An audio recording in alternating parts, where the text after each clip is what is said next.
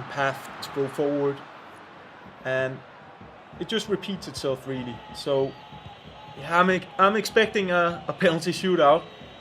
I would expect so. Although that ball forward towards R9 was good, as was the defending from Koulibaly. Back now to Teo Hernandez and Hullet moving this one forward, but still scrappy game. It's felt like in this second leg especially. Oh yeah, the pass was on to Ronaldinho. I seen it as well. Brahim out wide though. Now back to Di Lorenzo. Ruud Hullet in the middle. A little Croqueta trying to create the space, but again, that final pass goes wanting. And this final opportunity is going to fall Sassuolo's way if they can get it out with their half. Kessie now forward to Hullet. And then forward to Ronaldinho. And then forward to Ronaldo as well. Is that pass going to be on to go forward? Has to go forward. Brahim fires it into Hullet, who gets it into Ronaldinho, and it's the goal at the end of the first half of extra time for Sassuolo. And for Figarino, he really has been on the back foot for the majority of this game, but he will find the crucial goal with 15 in-game minutes to go. Yeah, and Mila will not be happy. Maybe he thought that the ref would blow the whistle for help, but he just got that touch onto the last third off the pitch, which meant that the ref probably meant that we can continue the game. And now we're going to see obviously change in formation potentially for both players. Figarino would probably take a more defensive strategy, a more compact and solid in defense, while Mila is definitely going all out attack, and he's been creating the chances, so he shouldn't be too negative about it. Should be chasing and trusting himself, as we can see here, the ultra difensivo. If I'm not mistaken. Zen said that was fine. Which basically is ultra defensive, right? So thanks for clarifying that. I wasn't sure. Yeah. So yeah, obviously, as we predicted, trying to lock it down, and for the other half, trying to chase the game and bring all men forward. Yeah, the 4-2-4. Yep, it's on, isn't it? Really. Who's that coming on? Is that Elmas coming on for the side of Udinese? So let's see how he works in the central midfield for the team. Yeah, the North Macedonian midfielder. Going to be interesting to see him. I think that's his debut. Oh, here we go. Ronaldinho, and a good opportunity here for the side of Sassuolo. It's going to have to be the defensive work coming in here for Koulibaly. And he can just take his time, Figarino here. That's exactly what he's looking forward to do. Just looking for that 100% opportunity. Another corner going to come on through, though. This is a really bad spot for Mila to be in. Yeah, he would like to just keep the ball here down at the corner flag, making sure that if he would lose the ball, there's still a long way to go for Mila. And that is another corner, so things are going the way Figarino wants it right now. For Mila, need to get the ball soon. 7 in-game minutes. Still plenty of time, but it's really hard to get it off Hullet in this position specifically. Two-man press coming on through. Another corner ball. Literally nothing to do, but it has to be said Figarino is playing it well. Just making sure it's pointing in that kind of direction when that tackle is going to come in. 114 minutes gone now, so Figarino will waste this time down. The press is going to start coming in. Koulibaly will then get there, and that will be a throw-in. So this becomes a little bit easier to try and grab a hold of now. So you're trying to bait Mila. He created the space, and I think he will turn back. No, he goes in the box. He did go for it. And the little knock-up comes on through. I don't think that he thought that Udinese would read that. So Figarino will give the ball away. 118 minutes gone. Loser falls out of this tournament. For Mila, it is do or die with 2 minutes to go, and you can't really wait around. You have to try and get this chance as quickly as you possibly can. Di Lorenzo now. Got to go back to Hullet, surely. 119 minutes. Ball across. Ronaldinho now trying to look for a little bit of room here with a reverse elastico inside the box. Dribbling. The mastermind from Brazil gets it done across to Elmas. Wow. And that was the opportunity. That was the opportunity once more for the side of Mila and for Udinese. But this will be the time. That will be the game. then Figarino will breathe a sigh of relief. He will continue his day here in day number 2. But that was another big opportunity, and just unfortunately for Miele, not many of them hit the back of the net. Oh, he definitely had his chances to win the match, but here in the end, at least to take it out to pens. And that was a big chance. I think he handled it well with just waiting for the right opportunity, not rushing it. He knew that it was the last chance of getting something, so to keep the composure like that was well, but just to finish it off, that was the main difference between the two players. Yeah, it was just the finishing the chances, and I'm sure there will be plenty to break down over in the studio. Alex and Zen are here as well, and we'll head over to them right now. Yeah, thanks Chris, pleasure to be back. Obviously me and Zen today are going to be taking a look at each and every game after each leg has been played. We'll be discussing and talking about with you. And that was a very interesting first game for us, wasn't it, Zen? Yeah, definitely it was. I think both players showed really why they are in this competition. Of course, we are seeing the highlights right now of the first leg, which was, of course, a little bit of a roller coaster of emotion, we can definitely. say. When we saw an aggressive start, and I think that was something that when both players are coming in, we know this is the losers bracket. We know they obviously want to have the chance to go through and try and make it through to the top 8. And they both settled in fairly well, I thought. They played their football, they got into their areas, passing the ball off across and finding their way into the 18-yard box. But then as we went into that second leg, the nerves definitely started to show a little bit more. Both players being a little bit more hesitant to really want to go ahead and take the risk. I think for Miele, the big thing that Aggie said when we were watching that game was the R9 chance, where he's on the weak foot and he hits it and he drags it wide. I think he'd be wondering, why did he get his R9 from Wish? Because you'd back him to finish that every day of the week, wouldn't you? Yeah, of course, it's really strange to see Ronaldo Fenomeno missing such chances. Of course, Miele can't be happy with himself for the performance and of course for the result, because I think the performance actually was quite there in this game. He tried really hard also in the second leg up until the 120th minute, but of course, unfortunately for Udinese, he's the first player we have to say goodbye to. Yes, he is, unfortunately. I think for Figarino, the thing that he did was that when his back was up against the wall, he just kind of held on and just saw that game out and just ensured that he was still in that tie, and then obviously took his chance as and when it did come. And we are just taking a quick look at the bracket now, just show you how it is, and I'll pass that over to you because you're going to be better with my the Italian pronunciations than I will, won't you? Yeah, of course. That's of course not your fault, Alex. But yeah, we saw Sassuolo going through this first round in the loser bracket. He's gonna fight a place for the final 8 against Bologna in the second leg, and I think we will be there casting those games. So I'm looking forward to it. Really. Yeah, it will be an exciting one for us to look forward to as well. And just a reminder, obviously, we are going to be going through these games as quick as we can and bringing them to you and bringing you all the action which we can look forward to. But recently, for eSerie A, we have launched the Keep Racism Out campaign, which is available for you to go ahead and get this lovely shirt in-game to keep racism out, the virtual and real world in football together. Take a stand against all types of discrimination. Just remember, if you head on to your objectives on FIFA Ultimate Team, you can go ahead and you can rock the kit in-game, which, as I said yesterday, Zen, you're already doing it yourself, aren't you? Yeah, of course I will. Once I get home, I will, of course, download and get the kit and try it on the game, because I think this is a really beautiful kit, but also the message is really important here to kick the racism out of our pitches. Yeah, definitely. As I said, we want to keep racism out of stadiums, raising awareness among football fans in both the real and virtual worlds, fighting against all types of discrimination. So make sure you go ahead and get involved in that at home.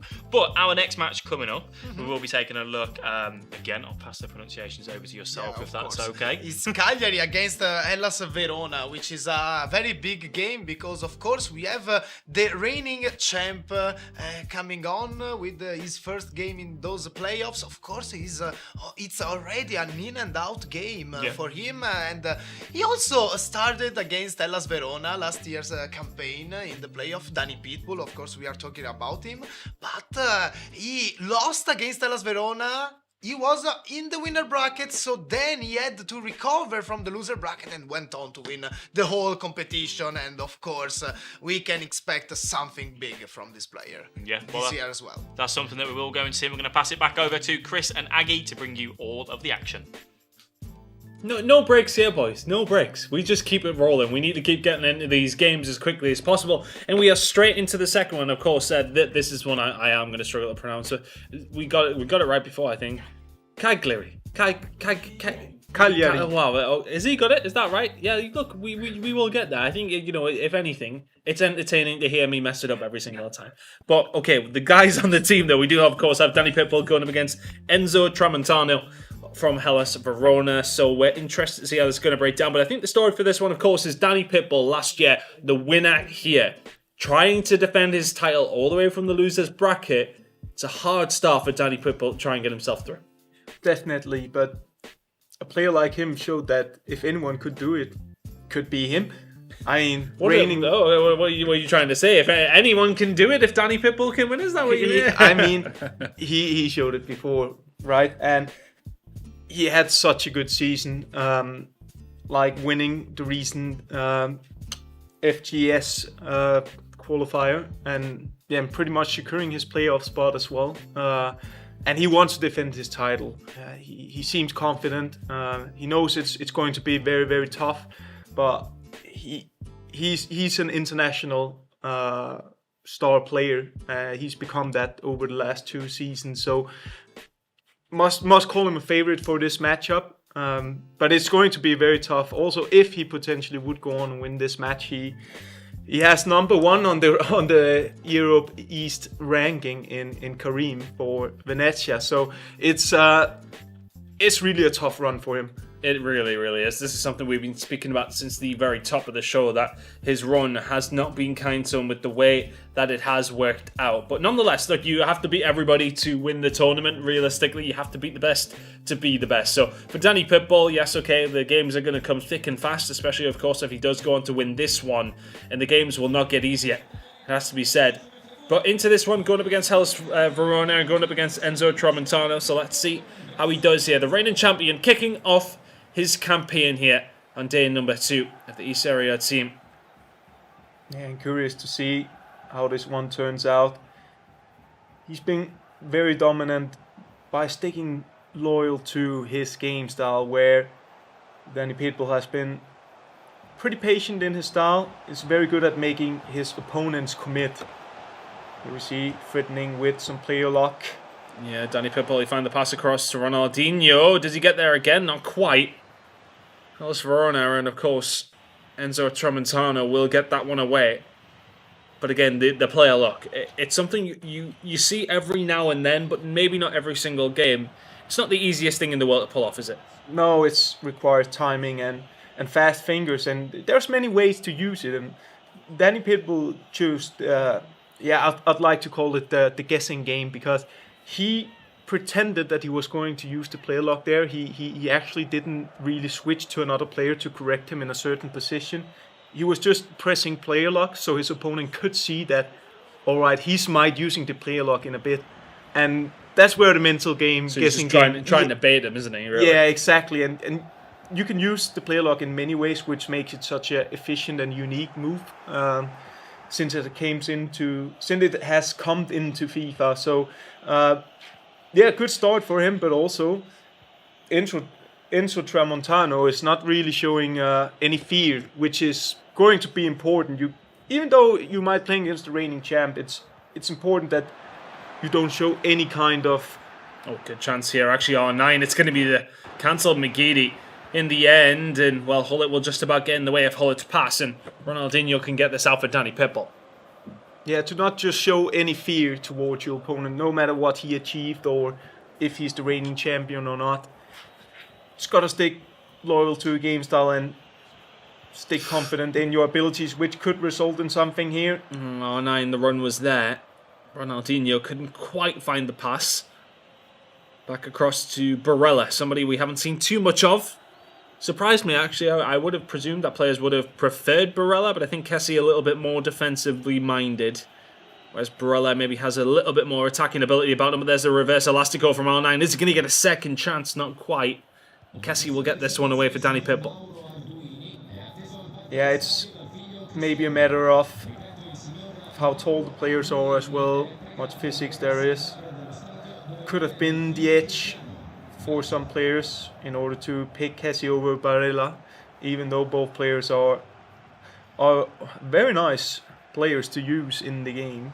I wouldn't mind have the opportunity to pick between those two. Here we see Danny Pitbull tries to build up on the side to just make some sort of acceleration in his game to get it into the box with a driven pass. And yeah, we see a lot of the build-up coming out from the wing back, because if you lose the ball there, it's not going to be as dangerous as if you lose it centrally.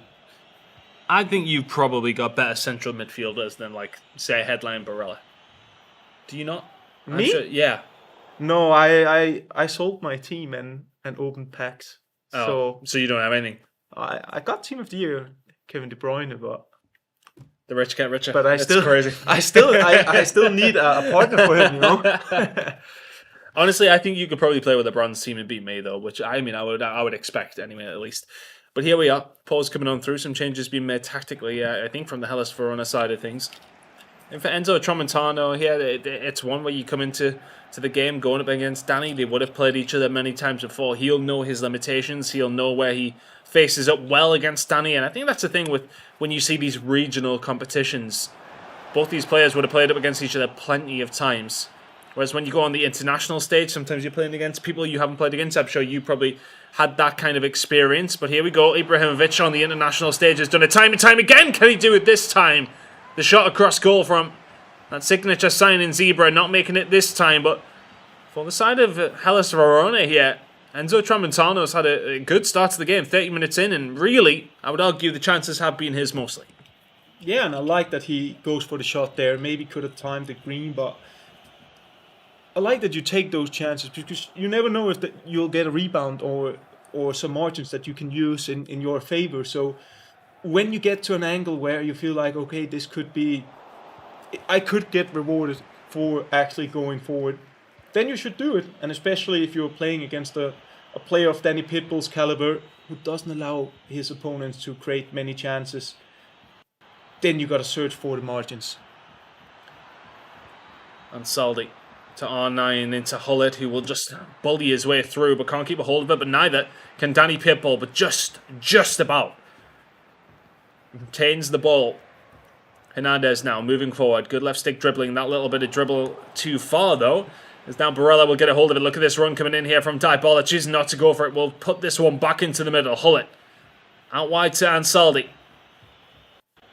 Out wide now to Maldini. And just a little bit of building here. You can see the offside trap coming in from Danny Pitbull. Ball out wide to Ibrahimovic. Does have Ronaldinho in the box. Not necessarily the best in the air, but we'll have R9 on the short pass if he needs it. Also has Dybala. And looking for the right opportunity to try to find one of the strikers in the box. But Danny Pitbull was also defending patiently. Could be something here. R9 looks for the reverse elastico and then the shot.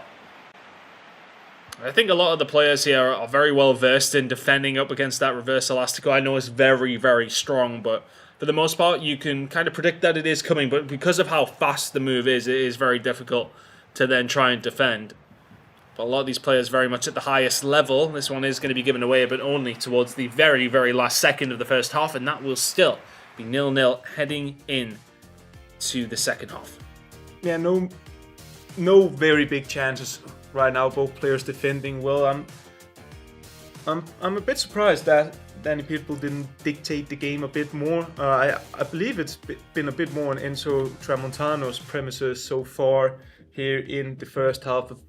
Maybe he's just waiting to analyze Enzo Tramontano's game style a bit and find those potential small weaknesses in the defense that could give him the advantage and make him control the game. But for now, I think that Enzo Tramontano has been playing great, been very structured and disciplined in the defense, and made the right decisions basically. But for both players, haven't been able to open each other up yet. And again, we're going to speak about it a lot more, but the meaning of the game, you can't afford to lose, then you're out. And it obviously does something with the player's game style in terms of taking risks. Ronaldinho here looking for the pass, and Yeah, I think that's probably going to be a running theme through the rest of the day. We'll probably see a lot more tight games than what we've seen yesterday because players don't have that ability to run the risk now, do they? They have one more shot, one more opportunity, as Eminem would say, as Koulibaly now runs this one out wide, looking for the pass to come in across to Darmian. Alex liked that one anyway, the Eminem reference. It's not very often it comes out in FIFA, but here we are. It's that kind of day. And Saldi now down the left. Ronaldinho can't quite find a way through. And this one will now be played away by Danny Pitbull. Everyone else trying to think of more Eminem lines, or? I was more thinking of, you can't miss the shots you never took. Very true, very true. And maybe we're going to have to see some more shots, some more opportunities. As Hernandez will play this one forward. Ronaldinho now. Not quite the rap god, but the dribbling god that we do expect to see doesn't quite come on through. As Ronaldo now will try and play this one through. Ibrahimovic over the top, can't quite find his way there. This time around, Danny Pitbull will get this one away. Don't know why the Eminem references started, I'll be frank. Well, I love them, so I'm glad you good. do. The stream, whoever's in here will be calling me bad names. Here we go though. R9, can he find his way through? Once again, just a defensive player from both these two teams so far. Not really much to talk about in terms of chances. No, just lose it. The ball is the ball gets dispossessed, and obviously as it has been the theme. It has been the theme. Well, here we go with Maldini then. Moving this one forward. Dybala now trying to get something going. 63 minutes gone. We really haven't had much to talk about in terms of chances. Bad puns from the commentators nonetheless. Dybala moving this one forward now. Ibrahimovic down the right hand side. Back towards Darmian. Dybala now turns inside, gets a little bit of room here as well with R9 and Kessie also lurking. Back out wide now to Hullet. Can we finally find a goal to open things up here? Hernandez into R9. Into Kessie. Surely a chance is building here. Just a little bit of room that is needed. Kessie now to Dybala with that little bit of room. Into R9. A brilliant goal from Danny Pitbull. Sensational FIFA. And the Hellas Verona player can just nod and agree. That was very good. That was an excellent goal. We haven't seen him create the chances that he needed, but when he created this chance and scored on the goal, that was enough. And what a play. I mean, just so many good combinations with the skills and the passes and the right decisions in terms of which way am I going with my striker. A lot of timing required in this play, and yeah, amazing goal from Danny Pitbull. He's been struggling with creating the chances, but maybe this one chance will be enough because his defense has been excellent. A really good goal from the Cagliari man. Keeping things rolling here is Danny Pitbull. Can he maybe find another? He needs to get the ball back first though, as the Hellas Verona player and Enzo Tramontano will find his way through. Dybala into Ibra. The pass on to R9 was maybe on for just a moment. Yeah, both players playing patiently. It's been a tactical game as well. I mean, both players been very good at defending, not giving any space to each other. Here we could have a small mistake. Oh, yep, small mistake, but it will be recovered by Kessie. Hernandez will get this one away. So yeah, it's hard to separate them, and basically what has separated them is the one master attack by Danny Pitbull. And yeah, tactical affairs again. Just hard to find the perfect pass, the perfect angle, and yeah, sometimes the tactical affairs is one of the more enjoyable to watch because you have so many small details where both players are playing on an extremely high level. That was maybe a moment there for the Hellas Verona player and Enzo. He got past one of the players there just with a little ball roll with R9 and chooses to go with the finesse from the outside of the box. Was time green as well, so it's a good job that the defender got in the way. But Cagliari will get a hold of the ball here once more, and Danny Pitbull will keep a hold of it as best as he possibly can. 10 minutes to go here in the first leg. And this one will be played out now to Darmian. Into Kessie now. Looking for the ball forward, possibly to maybe find another. A 2-goal cushion would be a very nice thing to take into game number 2 for Danny Pitbull. Yeah, and he doesn't look like a player, Danny Pitbull, who's likely to concede a lot of goals. Oh, 9. Oh, the save there coming in from the rebound. It was actually a little small deflection from one of the Hellas Verona players, but still the attack continues. Into R9 once more. Ball roll scoop. Can he keep a hold of it? Not quite. And this one will be cleared away by Hellas Verona. And maybe a potential counter-attacking opportunity here. Driven pass into Barella. The pass forward is eventually through. And eventually Darmian. Can he get anything done? Not quite. Koulibaly across to Maldini. Yeah, Final attack's going to go his way. That was a great chance, but also very nice defending. And first leg here, if we have to conclude it, which we will very soon, it would be an intense first leg with two very, very strong defenses. Maybe one final opportunity here for Enzo Tramontano in the first leg. R9 on the edge of the box. Is that going to be a foul? The referee says yes. So here you go. A small opportunity. Of course, we don't often see players take the direct shot on. Just going to give the runners an option to maybe do something here. Can Danny Pitbull close it down effectively? R9, oh, the turn into Ibrahimovic. What a goal that is! And the skill moves coming out from R9. And even a small moment of excitement from Aggie there. That was a wonderful goal. Well, that was a very nice goal. I mean, and not the sort of thing you would come to expect usually. Very creative as well. With I believe it was the El Tornado or the Bolasi flick. I know. I was like, what year are we in? Is this FIFA 19 again? Like, it was like way back then.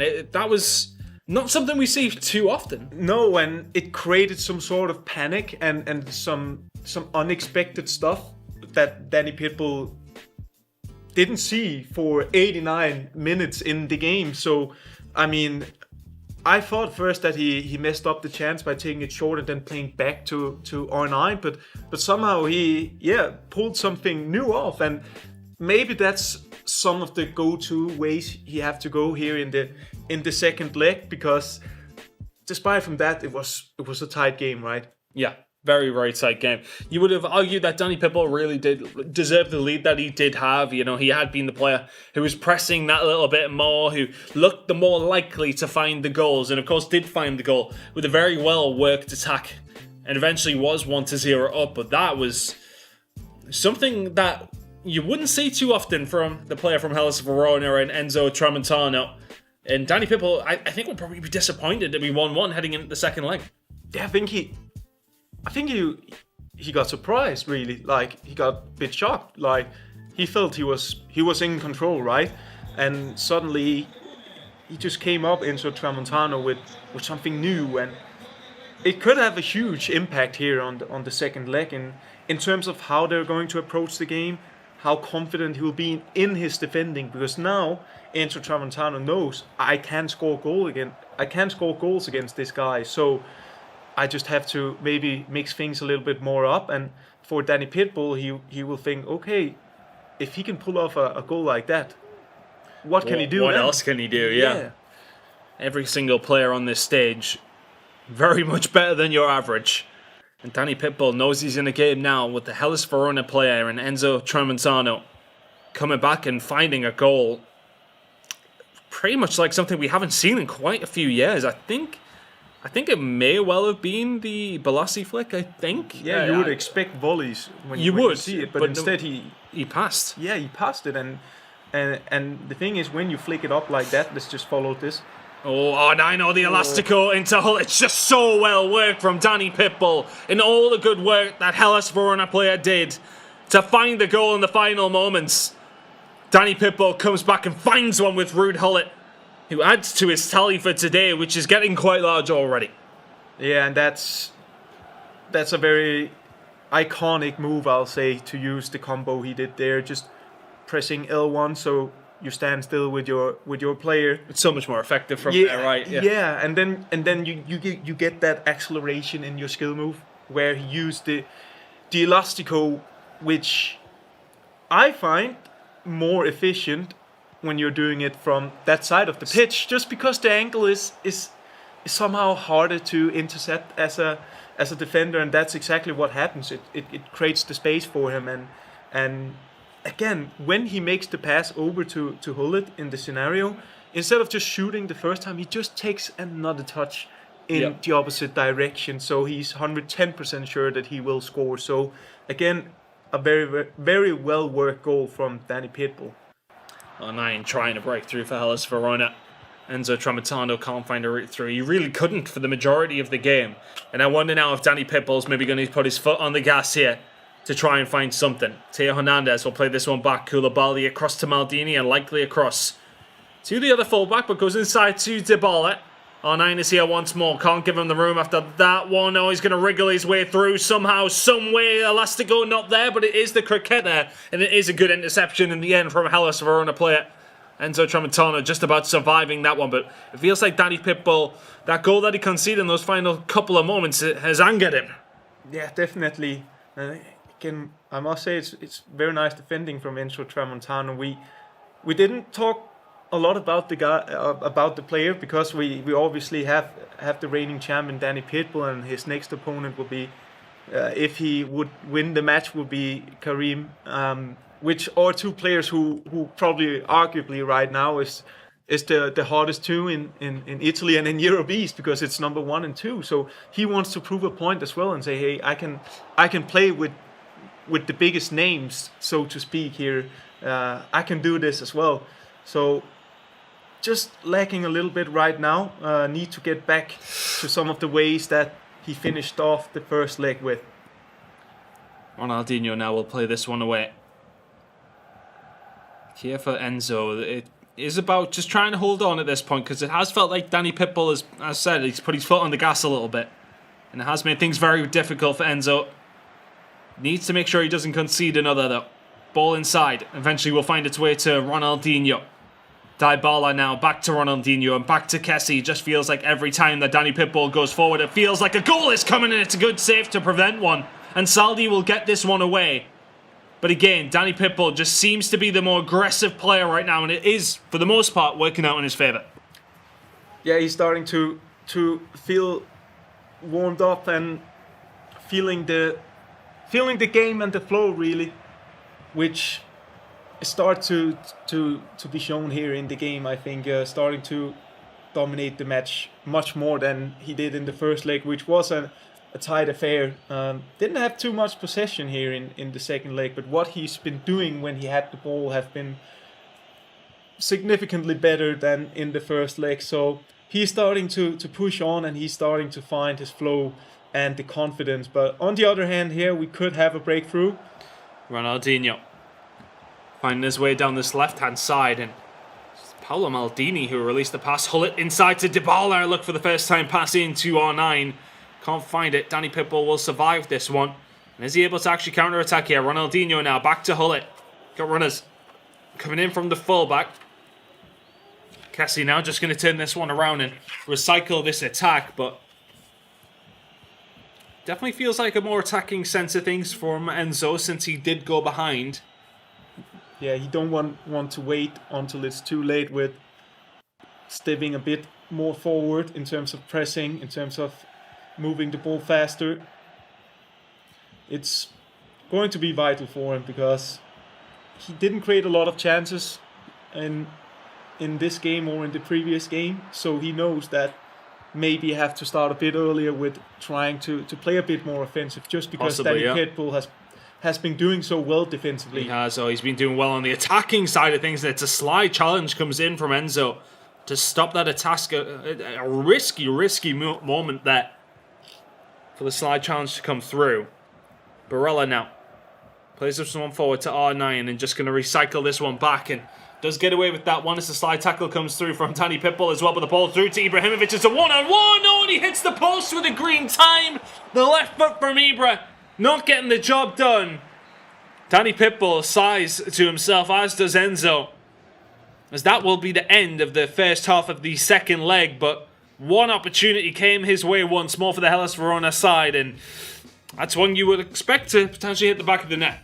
Yeah, that's a big chance, and even times it green. I mean, he did what he had to do, but I think that Danny Pitbull just moved his goalkeeper as well the right way, so could have gone for the near post, but again, timing it green, should at least hit the goal, right? So, yeah, a bit unfortunate, but the margins is...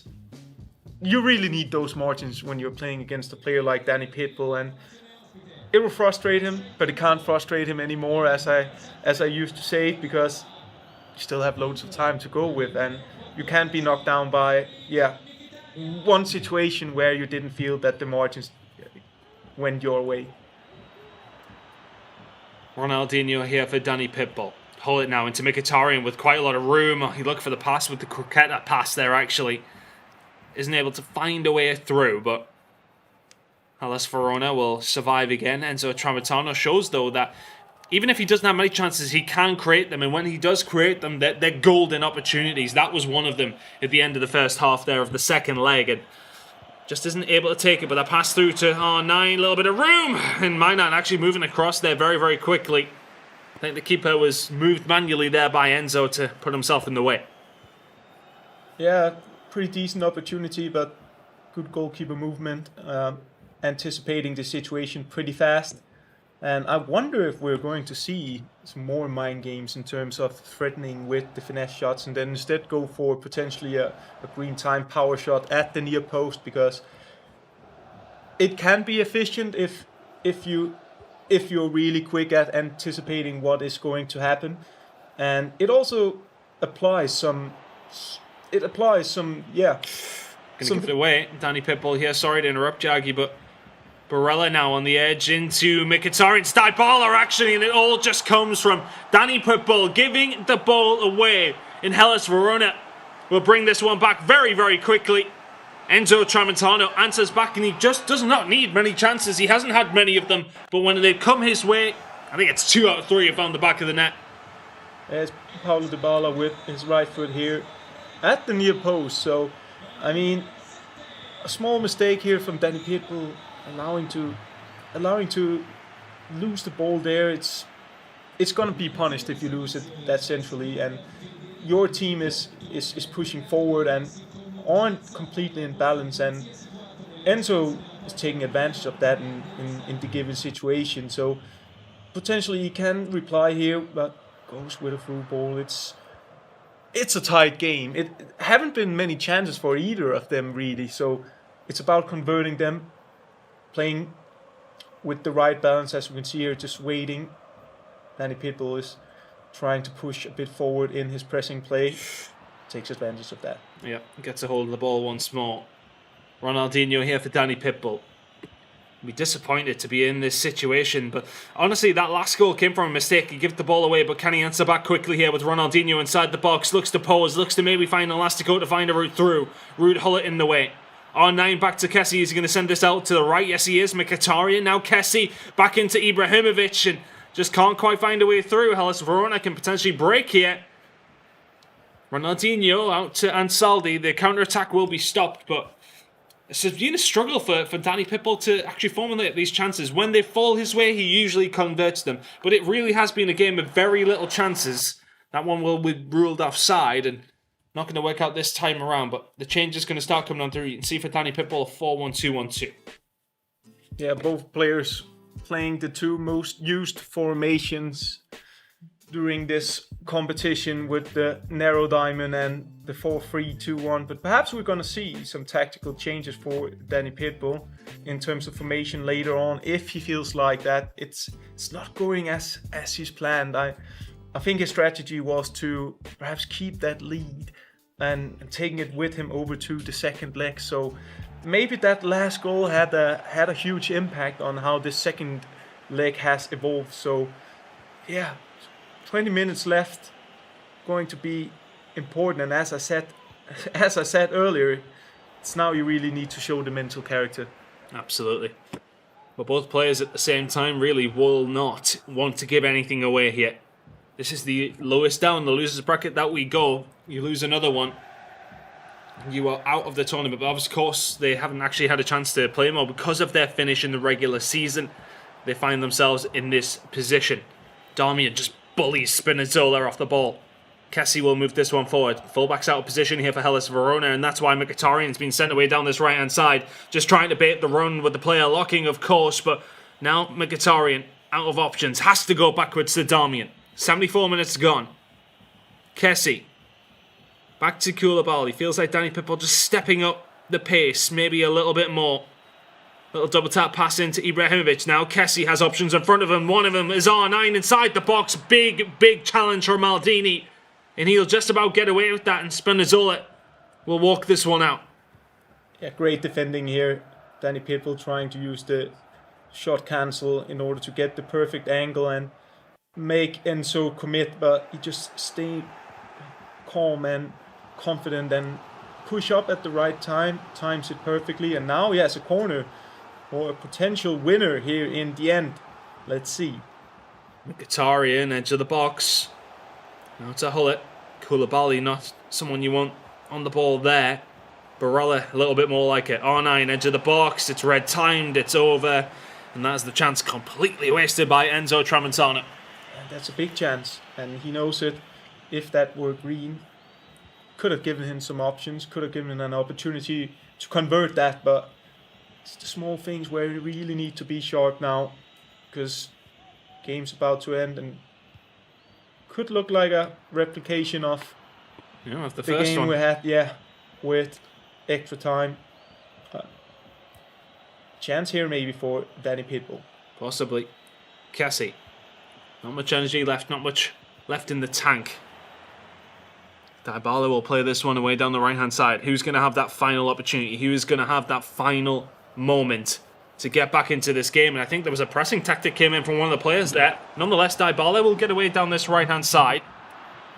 Can he find a way through? The answer is no, as Cagliari will get this one away, as will Danny Pitbull. Is this final opportunity going to fall his way? Look at the room on the left-hand side, though. Teo Hernandez getting going. The pass into Ibrahimovic. Onside or not offside? That would have been close. And that could have been the final opportunity for Danny Pitbull in normal time. Maldini will play this one forward. Spinazzola. He wants the final attack here, does Enzo Tramontano. Koulibaly will send this one wide to Darmian, surely does so. Down this right-hand side, going to clip it forward to Ibrahimovic, who gets his chest onto it. He's going to find a way to break into the box. Which way is it going to go? Oh, lands R9! Can you believe it? Enzo Tramontano and Hellas Verona knock out the reigning champion in the final moments of normal time in the second leg. The drama of FIFA, it never fails to disappoint. Wow. Another late goal for Enzo Tramontano. He did it in the first leg as well, and now he replicates that to win the game. And a hard way to go out for Danny Pitbull. Didn't have the margins in that situation, but he will not be satisfied with the amount of chances that he created. Could have done more, but at the end, it's a really tough way to go out. Yeah. A lot of margins involved, and that's what happens when two very strong players play against each other. So amazing performance by Enzo there, and he will have the chance. He will have the chance to go on through, and yeah, that's a tough one for Danny Pitbull. It's the chest down from Ibra, the fact that the ball breaks into the middle. That is just football, though, unfortunately. Let's pass it over to the guys in the studio. Alex, Zen, there's a lot to talk about there. It definitely is, and I'm sure you're glad of the break after that one. Zen, that was a fantastic game. I think the thing that we saw there from that last-minute winner was Koulibaly losing out on that battle. Ibrahimovic just managing to get ahead of the man and generate the chance. We've seen Koulibaly been so good over the last 2 days. Crazy. Yeah, that was crazy. I think the craziest thing, though, was the Enzo Tramontano's performance, because the ability to stay inside the match, even though he was losing not once but twice against the reigning champ, really paid off in the last minutes, in the injury time, we could say, which is an injury time, yes, but maybe only for Cagliari this time. Yeah, definitely. And I think, when you're playing against someone obviously as good as Danny Pitbull, being obviously the reigning champ as well, there are that extra pressure, that extra nerves going into it. But Enzo just kept himself so calm throughout that whole game. Commiserations to Danny Pitbull. I mean, the good thing about that was seeing them both at the end, shaking hands, having a big hug and whatnot. No one wants to lose in the last minute, the last kick of the game. But given that we've already seen an extra time today, it definitely is a bit of a kick in the teeth, let's say. But a massive, massive goal, and to kind of draw your own look, I suppose. We can see the chance as we look at it now on that right hand side, the little over the top through ball, something we've seen a lot of again over the last 2 days, and that battle there, Ibrahimovic, Koulibaly just losing out, stamina coming into play, Ibra using his strength, using his body to kind of get ahead of his man, and then taking the shot, and it just fell to R9 to tap it in. Yeah, a little bit of luck, of course, is needed to win such games, and of course Enzo had it in this last chance because the bounce was really nice for him, and of course awful for the side of Danny Pitbull. But now we have, unfortunately for him, the big boss going out of this competition, and now I think, Alex, it's anyone's game really. Yeah, definitely. And I think the thing is as well is Enzo now is going to be playing against Karim, which is going to be a very difficult game. Coming on after that to try and pull yourself back in, get yourself focused. The emotions are high after that game, knocking out the reigning champ, Danny Pitbull. Do you think Karim will be happier to play Enzo? Do you think he was fearing Danny Pitbull more, or either way? Well, I don't think Karim will be happy to play Enzo because, first of all, of course, it is a derby between Venezia and Verona, two teams who are very good rivals in the real life, and of course also in this eSerie A. But at the same time, Enzo really showed he can be like something like a Kingslayer. Yeah, he of course took out the reigning champion Danny Pitbull, who of course is not gonna be able to defend his title this year anymore. But yeah, very very good performance for Enzo. I'm gonna say it again, the ability to stay inside the match even though he was losing, it's really really crucial. It has been really really crucial because of course if you go out the game mentally, you will be never able to come back. Yeah, no, that's the thing for FIFA and for everyone that playing, no matter what level you are, just keeping yourself in that tie, constantly trying to defend as best as you can. We saw a massive challenge near the end of that game kind of coming in and allowing yourselves to win that ball, get that last ditch tackle in, and then obviously that comes through and kind of breaks away and gives him that through. And Danny Pitbull, no longer in this tournament, won't be making it through to the final 8, and we will see how Enzo does against Karim very very soon. But we are going to throw it back over to our casters, Aggie and Chris, who will be bringing us the next match. The fun just doesn't stop. We haven't barely had a moment to breathe after what was a very very dramatic end to that final game, of course, between Danny Pitbull and, of course, his opponent. But into the next one we go. Spezia overpowered esports against Empoli Esports FC. It's Dressing Poem 514. What a brilliant game attack. Going up against Hartixel. And it's an interesting one. Both those two teams, of course, not necessarily having the best time of things in the group stages, but heading into this one now, an opportunity to advance on to the next stage. Yeah, and especially the player Hartixel is a well-known name for one of the breakout players throughout the last 2 years. Really made some impressive performances, not just in Italy but also internationally. So one of the players that I personally have kept an eye out for because he can do some bits in this competition. And now we know officially that we will have a new champion, of course, which is really making things even more interesting. The players are really playing their chance, and yeah, it's going to be a very very exciting match. And as you also say, I liked it.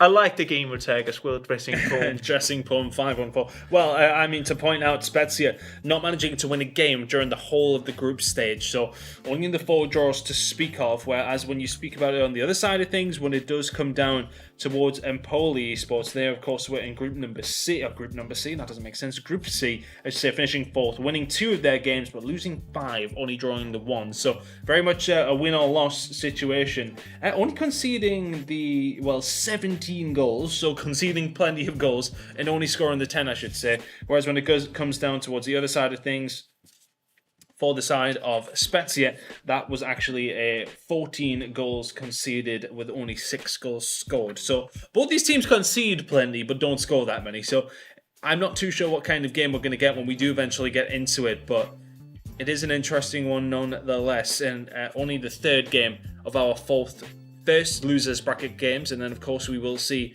all the teams go and match up against each other once more. Actually, this will be the 3rd and final one, won't it? We believe we are actually moving over towards the next round after this one. So the final opportunity to get through to that 2nd losers bracket round before we then see the teams who lost out yesterday place up against the winners from today. That's how losers bracket works. But we should be jumping in this game very, very shortly. You can see the referees are there just trying to get this game started, getting everybody rolling along nice and quickly, of course, after our small little delay. But we are very much back into the mix of it. And whether or not we see any M&M puns coming out this time around, I was maybe jangling a few around in my head, but we maybe saved them for a later date. Nonetheless, this should be an interesting one. Definitely, and what I'm also looking forward to see is that the players who just won and the player who will win this match will come into the next games with confidence, with a different mindset compared to the players that we saw in action yesterday who didn't manage to get the win. And it's going to be interesting to see the contrast between those two things, like who is able to recover, who have been able to recover fast enough from yesterday after they missed their first shot in terms of getting to the top 8. And that is what I really would like to see, because that's what separates the best from the second best, really. Yeah, having that composure, very, very important. My composure is slowly going away whilst we wait on this game getting started and ready to kick off. Hopefully we'll be ready to get into it in just a moment. See the referees just discussing a couple of things. Looks like this one is going to be getting started pretty shortly. And then after this we have a small short break before we head into the next rounds. Interested to see who does come out on top today though, and who does make that final 8. That's what everyone's here to do.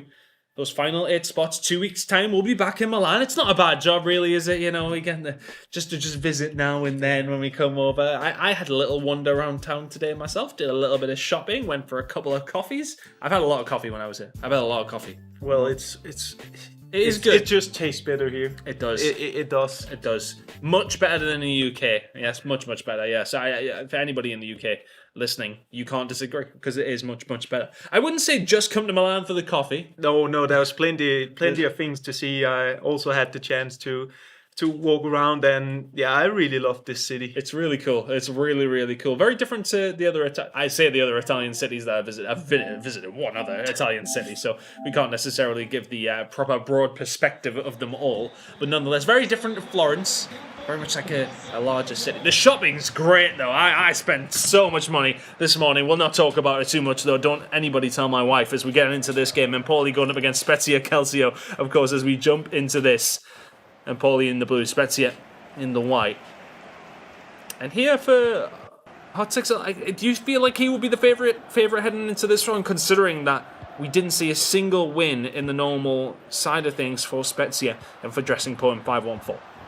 Yeah, I think I'll say here at the beginning of the match that I'll personally see Hartix as a small favourite. Maybe he didn't got the results that he wanted so far in the competition, but the things that he has shown in the FGS has been remarkable, really. And he's one of the players that I watched the name Hartix and say, okay, this guy is really doing something promising, and that's what he's going to try to show here against Dressing Pome, who obviously wanna show me and many others that maybe I'm an underdog, but I can still do my thing. Well, let's see if he can. He's got some defensive work to do here. It's Ronaldinho bursts into the box. They stop the Elastico, they turn. Hartexel's just trying to find a way through, and well, maybe expecting Hull to do a little bit better than the tackle that was then cued by the player. But I do wonder who is the actual favourite now for the tournament? Yeah, because we have a lot of well-playing players, and we already got 4 players confirmed that they will take part in the final 8 in a few weeks. So it's hard to say when the reigning champion is out. It's a lot of names who's trying to claim that favorite title. I'm trying to think. Montaxa looked really good yesterday for Salernitana. And Oberlin looked very good as well. Oberlin looked really good, yes. Carrera's back, of course, we'll have another chance. Giovi did look good, but of course things got a little bit too scary in his game. But you know, it still is anybody's game. Very much anybody's tournament here at this moment in time. We will get that decided in 2 weeks' time. Pull it now over to Hernandez and ball forward to Ronaldinho. Empoli the more attacking side here and very much trying to use the skills with Ronaldinho. Not working out this time though, well defended by Maldini. Yeah, just going with the McGeady cancel and the ball roll scoop combination, trying to make a breakthrough on the wings and get that pass into the box, which we have seen being so effective throughout the competition. Definitely a go-to move for a lot of the players here, and one of the so to say meta things in order to create big chances, really.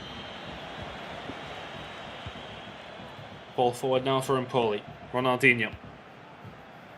Play this one forward. Maldini will just about get in the way. Zakaria forward to Dybala. Seeing if he can get this one going for Spezia Calcio. Yeah, so far haven't been created any noticeable chances. It could come something here. Oh, huge opportunity. It's actually going to be the defender getting in the way, but the header from Zlatan. This ball stays in play. Hull it across, and eventually will get it. He's not even looking at the goal and heads it into the back of the net. It's dressing poem for Spezia Overpowered Esports, who opens up with the first goal. It almost looked like it was an... Wait, hold on a second. What was that? Wait. Okay. But he can do everything, Hullet. Clearly. Right, okay.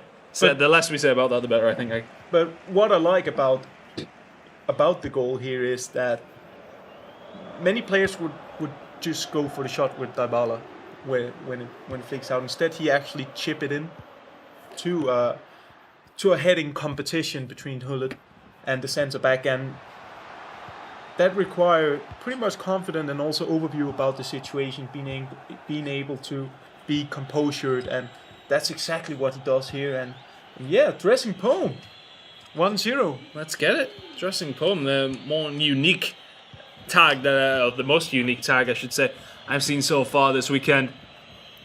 Getting the job done for his team. Spezia Calcio find themselves in the lead here. Zakaria moving this one forward. Hullet now. Plays it out wide now to Theo Hernandez. Is the pass across going to come on through? No, it isn't. Zakaria is the one to receive it. Is going to find the pass into Hullet here, though. Can Spezia Calcio find another goal? Ronaldinho onside, back inside Hullet as well. It's really well worked. Can maybe go for the shot with the Dutchman. The pass gets cut out, but back to Hullet eventually. And it looks like Empoli will just about survive. Dybala will get this one away. A potential counter-attacking opportunity. Yeah, here we have the through ball. It's timed well. But can he find R9 inside? Oh, it may well find its way there to the Brazilian, who may get a second shot at it, but not quite. Koulibaly gets in the way. Yeah, so close to get past the goalkeeper as well, but just takes a heavy touch, and what could have been a free goal runs out and becomes a wasted chance. But hard to see what he could have done differently. But yeah, just recycled the game, not going for the driven pass. There was a good run for R9. Comes something here. Ball in, R9. Oh, really well turned. The shot cancels left, right. It's a beautiful goal. So well played from the side of Hartixel. A wonderful goal. And there we see some of the flow that Hartixel can bring in his offensive game style. Lovely shoot cancels. Just making dressing poem guess all the time, really, and commit, and just buys him the time and the space and the angle to convert it. And a very important goal to get back here in at the end of the first half. So Hartixel will find the goal to tie things up. Deservedly, just basically based on how he broke that one down. You would argue that the one that came for Spezia was a touch fortunate, especially with the way that it went in. I'm sure we'll see in the highlights that again. I'd prefer probably not to. But nonetheless, the reply there from Empoli, the reply from Hartixel was wonderfully worked. Just a sublime goal from the Empoli man. Seeing him playing once again in the 4-3-2-1 I think we've seen the tendency as well with potentially having some different play instructions on their centre mids with Hullet to get forward or get inside box in the box for crosses, which could explain why he's been so much involved. Yeah, maybe playing a little bit of a different way, potentially. Well, here we go, into the second half. Spezia Calcio from left to right in the white, and Empoli in the blue, of course, from right to left. Ronaldinho now. Really putting the afterburners on here. You can see Ibrahimovic is in the box, and maybe that was a thought for a moment. We'll turn this one to, I mean, that's not what he meant to do at all, is it really? Oh, he wasn't satisfied with that.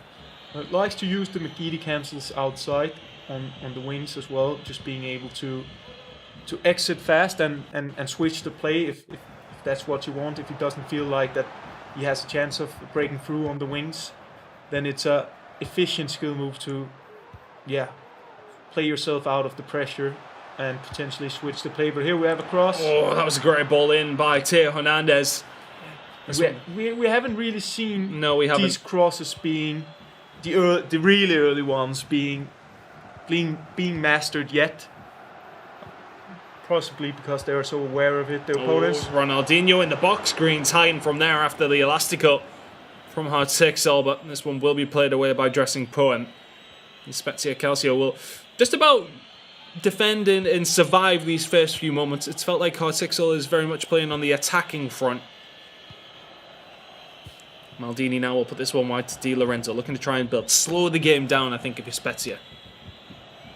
Yeah, just trying to work his way back into the game. Started out pretty decent, if you ask me, and after Hartixel got that goal, it seems like the game switched off a little bit and he started to control the game and just forcing his game style into the match and be the dominant one. But again, we've been commentating these games today and they all been quite even, to be honest. They really have, and I think that shows that some of these players at the lower end of their groups really did struggle, but as far as the level goes, they're still very, very close to each other. Pull it now. To Kessie, to Dybala. There's an opportunity here, maybe, but not going to happen this time. Good defending by Spezia once more. This one will be played away with Ronaldinho down the left-hand side. Yeah, just recycling the ball again here. Maybe going for a bit more patient attack, but just plays it out of the pressing trap, as I'd like to call it, from Hartixel. Just keep possession here. We can see how much the offside trap are used as well to try to apply the pressure and not being too vulnerable in the defense and sitting too deep. Ronaldinho, he turns around so well, finds a way through here for Spezia. He looked for the pass to Ibra, but it's actually going to fall to Dybala. And this shot has just got no conviction behind it. Dybala will get this one away, but Hartixel, it has to be said, on the defensive front is opening up gaps. But speaking of gaps, he's going to run into this one with Ibra. The Swede into the box now, looks at the cross to Ronaldinho, and just like that, Hartixel and Empoli take the lead after what was a gilt-edged chance on the other side. Yeah, and he will be a bit annoyed Dressing Poem with that one because it's a small mistake in defense or maybe a bit bigger than just a small mistake, because you can't allow your opponent just to run straight into the box without doing anything, and just a simple driven pass into a tap-in. Need to take manually control over that wing back to make sure that passing angle is not going to be an option. It's more about the passing angle than closing down the man there, isn't it? Yeah, and especially when you can see that the winger is in front of your fullback, then you just need to manually switch on the right analog, and I think he mistimes it a bit, maybe make a wrong player switch, or starts to doubt his own decision, and then you will get punished if you're not decisive in the last third of the pitch. Teo Hernandez trying to move it forward here for Spezia Calcio. It's 2 goals back to back for Empoli to find their way back into this game. Ruud Hullet here now for Spezia. Dressing Poem trying to get himself back into this game. Brahim now. Oh, he isn't going to be able to turn around. Hernandez will get in the front of it. Brahim gets it back and loses it once more. Maldini will play this one away from Empoli. And it's definitely felt like in the second half, a little bit more of a composed game from the side of Hartixel. Hasn't been necessarily able to find too many chances, but the one he has had, he has taken very, very well. Just waiting for the right opportunity now. Don't want to give the possession away cheap here. Want to make Dressing Po work for it in order to retake possession and potentially scoring another goal here would make a huge difference for Hartixel in terms of just throwing away some of that pressure that's 100% we haven't seen more than a 1-goal lead throughout these first 3 games, and it's really told in how tight the games have been. You really see games start to open up when there's maybe a 2 or 3 goal lead, and then that's when we get to see the fireworks, so to speak. Yeah, it's definitely much different game scenarios than yesterday, where it was much more back and forward. It's been much more controlled and disciplined today in some terms. So that just witnessed that the players realizes that this is their last chance if they want to make it to the final 8. And you will try to probably take the last attack here off the game and potentially make this game equal again. Who knows? Ibrahimovic tries to clip it into Brahim. Oh, just about get there. I think the keeper probably would have had something to say about that challenge, but nonetheless, Szczesny will get in the way. We'll play this one out to the right-hand side. Well, the Spezia defender will just about get there, but as will Mkhitaryan. Cassie now back to Darmian. 89 minutes gone will be the final attack here from the side of Empoli, and what a dagger this could potentially be to Spezia if they do concede one here. Hullet has to go forward. Ronaldinho now on the wing. Is he able to jink through? Not quite going to work out for him. Spezia Calcio will put this one away from Dressing Poem. And that will be that after one leg of FIFA. Empoli 2-1 to the good. And Hartixel will be happy with that one, considering he was 1-0 down. Find himself coming back into this one, finding 2 very easily. Yeah, definitely. Didn't got the start of the game that he wanted to, but responded pretty good and yeah, made a very, very nice goal to 1-1, which obviously gave him the confidence to keep doing what he did at that period of the game. And then yeah, I will call it a bit sloppy defending that allowed him to score to 2-1, and that's just shows how high the level is here, that if you make mistakes like that, it will get punished on this level. And yeah, that one mistake is currently the difference between the 2 players. Yep, Spezia conceding a lot of goals, of course, as mentioned, across the whole of the group stage. So that's something that, Hartixel did as well. Of course, 17 goals conceded from their side of things, and that's why you see some of these teams playing here in the very first games, the first round of the losers bracket. They did not have a good time in the group stage, but as you can see, our admins and referees on the stage just getting things rocking and rolling once more, as we will head towards this second leg very, very shortly. I think for Dressing Poem here, is there anything in particular you'd like to see him do differently, or just tighten up on the mistakes? Yeah, I think he has to ask more questions to his opponent's defense. Haven't seen enough, really. Had a few chances here and there in the beginning of the first leg, but felt like he slowly got out of the game. Really, it didn't really got his things that his qualities shown on the field. So you have to play a bit faster first and foremost, and then you need to be a bit more expressive and creative when he has the ball on Hartixel's pitch. Well, here we go then, into the second leg. Spezia Calcio from left to right in the white, and of course the blue of Empoli on the right to left. Hartixel for Empoli, and Dressing Poem for Spezia Calcio. Down this left-hand side goes Ronaldinho, just sprinting through, looking for Hullet, looking for the pass, but it will be a corner ball, 3rd minute in. Dybala actually manages to skip by there. The cross in will be intercepted.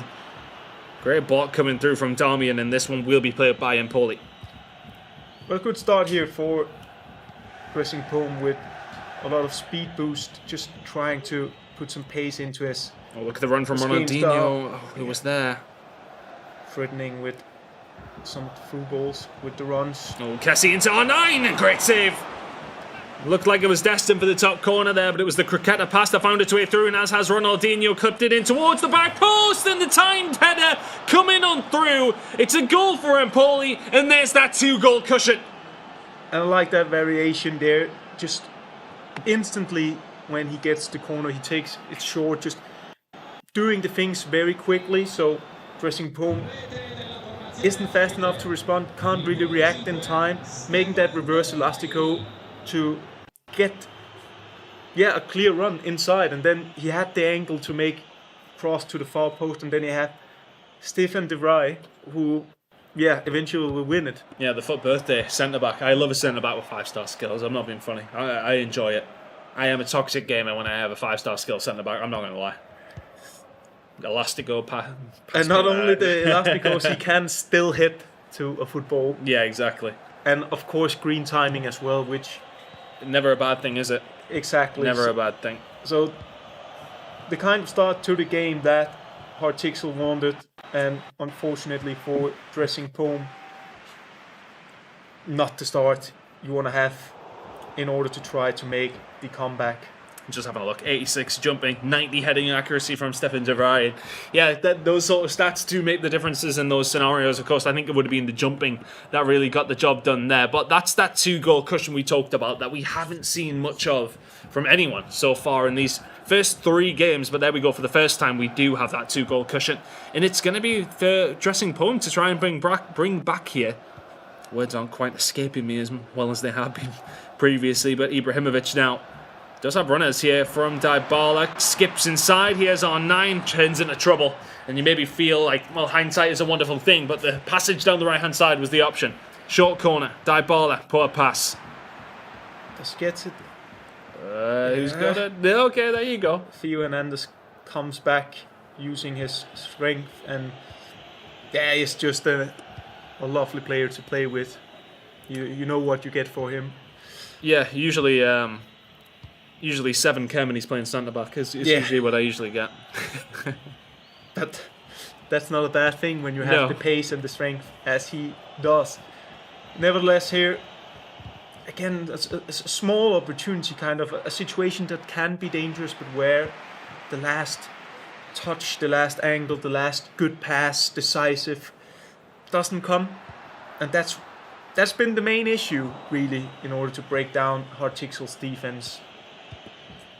Hartixel putting a lot of his play through the Brazilian down this left-hand side in Ronaldinho. Ball rolls, scoop, he's dribbling just...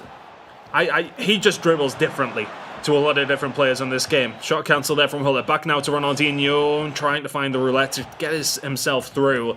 Spezia Calcio can actually break it. I think Ibrahimovic may be offside. He is. And this one will be played on here by Empoli.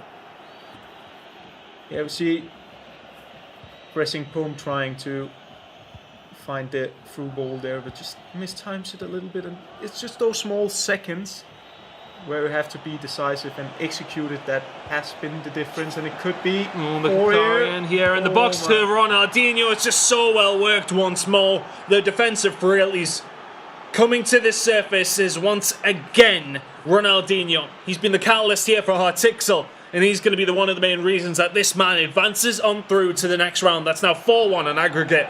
And this game really should be done.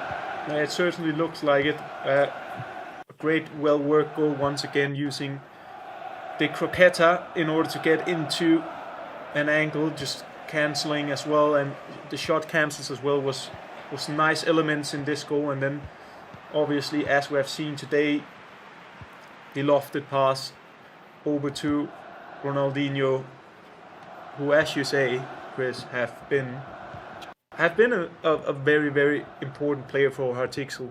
Yeah, he really seems to be concentrating a lot of his players through him, and he really is my kind of player. Look, don't get me wrong, I think if anybody you would want R9, Moments R9 is kind of the top of the list for a lot of players on FIFA, but I would really love Ronaldinho. It's the way that he dribbles, it looks so fast. So if anyone from EA is watching, you can sort the boy out, then, I'll let you know my gamer type. It's absolutely no problem. And here we have potentially something, and it needs to happen soon, really, because it's 3 goals now, and he's struggling a bit to find the same flow as Hartixel. I mean, I find it interesting as well that that he's like, we know that you have you can pick 4 icons to play with, so you know that the icons you're gonna pick are gonna be probably key players on your team. 100%. So in some sort, it makes sense that he's building up a lot in Ronaldinho's side, just to make sure you have that extra quality on the side. Oh, Kessie into R9 into Hullet, great save. Really well worked once more. Hartixel's starting to flex his muscles here a little bit. If you're Spezia, if you're dressing Poem, you could do with finding a goal pretty quickly, and misplaced passes like that are not going to help you do that. Yeah, I think he needs to change the formation and tactics, because it's not working right now. He's not applying that pressure with and without the ball that he needs in terms of making potentially a comeback. But we have seen that it's definitely possible to make a comeback. We saw it yesterday. Took about 15 in-game minutes and 3 goals were scored. 3 very good goals for the side of Empoli, as Hartixel will take a 4-1 lead heading into what will be the final half between these two. Unless, somehow, some way, Dressing Poem can find a way back into this game. But the side of Spezia overpowered esports, I think it's looking maybe just a little bit slow. I'd be very surprised if he can bring this one back, as we're about to be heading into the second half of the second leg. Change-up's coming on through. It kind of has to, really, doesn't it? Yeah, and it's also what we're seeing now is maybe preparing what formation and tactic he wants to go up in, or maybe he's just executing it immediately because he knows that he has a help to get back. I would say maybe try and get a goal back really quickly, then maybe calm it down as you still have a full half to try and find 2. That might be the tactic. There's so many different ways you can kind of approach it. Yeah, but for Dressing Poem's side of things, I think I would go straight into the ultra offensive, because he haven't created a lot, and you need to make your opponent think a lot right now, and perhaps try to get into his head, making him get these thoughts of panic, as we saw MN Neto succeeded with yesterday against Chirovi. So you need to apply that constant pressure. You need to bring more players forward, and it could be a thing. I don't think that if he goes up to it, if he haven't gone up to it yet, he will come. Oh, great ball. Really good FIFA by Spezia. Can't quite get a turn. Yeah, it was there. We haven't seen enough of it, though, have we? Exactly, and it probably needs to come now. I'm not sure if he already went into it, but I would put it on now and just go for it, because he needs the constant pressure in order to stress Hartixel a little bit, because he's been looking comfortable on the ball, and we see him again here with Ronaldinho. Loses the possession. Yeah, not able to find a way through. Played out wide now to della. Pass in over the top. I don't think that's going to find anything for Ibra. Oh, keeper getting a little bit stressy, my goodness me. Inside the box, and Hartixel just laughs it off. And this one will be played away by Empoli. Maybe an opportunity here for Ronaldinho to get away down this left-hand side. As I said, he has really been influential for the side of Hartixel. Yeah, and we see the pressure now. Obviously, players going forward, and then that can leave gaps. Almost a 3-1 there, but the constant pressure is started to come in the team press. So, yeah, he knows that it's time now. Now or never, really. Ronaldinho here, though, for the Empoli side. If it was to be 5-1, you'd probably put a nice little bow on this game and wrap it up and say, let's get into the next round, because this would be a tall order for Spezia, who really haven't created too much via Dressing Poem. Dybala now. Cross to Hullet, a little bit of room for him. Plenty of attacking options. One of them is Ronaldinho. Can't quite get there. And it'll be cleared away by Empoli. 62 minutes gone. Yeah, a decent situation once again, but just can't really find his 2 strikers centrally, which is the main thing for him. Maybe needs to do more driven passes into them and not use the wingers as much, just have them as a threat, because also he needs to chase now. Oh, Dybala on the edge. Spezia are able to defend. Dressing Poem will not get it away. Maldini now into the feet of Ronaldinho. Big tackle coming in there from, I believe, Di Lorenzo down the right-hand side. Dybala. Back to Zakaria. Dybala's actually made the run across. It's going to pull some defenders over. Is it going to maybe create some room elsewhere? Pull it now to Zakaria. Can't find a way through. Great defending as well to see on the cursor how fast he switches players at Hartixel and make sure to bring more than one player over to a certain angle and make sure that dressing poem can go forward, and you actually have to recycle the play and play it backwards, and he just doesn't have time for that. So intelligent defensive play by Hartixel, and yeah, I think we can agree that it's looking like Empoli will proceed to the next round. It's feeling that way, but maybe an opportunity here as Ibrahimovic has actually found himself all the way out wide to the right. Again, just running into danger. Things need to change very, very quickly for the side of Spezia. Zakaria coming off by the looks of things. Tammy Abraham coming on by the looks of things as well. Yeah, bringing in some physics maybe and some hate in terms of if there will come some crosses where I can contribute, because yeah, needs to throw everything forward. See there as well, pressing constante. And what does that mean? Constant pressure, I would presume, has to come through for dressing poem. Now you need to find 3 very, very, very quick goals. 17 in-game minutes to go. Yeah, I almost feel like it has to be a mistake from Hartixel to kickstart this if it were to happen, because yeah, we haven't seen enough. We haven't seen much, have we? At all. Ronaldo gets a little bit of room, as does Mkhitaryan. Really well played. Oh my goodness! The slide tackle comes over from Hartixel. I think that was Stefan de Vrij once again in the way. He was one of the men that actually led the charge, started the goals coming for Empoli. And he gets the defensive work done, as he so often does. This will be cleared away, but Spezia, that was maybe the opportunity to get back into this one. And I think it was just actually the dummy letting it run through his legs and breaking through. But here's Abraham, can't break through either, and Empoli now will break once more.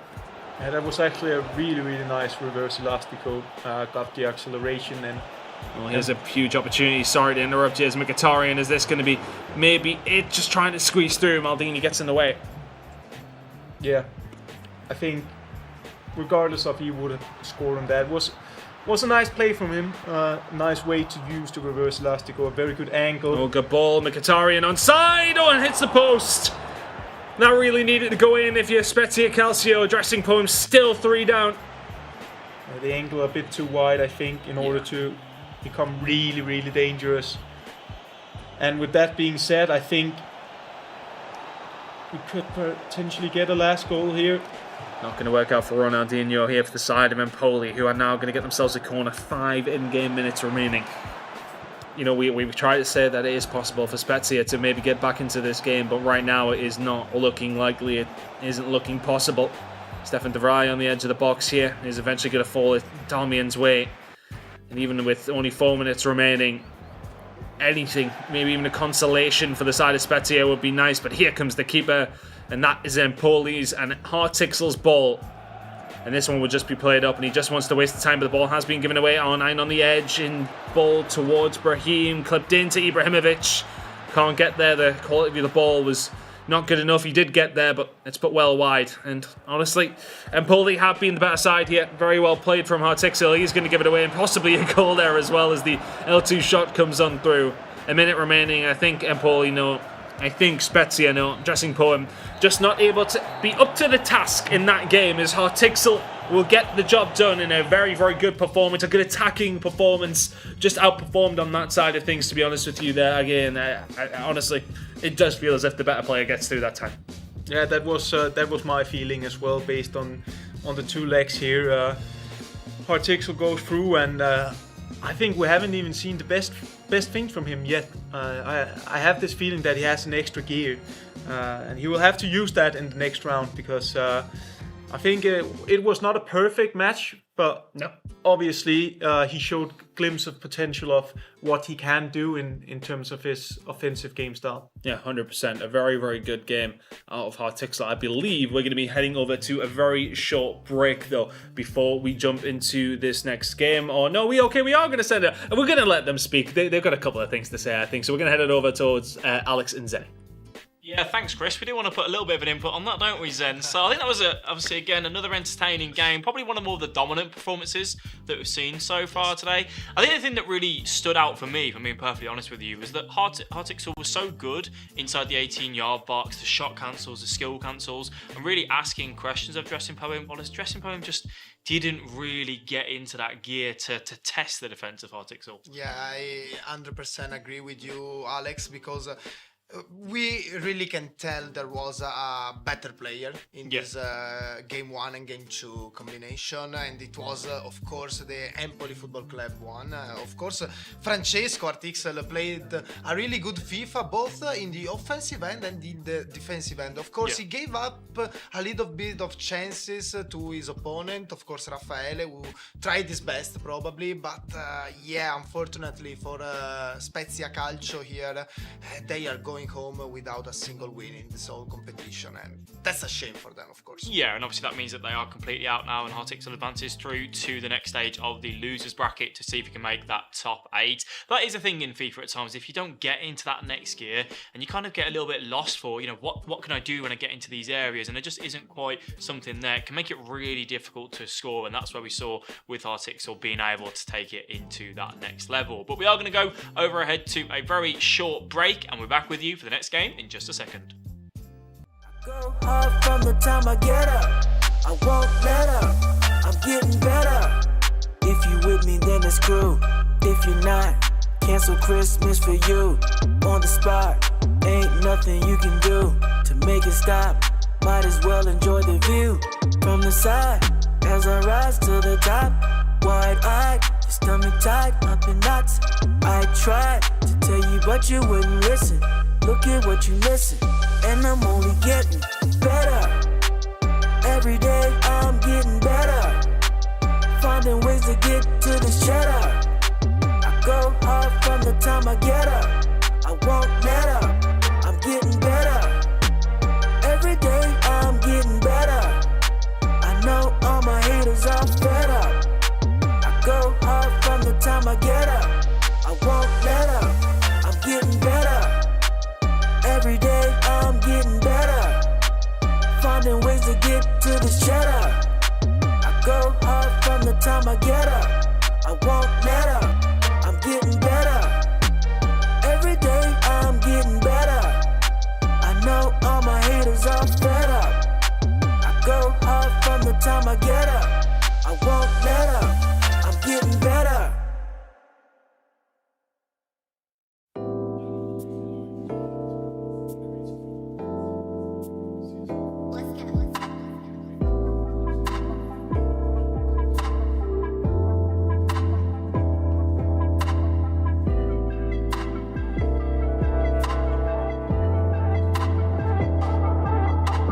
Saying you don't love me, put no one above me.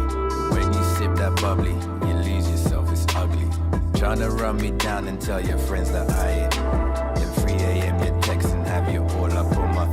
Ain't it funny though? Always spending money, buy you this, buy you that. And swear I'm down for us, but it's you holding back. And still you give me bad vibes. Change your attitude, cause it's you. Why you act like I know you don't love me like you say you do. I know you don't love me like you say you do. I know you don't love me like you say you do. I know you don't love me like you say you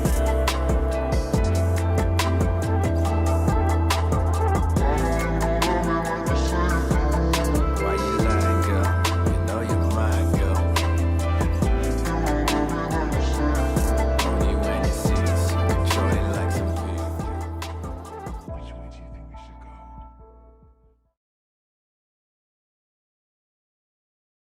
Welcome back to eSerie A team. My name is Chris, joined by Aggie, and we've just had a little bit of a change up. We decided we were going to come in here and do a bit of analysing ourselves and just give the guys an opportunity to jump on the casting desk. We're very excited to see how things are going to go from this side, and a very interesting game coming up next. We're starting to move now into the second round of the losers bracket, so we're going to see some of these teams going up against some of the teams that lost yesterday, Aggie. Yeah, exactly, and it's going to be interesting here with Gabri, who we saw play a very dominant first leg against AC Milan with Crazy, where he dominated him totally, but he didn't take his chances, and he was very frustrated yesterday. I think it was pretty obvious for us to see. So it's going to be interesting to see if he recharged the batteries and just took a deep breath. Just focus. Exactly, and prepared for the game today. Yeah, let's see if he has prepared well for it. Of course, he is going to be going up against Fiorentina's representative in the game as well, pretty much nearly ready to go. So throwing it over to the caster for this one, it's going to be Alex and Tony. Thank you very much, both. Changing over the roles now. Going to have me and Zen on the commentary for you, bringing you this game, and very much looking forward to this one, Zen. Of course, we are looking for this one because this one is also the first game of the second round of this loser bracket playoff, and is a pivotal game because we at first, for the first time today, we get to see someone who lost, of course, yesterday, and it's Gabri in this case who couldn't get past AC Milan's Crazy yesterday in a very good first and second leg to open. Well, the thing is, remember as well, yesterday's day. Gabri went 1-0 up in that game yesterday and had that lead, and then obviously, unfortunately, didn't manage to take it through and go all the way. So it's just going to be an interesting one to see how he has reset himself as we do go ahead and kick things off. So, reminder, we've got Gabri, who is playing for Genoa and is kicking from left to right, and then we've got Fiorentina in Hexon Virgil. So we're just going to separate things out and kind of see how both of these teams are setting up. I want to imagine, if I'm honest with you, Zen, it's going to be a bit of a cagey affair to start off with the pressures being on this game. Yeah, of course, this one is also an in and out game, and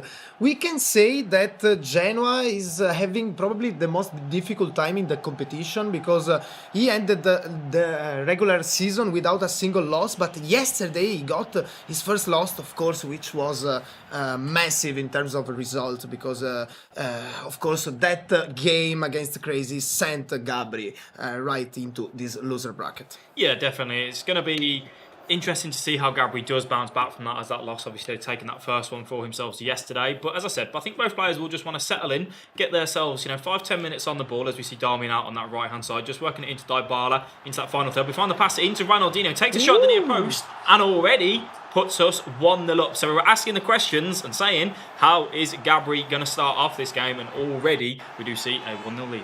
Yeah, I think it started pretty good this game, and I really liked the passing combination in front of the 18-foot area down there by Gabri, and of course the shooting was massive in this case, and a very well deserved the first goal of the game. Yeah, definitely. The pass through was absolutely beautiful. As we do just see Virgil come through with a few camera changes, which is something that pro players sometimes forget a little bit about when they jump into the game with the nerves of wanting to set their specific camera angle. Obviously, everyone has their personal preference. Me, myself, telebroadcast is normally what I go with, but if I'm playing bad, I do change to co-op. Oh, really? Just to get a little bit more view of the pitch. That's normally when my head's gone, and I've changed ever so slightly. But yeah, telebroadcast does tend to be a lot of players' personal preference. So Virgil just wanted to get through that change straight away, and yeah, definitely not the start that he wanted. I mean, if you're in the seat right now of Virgil, what would you want to do? Do you want to have 10 minutes or so just to get a bit of control on the game? Well, the game just started. I think Fiorentina has all the time to come back in this game. Of course, he needs to control the match a little bit more because, of course, conceding the goal in your opponent's first chance is obviously very painful. Sometimes we see this, right? Teams can take a 1-0 lead. We'll remind you back to the summer of last year, England going 1-0 up against Italy very early on. And what did we do? We sat deep. And then Italy found their way back into it. And sometimes when you sit deep, it can be very hard to come back out of that shell and find your way back into the attacking zone. And obviously that didn't work out for England.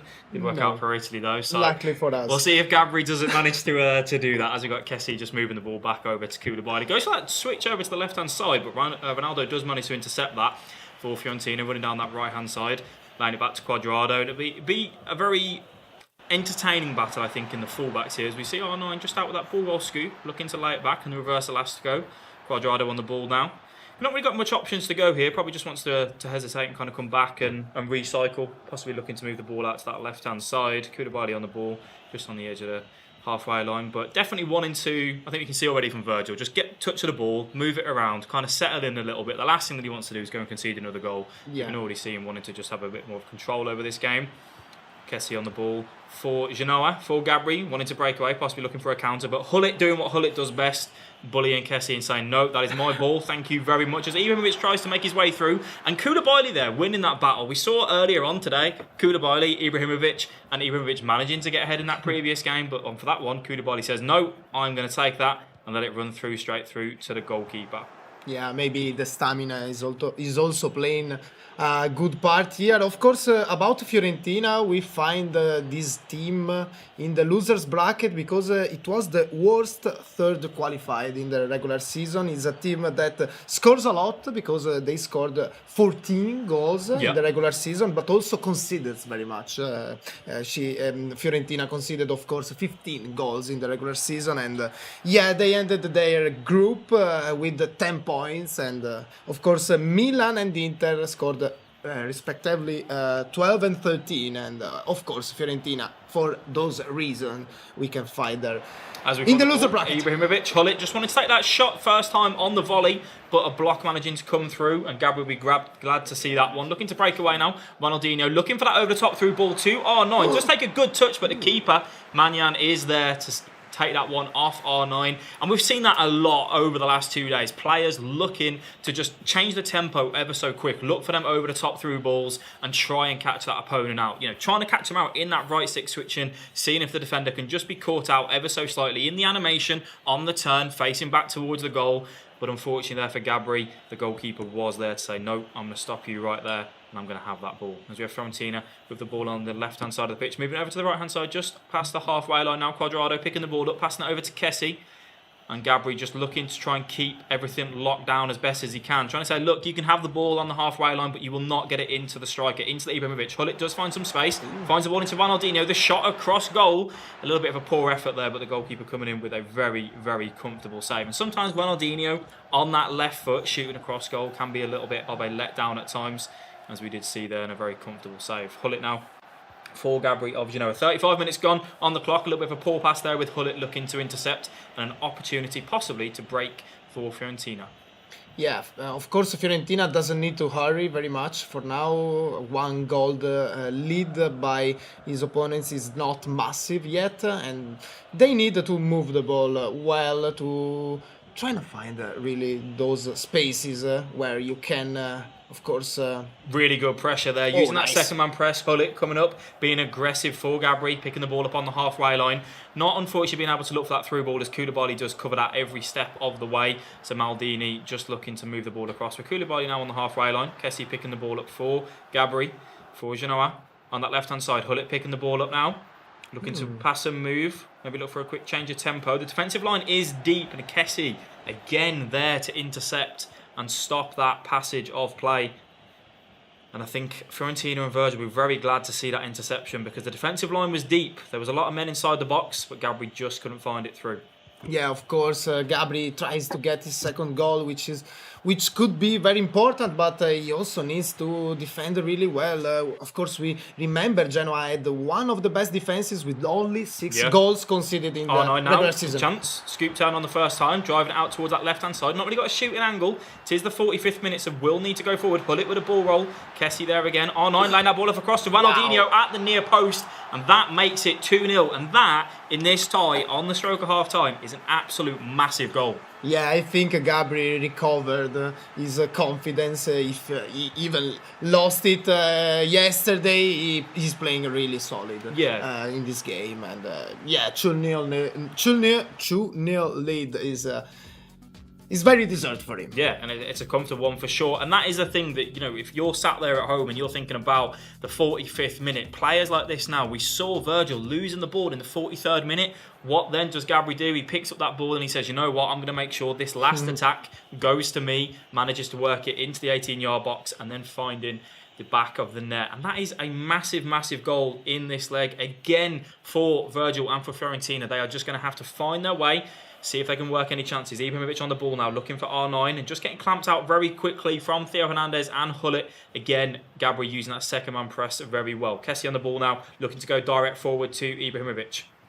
laying it off to Ronaldinho, tries that little pass into R9, but Cuadrado wins that.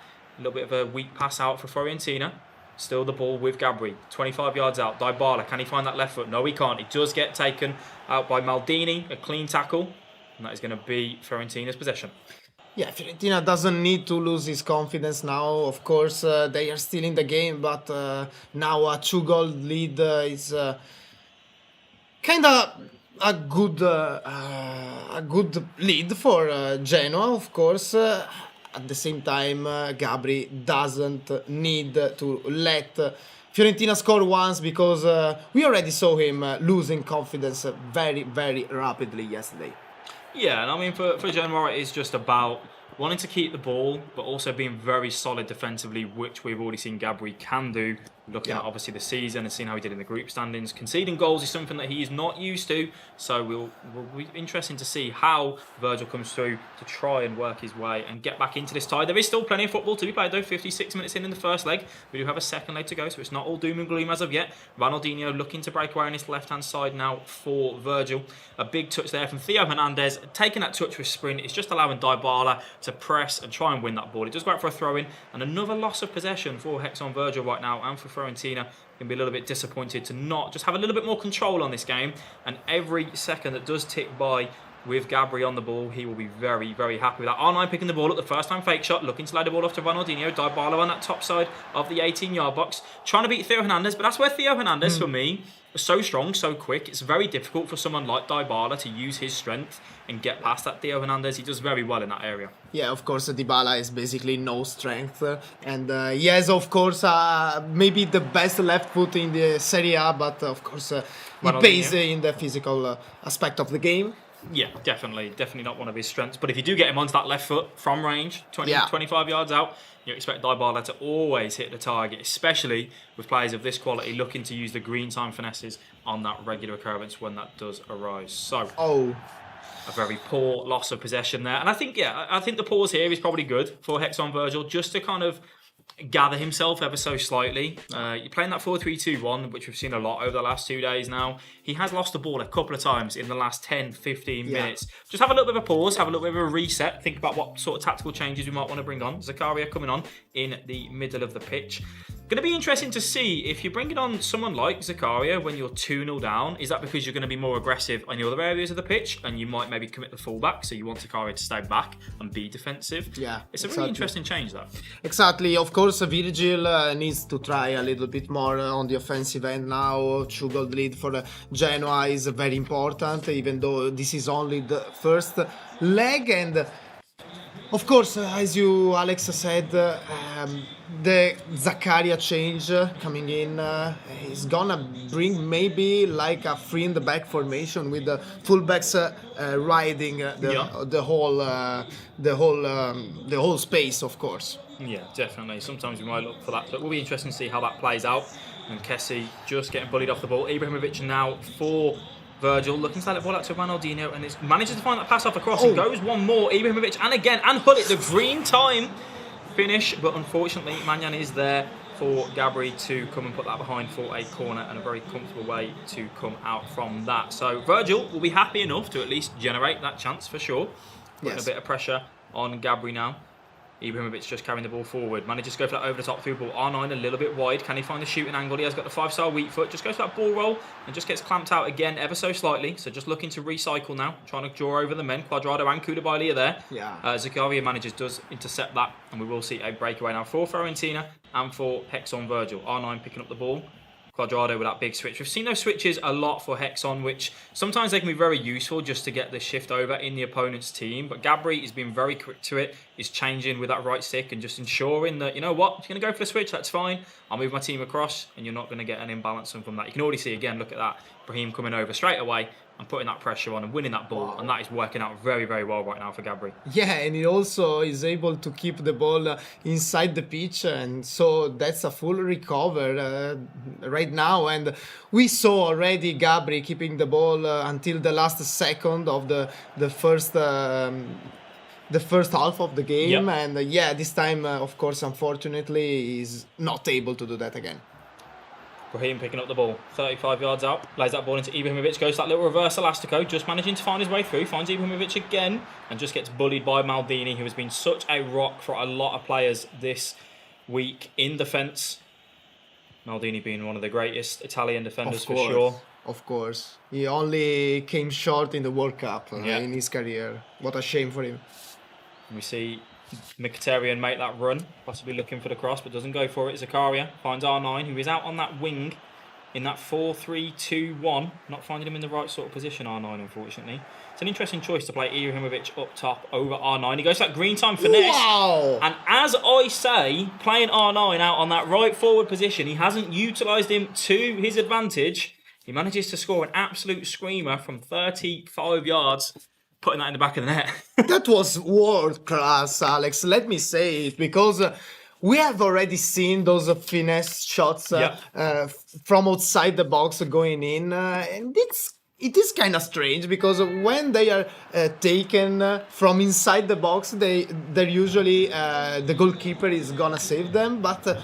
From outside, this solution is the absolute best, and I'm gonna say it again. This was a world-class way to reopen the match for Virgil. 100%, and sometimes if you're struggling to get into the 18-yard box, we've seen one chance for Hexon Virgil inside the 18, and Manyan coming and saving that and making that a very comfortable stop for him. But other than that, we've not really seen Fiorentina getting into that area enough. So sometimes if you go, you know what? I can't find my way in. I'm going to go for that long-range finesse. You ask those questions, we see a loss of possession, R9 picking up the ball, Ibrahimovic looking to break away, nothing from that. But going back to that point, you ask the questions of the defender, and if they don't press you, you can go for that finesse, and then, like you saw there, if you don't buy a ticket, you don't win the raffle, and that is the answer to that one right there. 90th minute now, can we see a last attack from Gabri? Manages to lay that ball in, Brahim just doesn't get there. The little through ball not being the one. I think that was Ibrahimovic that played that and just runs over ever so heavy. Yeah, what an entertaining first game. I think Gabri led for the most of the game by a 2-0 goal lead, and it was very, very important for him to keep his opponent on the 0 goal scored, but unfortunately he couldn't. And this is, of course, we gotta give Virgil some credit here, because he had a very, very smart solution from outside the box to score this goal, which has, of course, reopened the match, and now we are gonna see another very exciting game, and I think this is still anyone's game. Of course it is, and we go on about it all the time as commentators, as we are watching these high-level players battle it out against each other. If sometimes the game just isn't going your way, the opponent's got that little bit of the better of you. It is about staying in the game and just ensuring that if you do get a chance and taking it, and that is what Hexon Virgil has done. He hasn't been at his best in that game. Gabri was the better player for sure. And Gabri will be a little bit disappointed to only go into the second leg at 2-1, given that the shot obviously was from 30, 35 yards. But as I was saying, that is what, as these top level players need to do. Just keep fighting, keep yourself in the game, and when that chance comes, take it. Yeah, and he absolutely smashed it. In this case, Virgil. Of course, now we need to see the Fiorentina esport player play a little bit better, because of course Gabri is a strong contender. We already said it yesterday. He's probably one of the contenders for the final title, but we shall obviously remember that this is a in and out game. So if Gabri doesn't keep his mind sharp, he probably is gonna get into troubles in this second game. Yeah, definitely. And just a reminder as well that this is all to play for. The winner of this will go through to the final 8. Yeah. And the other one, the loser, will go home. So Fiorentina kicking from left to right in the purple kit. And then Gabri for Genoa on the white kit, kicking from right to left. So if it was me, if I was thinking about this, we want an aggressive start from Hexon Virgil, who finds R9, manages to find a path up across into Ronaldinho, trying to dance, but Koulibaly there just to shut him out straight away.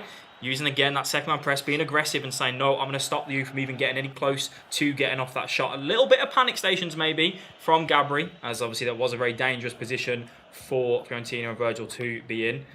And that right there from R9, actually, when we see that little over-the-top through ball, the first time over-the-top through ball looking to break away, they can be really effective on FIFA 22, just unfortunately not working in that situation.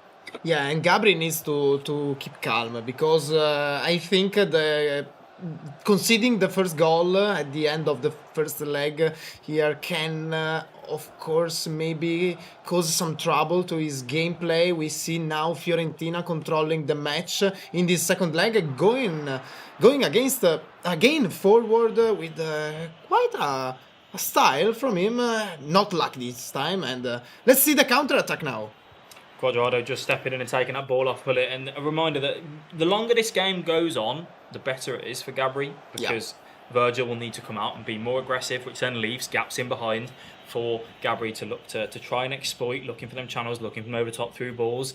So Gabri definitely will be happy to go in at half-time 0-0, if we can make it that far, obviously. Still early doors. 15 minutes played now. Koulibaly just finding the ball into Kessie in the middle. Before Gabri finds it, nice. And then into Ronaldinho, just offside ever so slightly. That change of tempo is so quick to find that pass into the striker, sending the Ronaldinho, taking a touch, releasing it straight away, and looking for that through ball. Unfortunately, offside for Gabri, but a very, very good change of tempo inside that final third. Yeah, of course, from Fiorentina, very solid defending, using the offside trap here, and this really paid off this time for him. Ronaldinho breaking away, manages to get through, and Manyan is there to step in and take that off. And he's losing the ball straight away. Ibrahimovic looking for that green time chip from range. A bit of panic stations right then for Gabri. He'd be very grateful that Manyan was out and stopping that ball, but then releasing it, and nerves maybe coming through. Just needed to give himself a few seconds with Manyan on the ball and just say, you know what, we can take our time here. But panic is over right now. R9 out on that left-hand side, laying that ball back off to Kessie, linking up again. Ronaldinho, some quick change of tempo. First-time passes. Hullet has been sent on the run. Tries to find the Dybala, but Hullet is there to intercept, as he always is. Hernandez on the ball now for Fiorentina on that left-hand side. Yeah, and Gabri looking like he can close the game at any moment now, but again, he looks very, very nervous in the defensive area. Again, Fiorentina, very dangerous attack for Virgil, playing across the right-hand side of the pitch and inside again. This time, Gabri holds it. The big thing for Gabri right now is that even when Virgil's getting into that final third, he's closing down the angles and being so quick on the press that it's really making it difficult for Hexon, Virgil and Fiorentina to find a way into a shooting position. So Gabri can keep that up. That'll be absolutely fine for him. And obviously, Virgil will need to find a different way in. Maybe thinking back to that long-range finesse that we saw in the previous game. R9 manages to pick it up from Ronaldinho. Koulibaly just stepping in and taking it off him straight away. A good opportunity there, actually. A good use of that little dink ball over the top. And then looking for that extra pass off, down across. Quadrado now on the right-hand side for Fiorentina and for Virgil. Yeah, and Fiorentina doesn't need to hurry very much for now, but of course in the second half of the match, the time is gonna be ticking. It's a big opportunity here, R9 picking up that ball, managing to just bully Koulibaly out the way. He did fall over. Kessie and Hullet trying to link up. Hullet again for Fiorentina, just stepping in and taking that away. Interceptions for Hullet, that is probably one of the best things that he does. He covers the ground so quick, as we do see an opportunity breaking from Fiorentina, giving the ball away. Hullet linking up. Again, an unfortunate pass there, R9 just not getting on the end of that. It's back and forth at the minute. This is like ping pong. It goes from left to right, from right to left, from left to right. Kessie in the middle now for Fiorentina. 37 minutes on the clock. Dybala. We're just going to see if these players can find their way into that final third, really generate a chance in the first half of this second leg. Remind you that it is 2-1 to Genoa and Gabri, and Fiorentina chasing that lead. Out the left-hand side, Hernandez, not really the man who you want on the ball there, manages to find Ronaldinho. Koulibaly loses that and gives it away to Hullet, but the other Hullet was there to step in again and take it away. R9 to break now, 40 minutes on the clock. Are we going to see some composure? No, we're not from either team. Kessie just steps in and takes that again. Quadrado on that right-hand side. Dybala using his head to win that. Ibrahimovic just picks the ball up, looks for that pass off across, trying to find the Ronaldinho. Koulibaly, who has been there every time when he has been asked to have that ball and stop the attack in its tracks. Yeah, and both Koulibaly items here looking rock solid on the defensive end of the pitch for both Fiorentina and Genoa. Let's see now if Genoa can get a goal that closes it all with only an half to go. No. And Quadrado Not kicks this that time. one out and takes that in at half time. So no goals in the first half of the second leg. And as we said, Gabri will be very happy with that, knowing that Hexon needs to come out and be that more aggressive. He's the one that's chasing the lead. It is only one goal though, and one goal can change very quickly in FIFA. Yeah, and unfortunately for Gabri, we already had a show yesterday of what he can concede if he's not 100% concentrate of the on the game. I think Virgil is not playing really bad in this second leg, but at the same time he's not finding the right spaces. Of course, we gotta give much credit for this to Gabri, but yeah, we are still in the position where a goal can change it all on both sides of the pitch. Yeah, definitely. And I think when we think back to yesterday and Gabri, who, you know, had that lead and then lost the lead and then now dropped down into the losers bracket, he'll be clawing back on that experience yesterday and thinking, what did I do wrong yesterday? What do I need to ensure that I need to do right today to stop that from happening again? Hullet, 35 yards out, finding that pass through. Ronaldinho just not reacting to that quick enough, and Manyan taking that away for Fiorentina. Quadrado on this right-hand side. Hullet putting that pressure on straight away. Gabri being very aggressive on the press. Kessie into Ibrahimovic in the middle. Hullet advancing forward. Hullet again being the man to break up that play. It is back and forth here, ladies and gentlemen, as we see Ibrahimovic on the attack for Gabri. Maldini stepping in and taking that away. The defensive display from both of these players has been very good, just to be aggressive. Ronaldinho on that left-hand side, making his way into the 18-yard box, finding the byline, the little ball roll scoop, looks for that little double tap pass across for Ibrahimovic, and Koulibaly is there.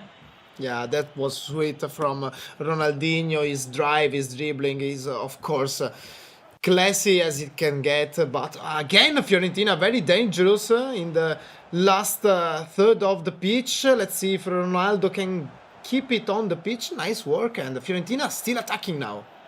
Yeah, you say about Ronaldinho being one of those players with the dribbling ability. We know Chris absolutely loves him, and the players are looking to use him to their advantage. Ronaldinho now for Gabri.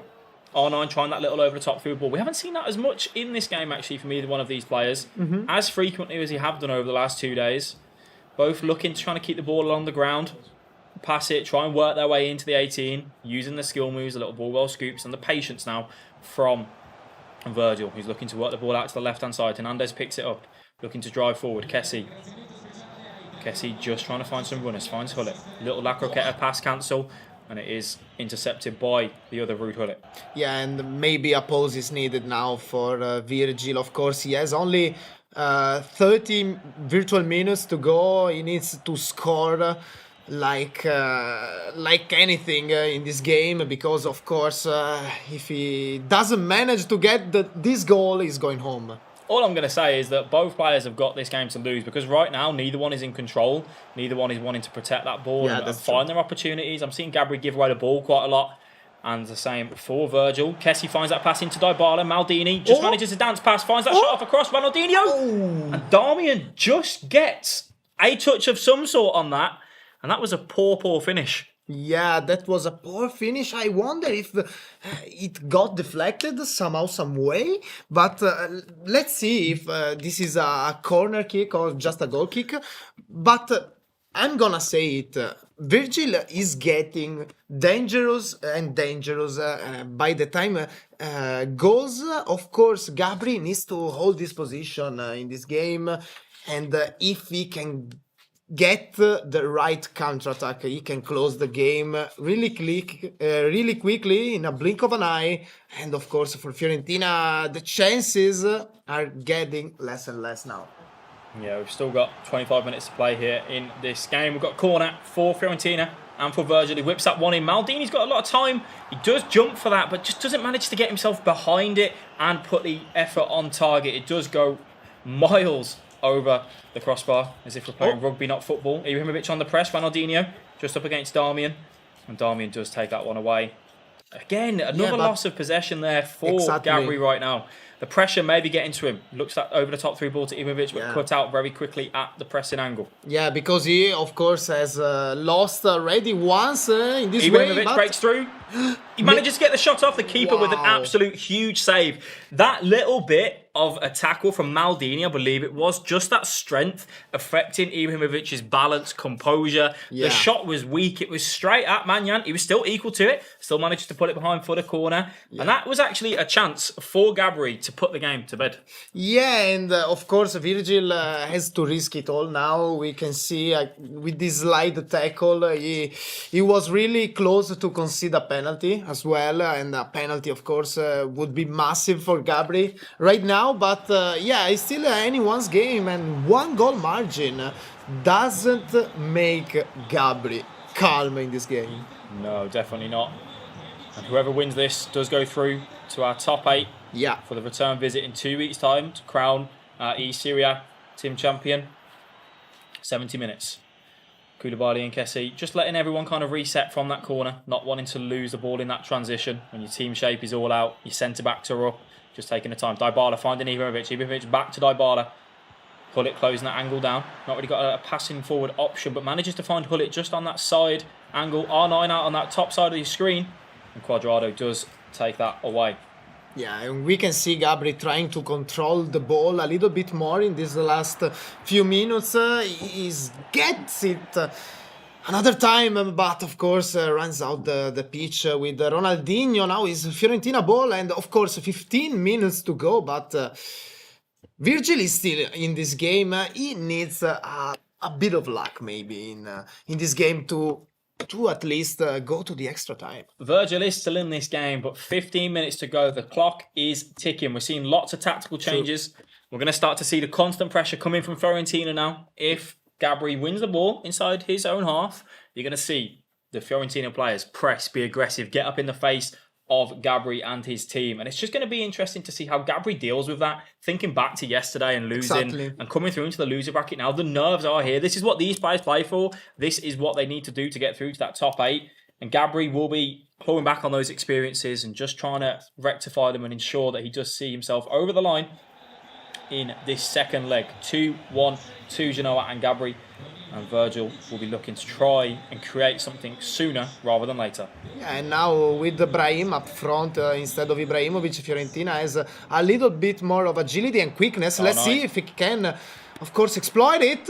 Manages to win the ball. Ronaldinho inside the 18-yard box, takes a shot. And that is your equaliser. We felt like it was coming ever so slightly. The loss of possessions happening a lot for Gabri. He loses the ball again. Ronaldinho, when you lose the ball in that area and your team is out of shape, out of position, it can really, really capitalise for the opponent. That's exactly what Virgil does. So they're just going to get a pause in again. We see a lot of pauses throughout FIFA esports, especially in the last 15, 20 minutes. As players are chasing games, they change their tactics, they change their instructions, they tell the players to step up and be aggressive. When you get that goal, all right, let's go back to square one. Of course, and now it's anyone's game for real. We are heading to the extra time, to the overtime now. If, of course, the game ends like this with a 1-0 win for Fiorentina, again, in those games, in those matches, the margin of error is really, really narrow. And we have seen it once again that Gabri, under pressure, is not the perfect player.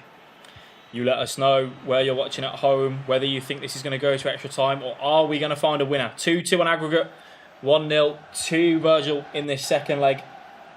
And yeah, as you said, Gabri maybe crumbling a little bit under the pressure. Can he regroup himself? A good little second man press there and closing Hernandez down. Doesn't come out with the ball though. Kessie just finding it, links up to Mkhitaryan, finds that pass up across. R9 inside the 18, he's looking to dance. Brahim Diaz manages to shrug off the Koulibaly. And Mkhitaryan outside the 18 finds him again. R9, one pass off across, and that is a massive block from Maldini. The Ronaldinho was just there for possibly one extra pass, but Maldini coming in absolutely clutching. We're seeing over the top through ball now to R9, top side of the 18-yard box. Got a lot of work to do. Finds that pass back off across, but Hernandez is there again. Hernandez playing a massive, massive role in the defences of both teams, as we've seen Maldini at the other end. Ronaldinho picking that ball up, managing to win heavy on the press, out on that top side, the 18-yard box. Ronaldo makes that run in, looks like pass off across. Koulibaly just I'd say very calmly, but Koulibaly does give that ball back to Manyan, and that'll be all smiles for Virgil. 87 minutes gone. Hullet for Virgil and Fiorentina. This surely has to be the last attack. Is there going to be one more opportunity for a winner, or will we be going to extra time? Yeah, let's see now, because of course Koulibaly, Fiorentina's Koulibaly was ice cold in this last chance, but Fiorentina giving away the ball. Let's see if Gabri can get his last chance of the game. Ronaldinho forces a pass forward to Ibrahimovic, and Koulibaly intercepts at 1 minute of added time. We've got 20 seconds left in this game. Can the ball go forward? Hullet heavy on the press, and the referee is not going to allow that to continue, and the whistle is blown. Extra time it is.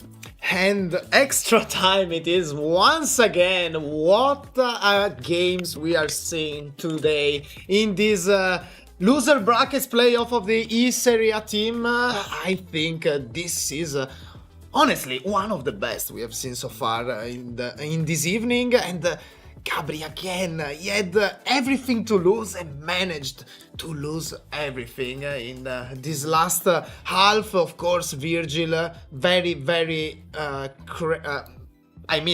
credits must be given to him, because he was able to stay in this game mentally.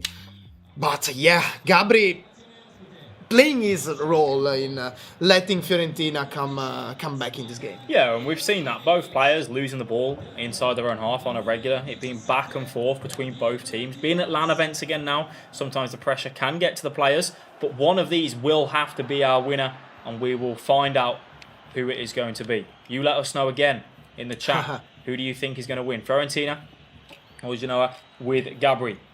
Picking up that ball, R9, looking to find it over the top, and Maldini is there to step in. Players now, stamina is drained. You've got to think as well that Fiorentina and Virgil were more aggressive in that press. They were looking to be heavy, trying to get into the face of Gabri. So some of the stamina bars might be a little bit lower on Fiorentina's side. But there is also another thing I want to say, because I think Fiorentina and Virgil have the mental edge now in this game. I think Gabri, looking also to his body language, must be kind of destroyed mentally and physically. Gabri will be upset, but Gabri has been here plenty of times before, as a lot of these players have. They know what needs to be done. They can pull themselves back up. He'll be having words with his coach at the end of the 90 minutes and just regrouping himself, as both players will be looking to find that goal. 99 minutes on the clock. Diaz losing the ball to Hullet. Can we find a breakaway for Gabri? R9 picking the ball up. Maldini tracks that runner every step of the way and says, no, you are not allowed to play that over the top through ball. I will not allow you. Mkhitaryan out-strengthening Hullet there, just managing to take that one away. And Kessie picking the ball up for Fiorentina now.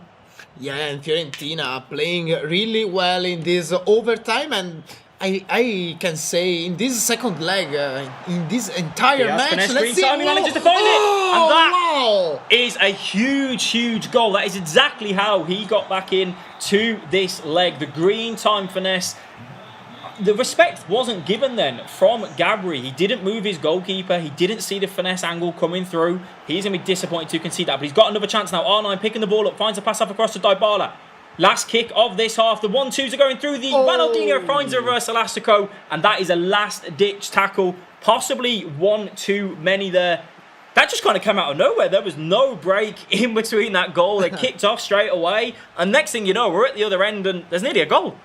Yeah, it's nearly a goal, and I think in this first half of the overtime, Virgil came out on top, and now is Gabri, who has, if possible, extra pressure added again on his shoulder, and this is gonna be very difficult for the Genoa esports player, because we can see his body language is not positive at all. It has never been positive anymore since of course he conceded the second goal of this match, and now I feel Genoa has everything to lose. They do indeed, but that finesse shot again, when things, you're not finding that way into the 18-yard box, you're not generating the chances, sometimes taking a more of a gamble, and that's exactly what Virgil has done with that, giving himself the lead going into this last 15 minutes of extra time. 3-2 on aggregate, 2-0 to Virgil right now on the score sheet.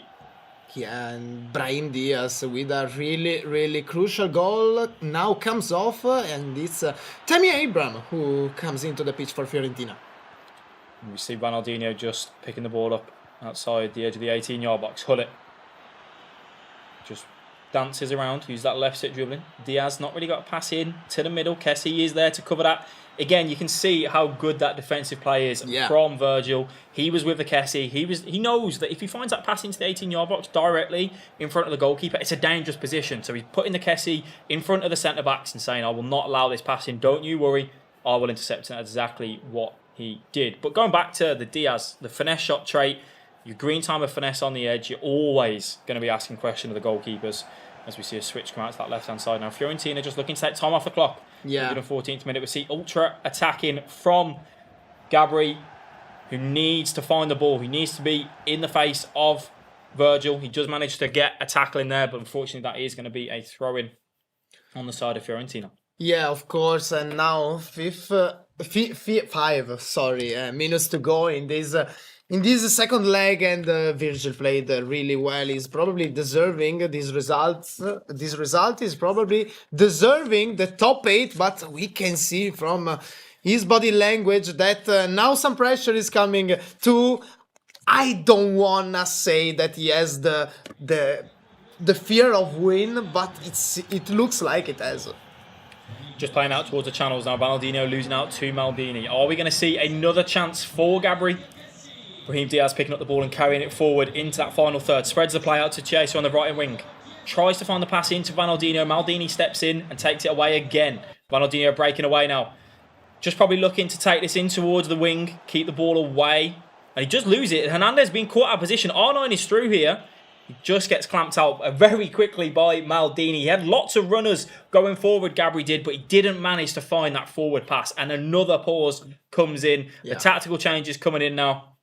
Both teams, you're seeing it from one angle. One going aggressive, one putting the players forward, saying get every single man into that 18-yard box. And for Fiorentina and for Virgil, it's about just sitting deep, getting the numbers behind the ball and seeing out this game. There is 1 minute of time left to play. Yeah, he just needs a little bit of time now. He needs to hold this crucial 1-goal lead if he doesn't want to go to the penalties. And now he's Genoa ball, though. I thought it was Fiorentina's. Fiorentina just taking that ball away from the Ronaldinho, lumps it forward.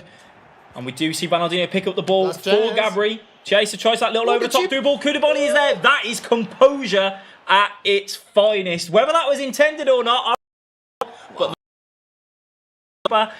Virgil very calm and composed to see that one through, and that is him qualified to the top 8. And Gabri, a player which we possibly expected to be making the top 8, unfortunately bows out.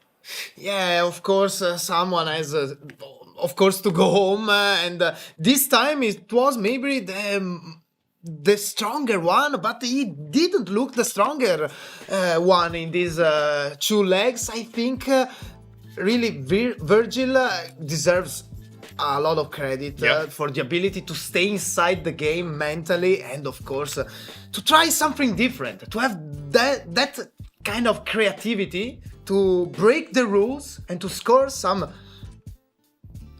really world-class goals for him with those finesse shots from outside the box. Yeah, definitely. I'm sure Chris and Aggie are looking forward to breaking down the analysis of this one, and we'll pass it over to them.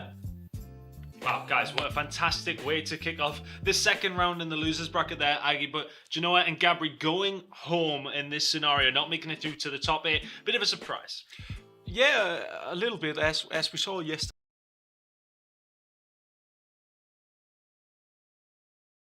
Creating a lot of chances, and it ended up a bit like the same story as yesterday, where he lost his grip of the game, and his opponent adapted to his game style and started dominating, and it seemed like he was very frustrated based on the body language. And at the end of the game, you didn't really think he would come back after his opponent scored to make it a draw.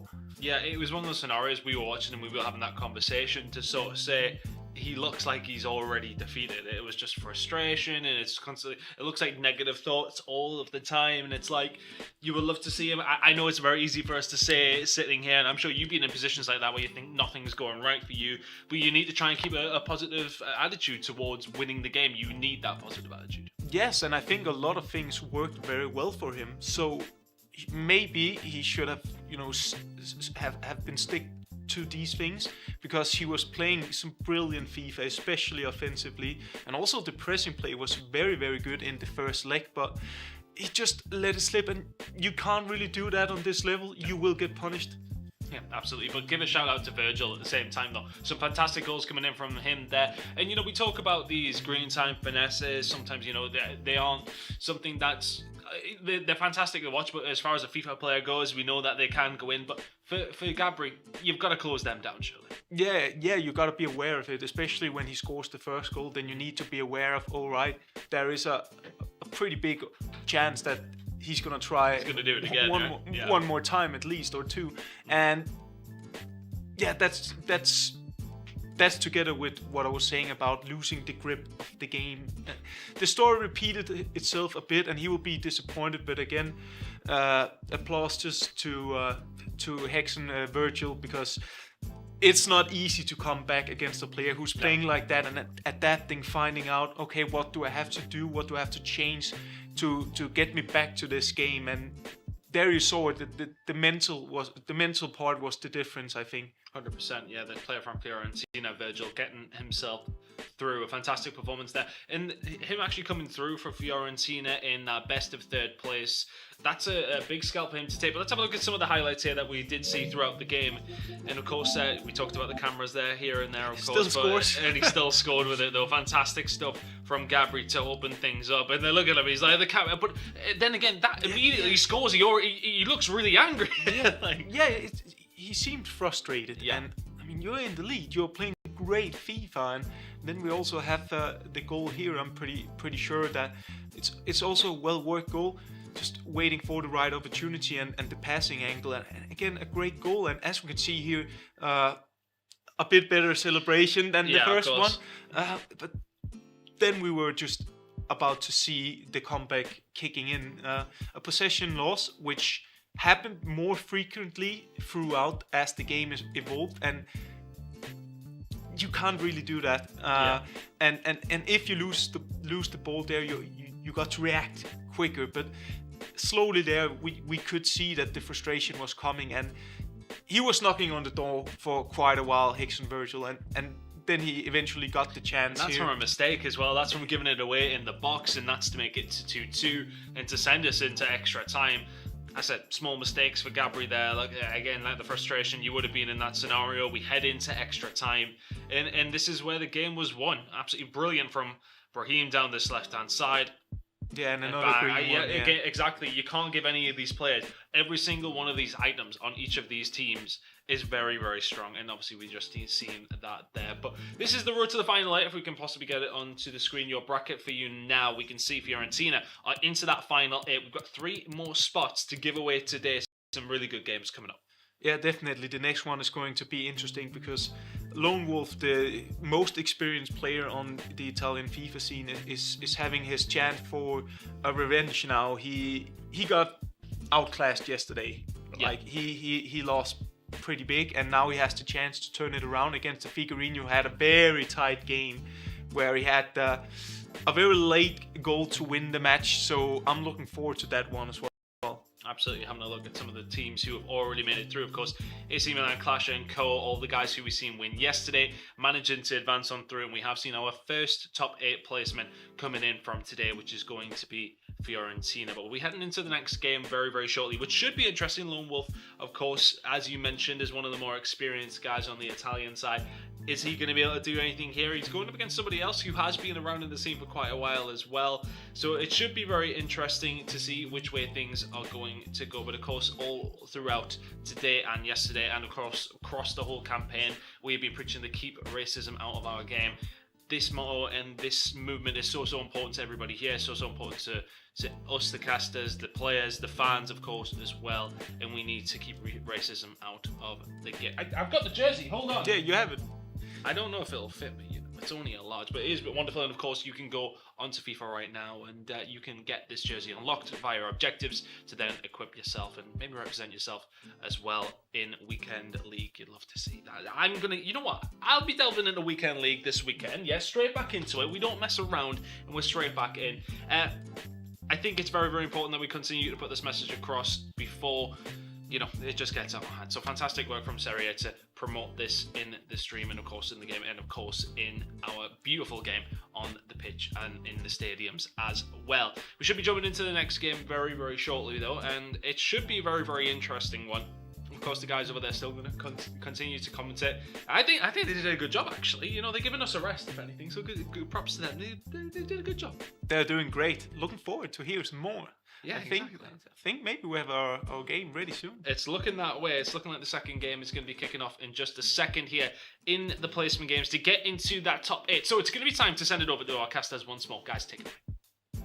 Thank you very much, gentlemen. And we've got a massive, massive game on the way now. And I think the first thing I'm going to say is Lone Wolf obviously played yesterday on the winner side of the bracket. And as we saw, got heavily, heavily defeated.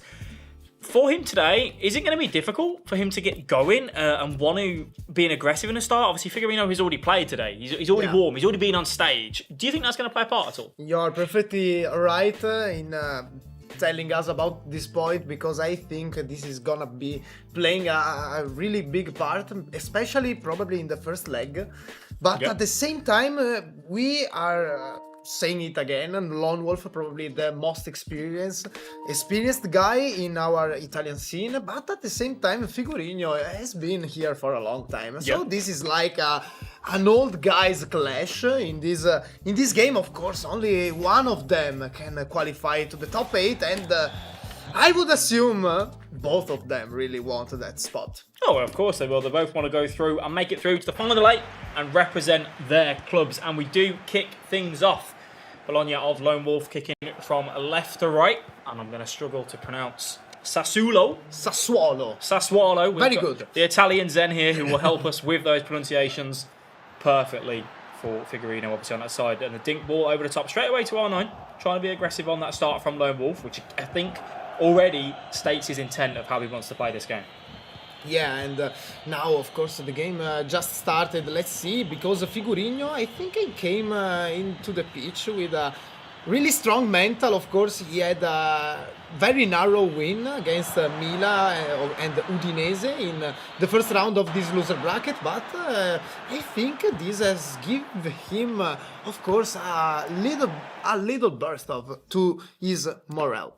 Yeah, definitely. Did you just see a pause come through again for the players? As I remind you, there's the alternative, I'll say the word if I get it right, change there, going on to classic, which is where the previous player has probably had square as their shoot button. Yeah. Not circle, which can be very confusing. I've had that happen to me plenty of times before. I'm sure Aggie has as well, when he's jumped on to play after another player and got in on goal, press shoot, and your player ends up crossing it. That's not what you want. No, especially in those tight matches where if you win, of course, you are into the top 8 of the eSerie A team, and then, of course, if you lose, you're gonna go home without any regards. Yeah, definitely. Koulibaly picks the ball up, lays it out to that Maradona on that right-hand side. Questo looking to break away. Questo being actually one of the starters here. He's got a little pass into the middle. Maradona tries to find R9, and Koulibaly is there to intercept and take it away again. A very, very quick start from Lone Wolf. Yeah, he needs it, and of course to get in a good shape. Gets into the 18-yard box, just manages to out-strengthen Koulibaly. Sorry to interrupt you there. Very, very big chance. And R9 just not finding the shooting angle. And we've already seen, I think, more over-the-top through balls in this game as we did in the whole entire 2 legs of the previous game. And that is the difference. You know, sometimes players have their own play style, top players. Everyone plays a little bit different. Sometimes you see more through balls. Sometimes you see more finesse shots, crosses, shot cancels, skill cancels. Loads. R9 over the top into Questo. Is he onside? He gets a shot off. He was onside as well. And Chesney puts it onto the crossbar. And we're very glad to see that fall just in front of him. And I mentioned at the start that we saw Chiesa start in this game, which is an interesting choice. Yes. Maybe if that was someone else, Ronaldinho maybe, would you back him to finish that? Yeah, of course. It's difficult to tell with a different player whether the ball would have gone in or not. In this case, I think Chiesa had, of course, a really good shot on target. Szczesny was really lucky here for the side of Sassuolo to save it with, of course, the help of the bar. Ibrahimovic on the 18-yard box, finding R9, the little reverse Velasco, looking for the pass off across again, and Koulibaly gets that tackle in. And we look to break away now. The over-the-top through ball, the very quick and direct play from Lone Wolf. Unfortunately not finding the R9. I really do love seeing the different play styles of professional FIFA players. Yeah. As I was saying, sometimes it's slow and patient, and sometimes it's quick and direct, mixing it up and always keeping the opponents guessing. Yeah, and of course, different play style from those who we saw before for these two guys, Bologna and Sassuolo, is gonna give us quite a good show, I think, because they are really playing it all up front, and I think the one who scores first in this game is gonna have a great advantage. Maradona just finding his way in. There was an offside trap there from Figarino, which just nearly caught him out ever so slightly. Lone Wolf going through from that offside trap, but then trying to find the Maradona again, but being offside that time. Pull it out on the left-hand side now. Yeah, and of course, another thing I want to mention here is that this is also a derby between Bologna and Sassuolo, two teams of the same region. We are seeing many derbies in this game, in this second day of playoff, because of course we have Bologna and Sassuolo, and coming up next we have Hellas Verona against Venezia. It's good to have that Italian expertise here. So for people that may be watching from home, maybe from the UK, this is the equivalent of West Bromwich Albion versus Wolverhampton Wanderers. Yeah, you're right. That's what we love to hear. Hullet finding Dybala. Ibrahimovic out on the right-hand side, just dragging out the Hernandez. And Mkhitaryan looking to put the press on. Game just slowing down a little bit now as both players find their feet, moving the ball around. Hullet nearly winning that aggressive press. Hernandez just caught out of position. Ibrahimovic looking to take advantage of that. Lays that ball off to R9 on the 18. Can he dance? Can he find the skill moves? He finds the Hullet. Koulibaly caught the little ball roll. The shooting angle just isn't there and has to recycle back to Kessie. That looked like it was going to develop into such a big chance. But for Lone Wolf, he just shuts the door and takes it away. R9. Yeah. Nice defense once again by Lone Wolf.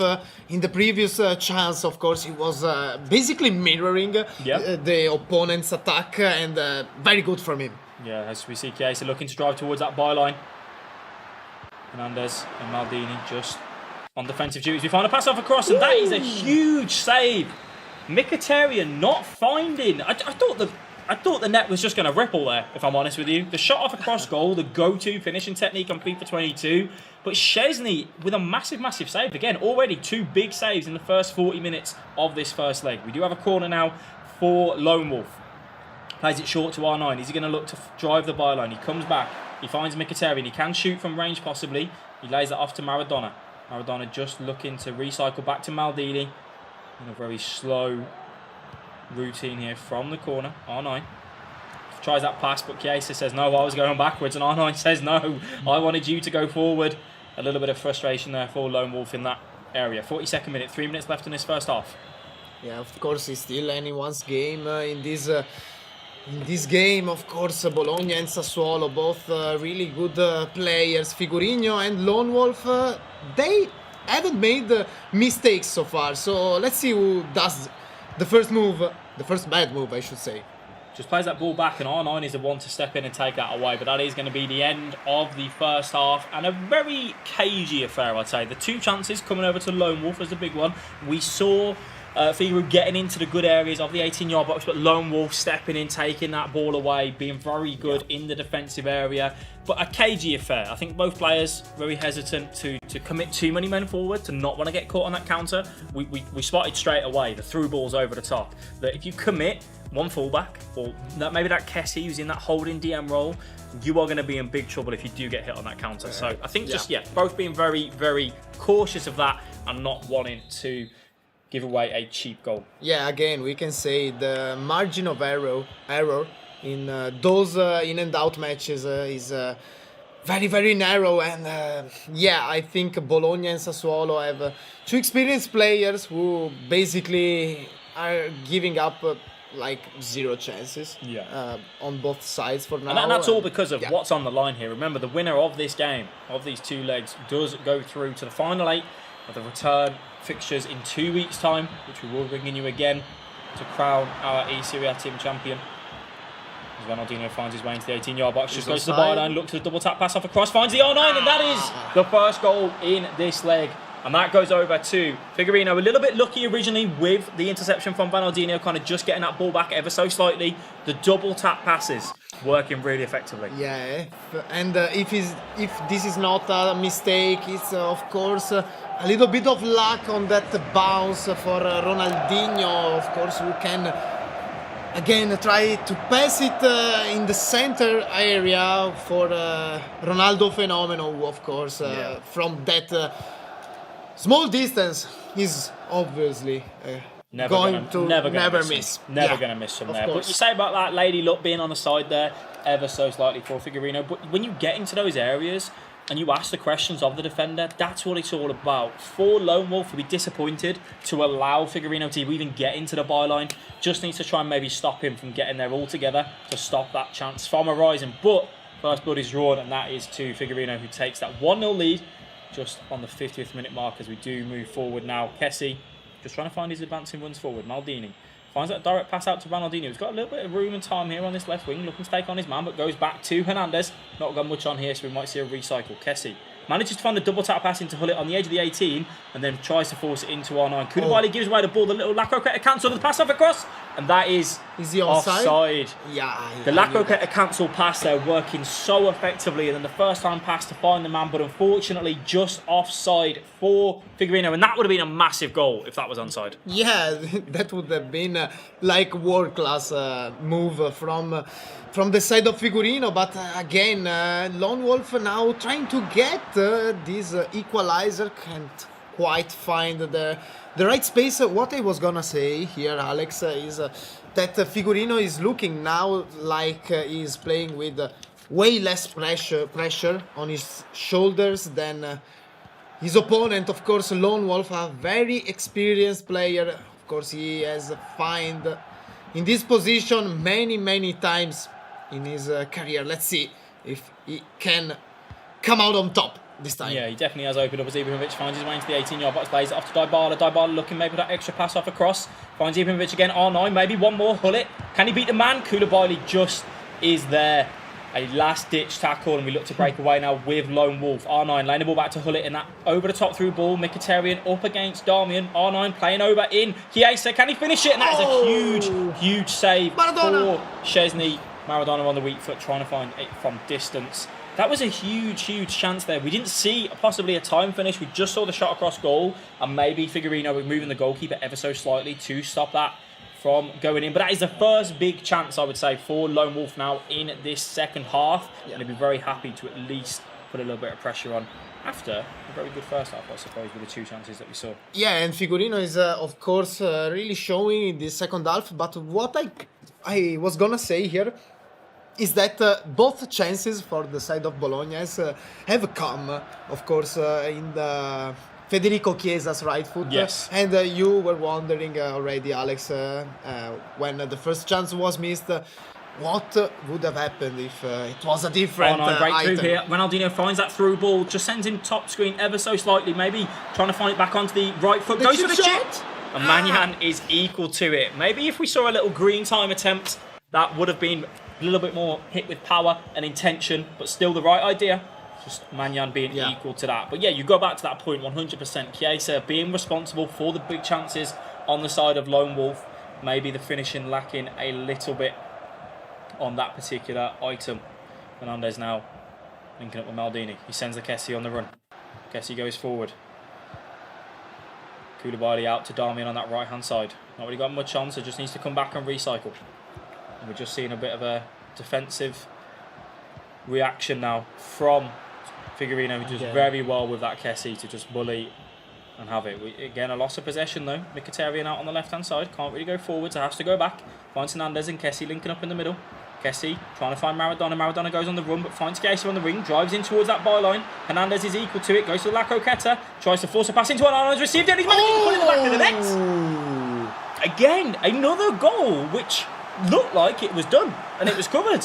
But R9 just does R9 things and puts it away. Oh yeah, I think the chance was really good here for Lone Wolf, of course. Again, Chiesa playing a really good part of his offensive game, but this time maybe Lady Luck was for the first time in this game on Lone Wolf's side. We say this for Lone Wolf, but you look at that and maybe go, as Lone Wolf identified, you know what, Figarino went to the byline and yeah, got a little bit lucky, he had that interception, but it fell back to the Ronaldinho and just thought, you know what, I'm going to take a chance on that as well. And that's exactly what you saw. The La Croqueta all the way to the byline. The ball nearly went out of play. It looked like the chance was done and dusted. The interception was there, but it didn't come through. R9 picks it up and just slots it in between Szczesny's legs.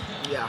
And that is game on 1-1, 82nd minute. We have 8 minutes left in this first leg. And between these two players, Ronaldinho driving forward on the left-hand side, recycling back to Hernandez. Mkhitaryan just covering off the pass into Hullet, opened up ever so slightly there, but we saw Lone Wolf be very hesitant of that, doesn't want the long range finesse or any direct passes into the 18-yard box. Kessie finding his way in, not the man that you want in that area, and Koulibaly will take that away. 85th minute now, Hullet looking to break, looking to drive Lone Wolf forward. R9 makes the run, Mkhitaryan makes the run, Dybala left hand side, and Koulibaly. I've said his name a lot since I've been over on this desk, but it's because he's just been so phenomenal. Yeah, rock solid Koulibaly, of course, one of the best defenders we have in our Serie A. Now, though, very good chance coming up from a corner kick. R9 whips that one in. Ooh. Maldini just takes that away, and R9 to break again now with Kessie and Diaz linking up. Yeah, and now, of course, it's anyone's game coming on to the second leg of this game, but let's see, maybe Figarino still has a chance in this game. Not really.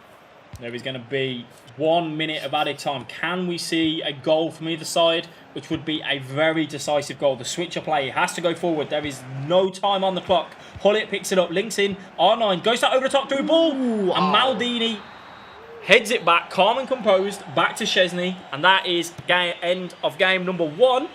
1-1, all to play for in the second leg. Oh yes, and still anyone's game. I'm gonna say it again.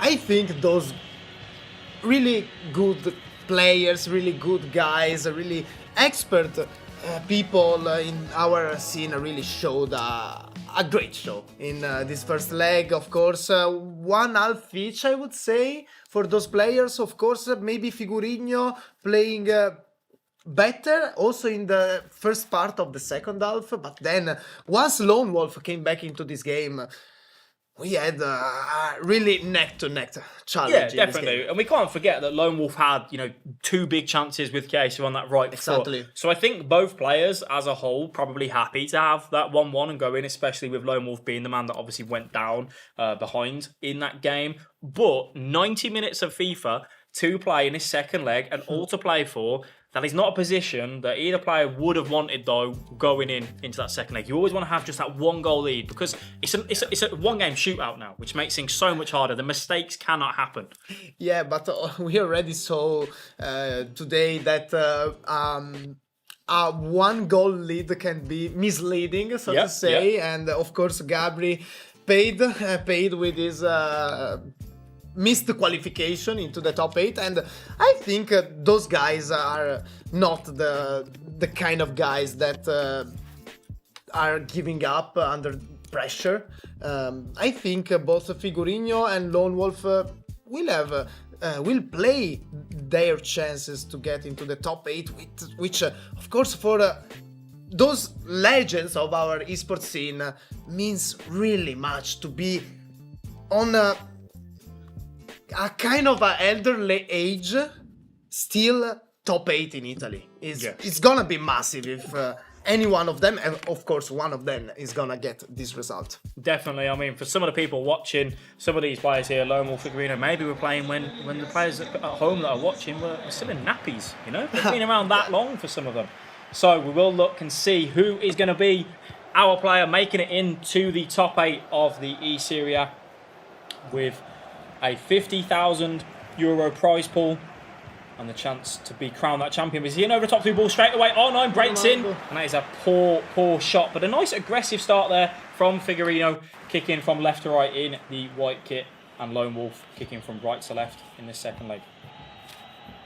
Yeah, let's see now, because of course it's anyone's game still, and I think Lone Wolf can be happy for the fact he scored that equalizer in the first leg. Now he has to concretize the chances who surely are coming for him in this second leg of the match. Well, good press there from Kessie, trying to win that ball back, but unfortunately the other Kessie is there to pick that one up. Happens a lot on FIFA where you can be aggressive in the press and not come out with the ball. Ibrahimovic plays that over the top, through ball straight away through to R9. This is a golden chance. Can he find it? Koulibaly, just that pace, the strength, and that is why you have him in your team. Even R9 couldn't break away and couldn't generate a goal scoring opportunity. But why my Koulibaly doesn't look so good in my FIFA Ultimate team? I wonder why, really, Alex. Positioning, switching, nice and aggressive there from Lone Wolf, just to pull the man back and stop him from getting a clear shot on goal. A big chance though. I'm sure Figarino, the 2 chances he's had so far, will be very happy to start off the game this way. R9 out on that top side of the 18-yard box, drives to the byline, finds that pass off, and Hullet is not going to miss from there. A simple tap in, and that is 2 goals for Figarino from the byline, driving all the way, using that full width and area of the 18-yard box. And a simple tap-in.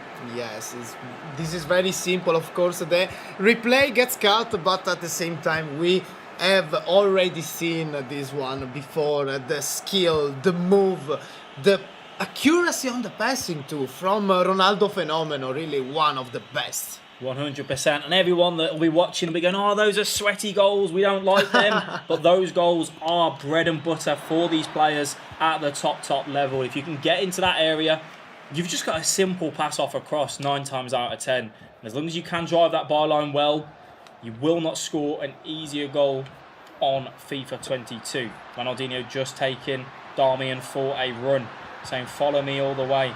Kessie hasn't really got a direct pass forward, so has to just wait for the Hullet to come and show. Kessie tries that double tap pass. R9 just gets on the end of it. Double tap pass working to get through that Kessie, as they do. The over the top through ball straight away for R9. Maldini does knock that one back to the Theo Hernandez. Yeah, and Figarino now defending really well, managing the game really well. Of course, he has a lead now, so he doesn't need to hurry on creating his chances. No, he doesn't. And I mean, that's the thing I think for Lone Wolf, that he's just got to ensure that he doesn't always do is go for that over the top through ball, because you hand over the ball back as the left-footed shot from Dybala. Manyan being equal to that. But going back to that point, you know, we don't want to look for the over-the-top through balls all the time from Lone Wolf, because if you give that ball back to Figarino, he's going to take 5-10 minutes off the clock and generate a chance for himself, because he's looking very dangerous. Every attack so far in the 25 minutes of the second leg has nearly generated a goal. Yeah, but now here comes the counter-attack again for Sassuolo. Of course, a third goal for Figarino would realistically seal the deal now. Quite possibly. Kessie and Hullet linking up. Ronaldinho, top side of the 18-yard box, drives all the way to the byline again. Koulibaly just equal to that, lays that off.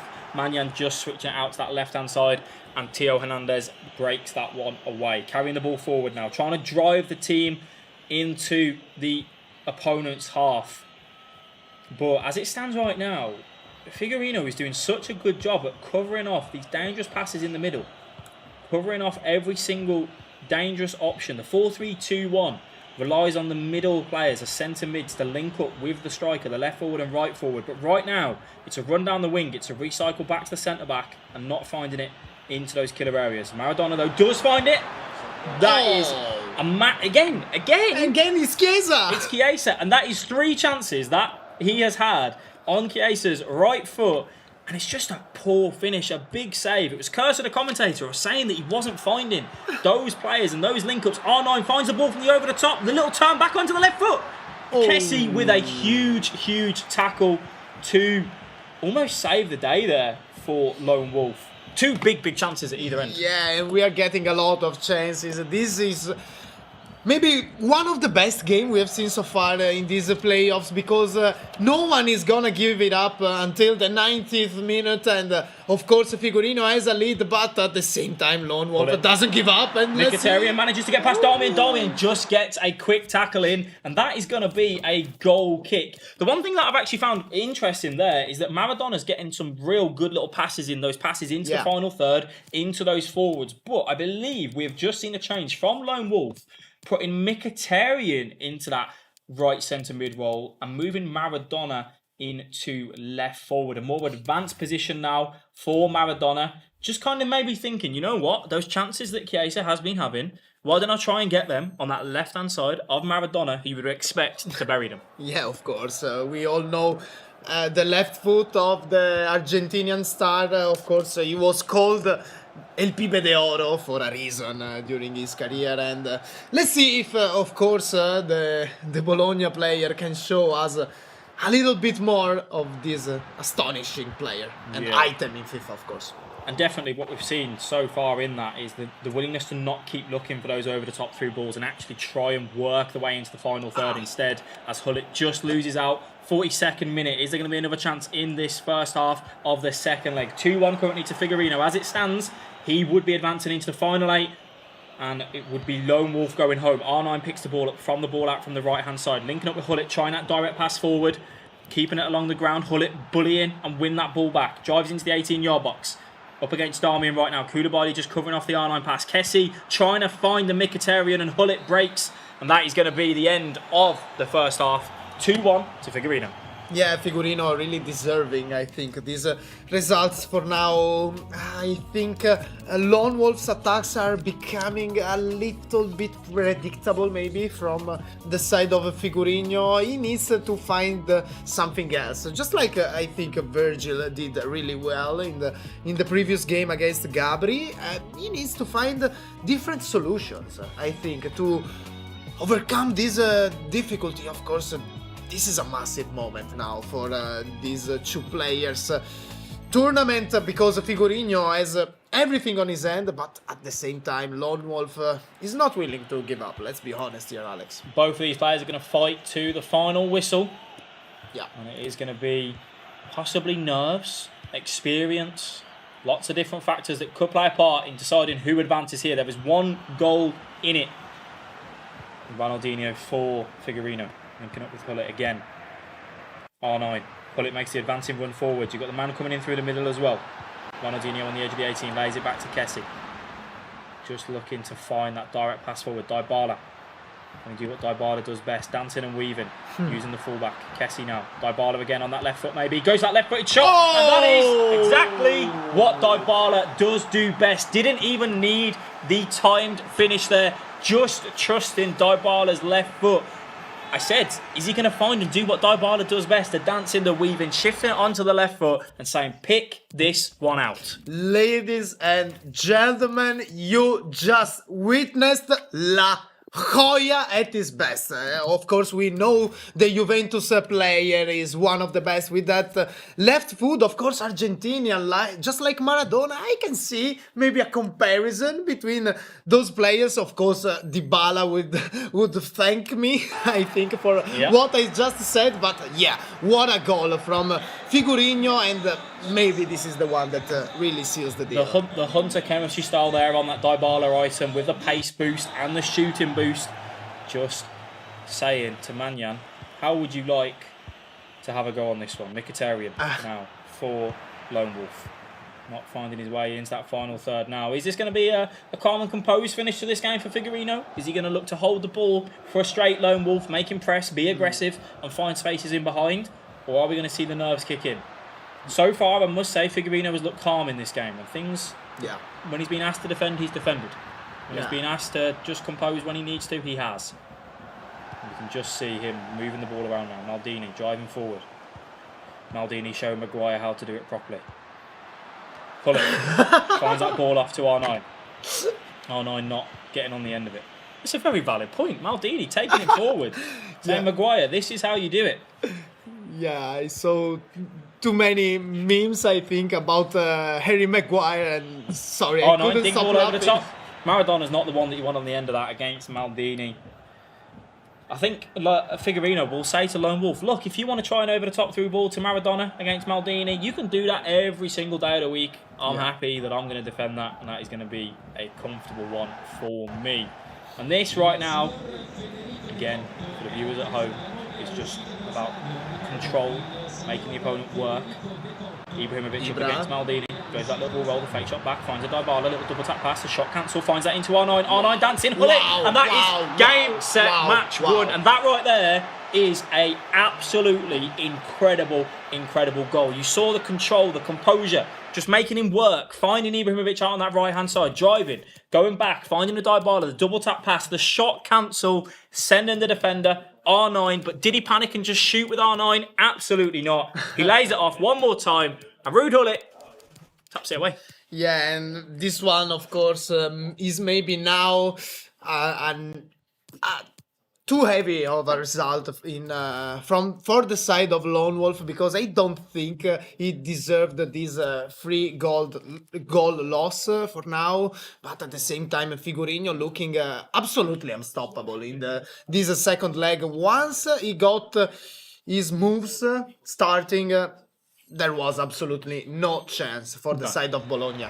No, definitely not. And you already started to see the tactical changes coming in from Lone Wolf, so the aggressive press was there a little bit more, and that can play a part in it. So you see, he's told his players to get into the box, he's told his fullbacks to get up the pitch and be more aggressive.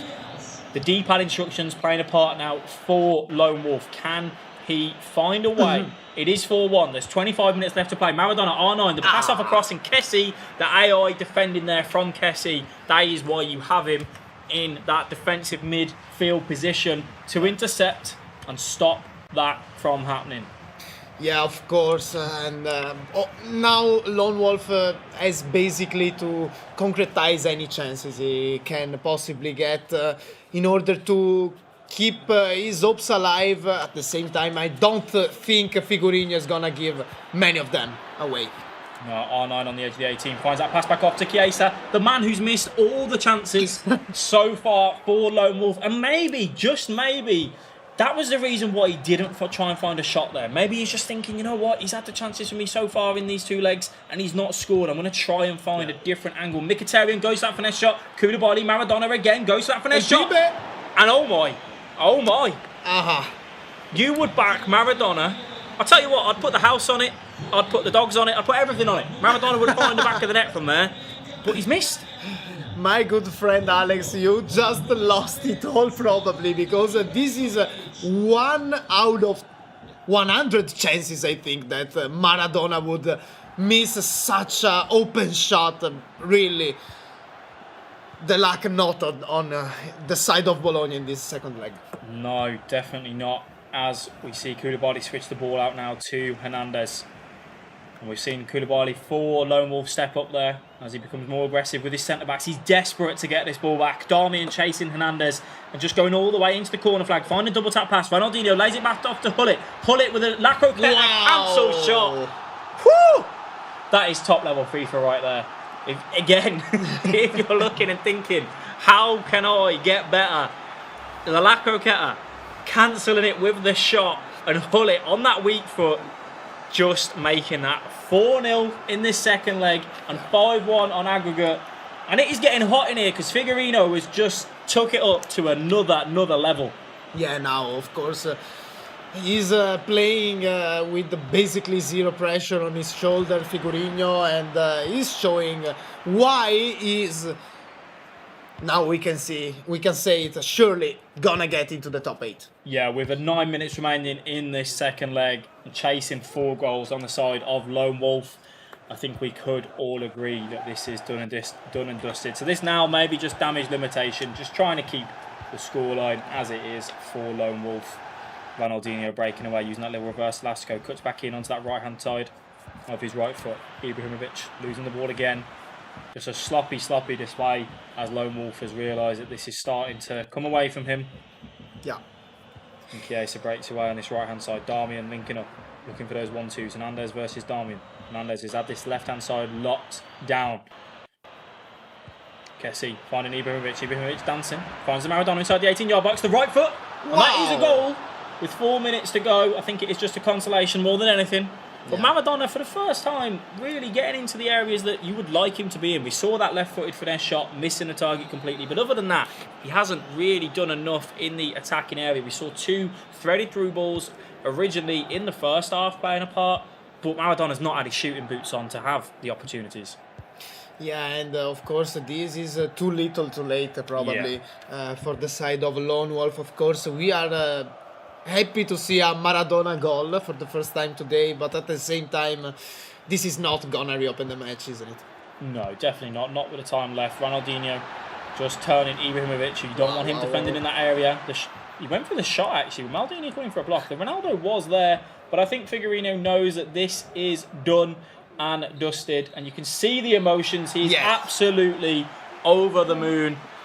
And commiserations to Lone Wolf, who does bow out of the eSerie A, and we will see Figarino going through into the final 8, who will be back here with us in 2 weeks' time.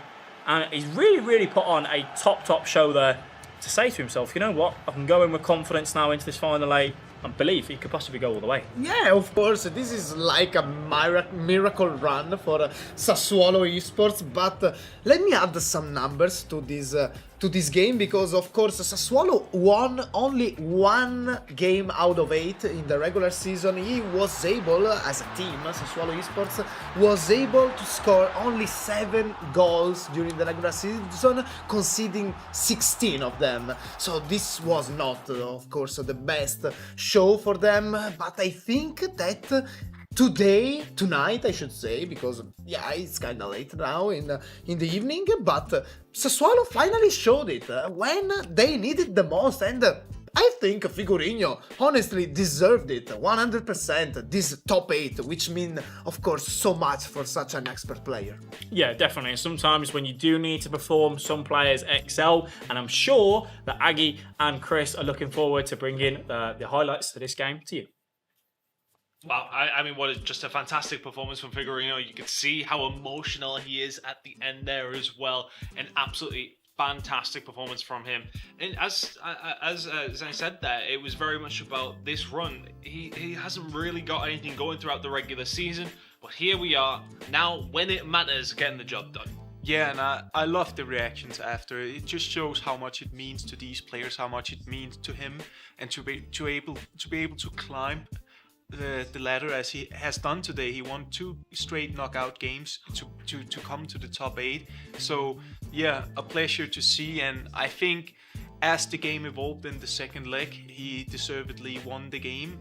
Was pretty tight in the first leg, where Lone Wolf had a couple of chances, didn't take advantage of it, and yeah, then he got the 2-goal lead and started to seal out the game. Yeah, played very well. A couple of goals very well played as well. We will, of course, have a look at the highlights as soon as they do come on our screen. I can just see that he's currently having his interview with our host down there as we do rattle on through a lot of these games. But what just a fantastic performance. It's really a nice story to see him come up, and it was kind of 2 veterans going up against each other. We've been talking about, you know, the young bulls coming on through and maybe being the ones to watch throughout this tournament, and we still have 2 more games to go where we will be watching some of those players. But when we do get over towards these highlights, just wasn't working for Lone Wolf. He did have chances though, it has to be said, and that Chiesa choice is something that he might look back on, I would say, and maybe question. Yeah, definitely there was something with the player choices he will regret, but I think it's more overall that he'll feel a bit hard done by, but it is what it is. He'll just have to move forward. He's an experienced player. Yeah, absolutely. Well, we are going to go to a quick break. We won't catch those highlights. We've got something to do and sort out before we have our final 2 games. Don't go anywhere. They'll be coming up on the other side of this quick break.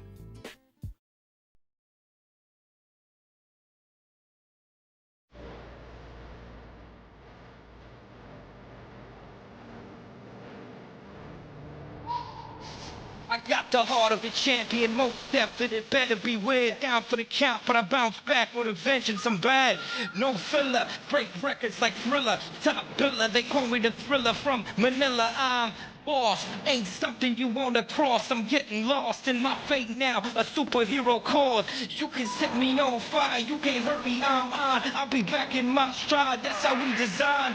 One thing I know, when I'm back it's against that ball. The man will be coming back, that's how we. Oh, Going against time, think we don't stop. Time to break through. Come on, free. Look inside and you will find the heart of a champion like me. Going against time, but we don't stop. Time to break through and come on, free. Inside and you will find the heart of a champion like me. Cold-hearted warrior, I never rest on my laurels. No matter the battle, I come back like I'm immortal. Undefeated, yeah, been this way since I was born. Exhibiting the true mark of a champion. One thing I know, but no back is against that phone. And then we'll be coming back, that's how we roll. Going against time, but we don't stop. Time to break through. Come on, free. Look inside and you will find the heart of a champion like me. I'm a champion. I'm a champion. I'm a champion. Heart of a champion. You're a champion. Heart of a champ. Heart of a champion. Yeah. Stop. Don't stop. Come on, free. Keep it going. Champion lane, going against time, going no stop. Time to break through, please come on, free. Inside, no will find the heart of a champion.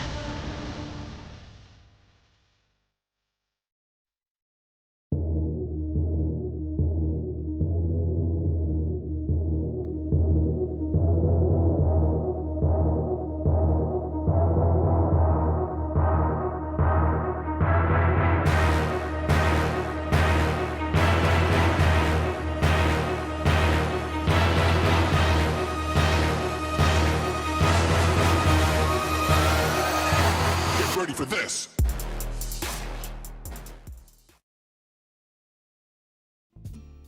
Ladies and gentlemen, welcome back to the eSerie. Tim's here with us today. We have had a very, very long evening, a lot of interesting games, and the game that we just had was exceptional, wasn't it? Yeah, it was a derby, so all derbies I think are exceptional, and Sassuolo really showed Figarino deserved, I think, this top 8, but right now, dear Alex, we have another derby which is really important now for the bracket and for the table and for the tournament as a whole, because one between Venezia and Verona is going to the top 8, and of course the other, sadly, is going home. Yeah, and the interesting thing to note actually is that the players that played yesterday on our winner's side of the bracket, who lost yesterday, come through into the losers bracket today, have actually both lost in Gabri and Lone Wolf, which is obviously something that, you know, we talked about being on stage for the first time today. Obviously that little break, you know, the players that have in the losers bracket have already played a game.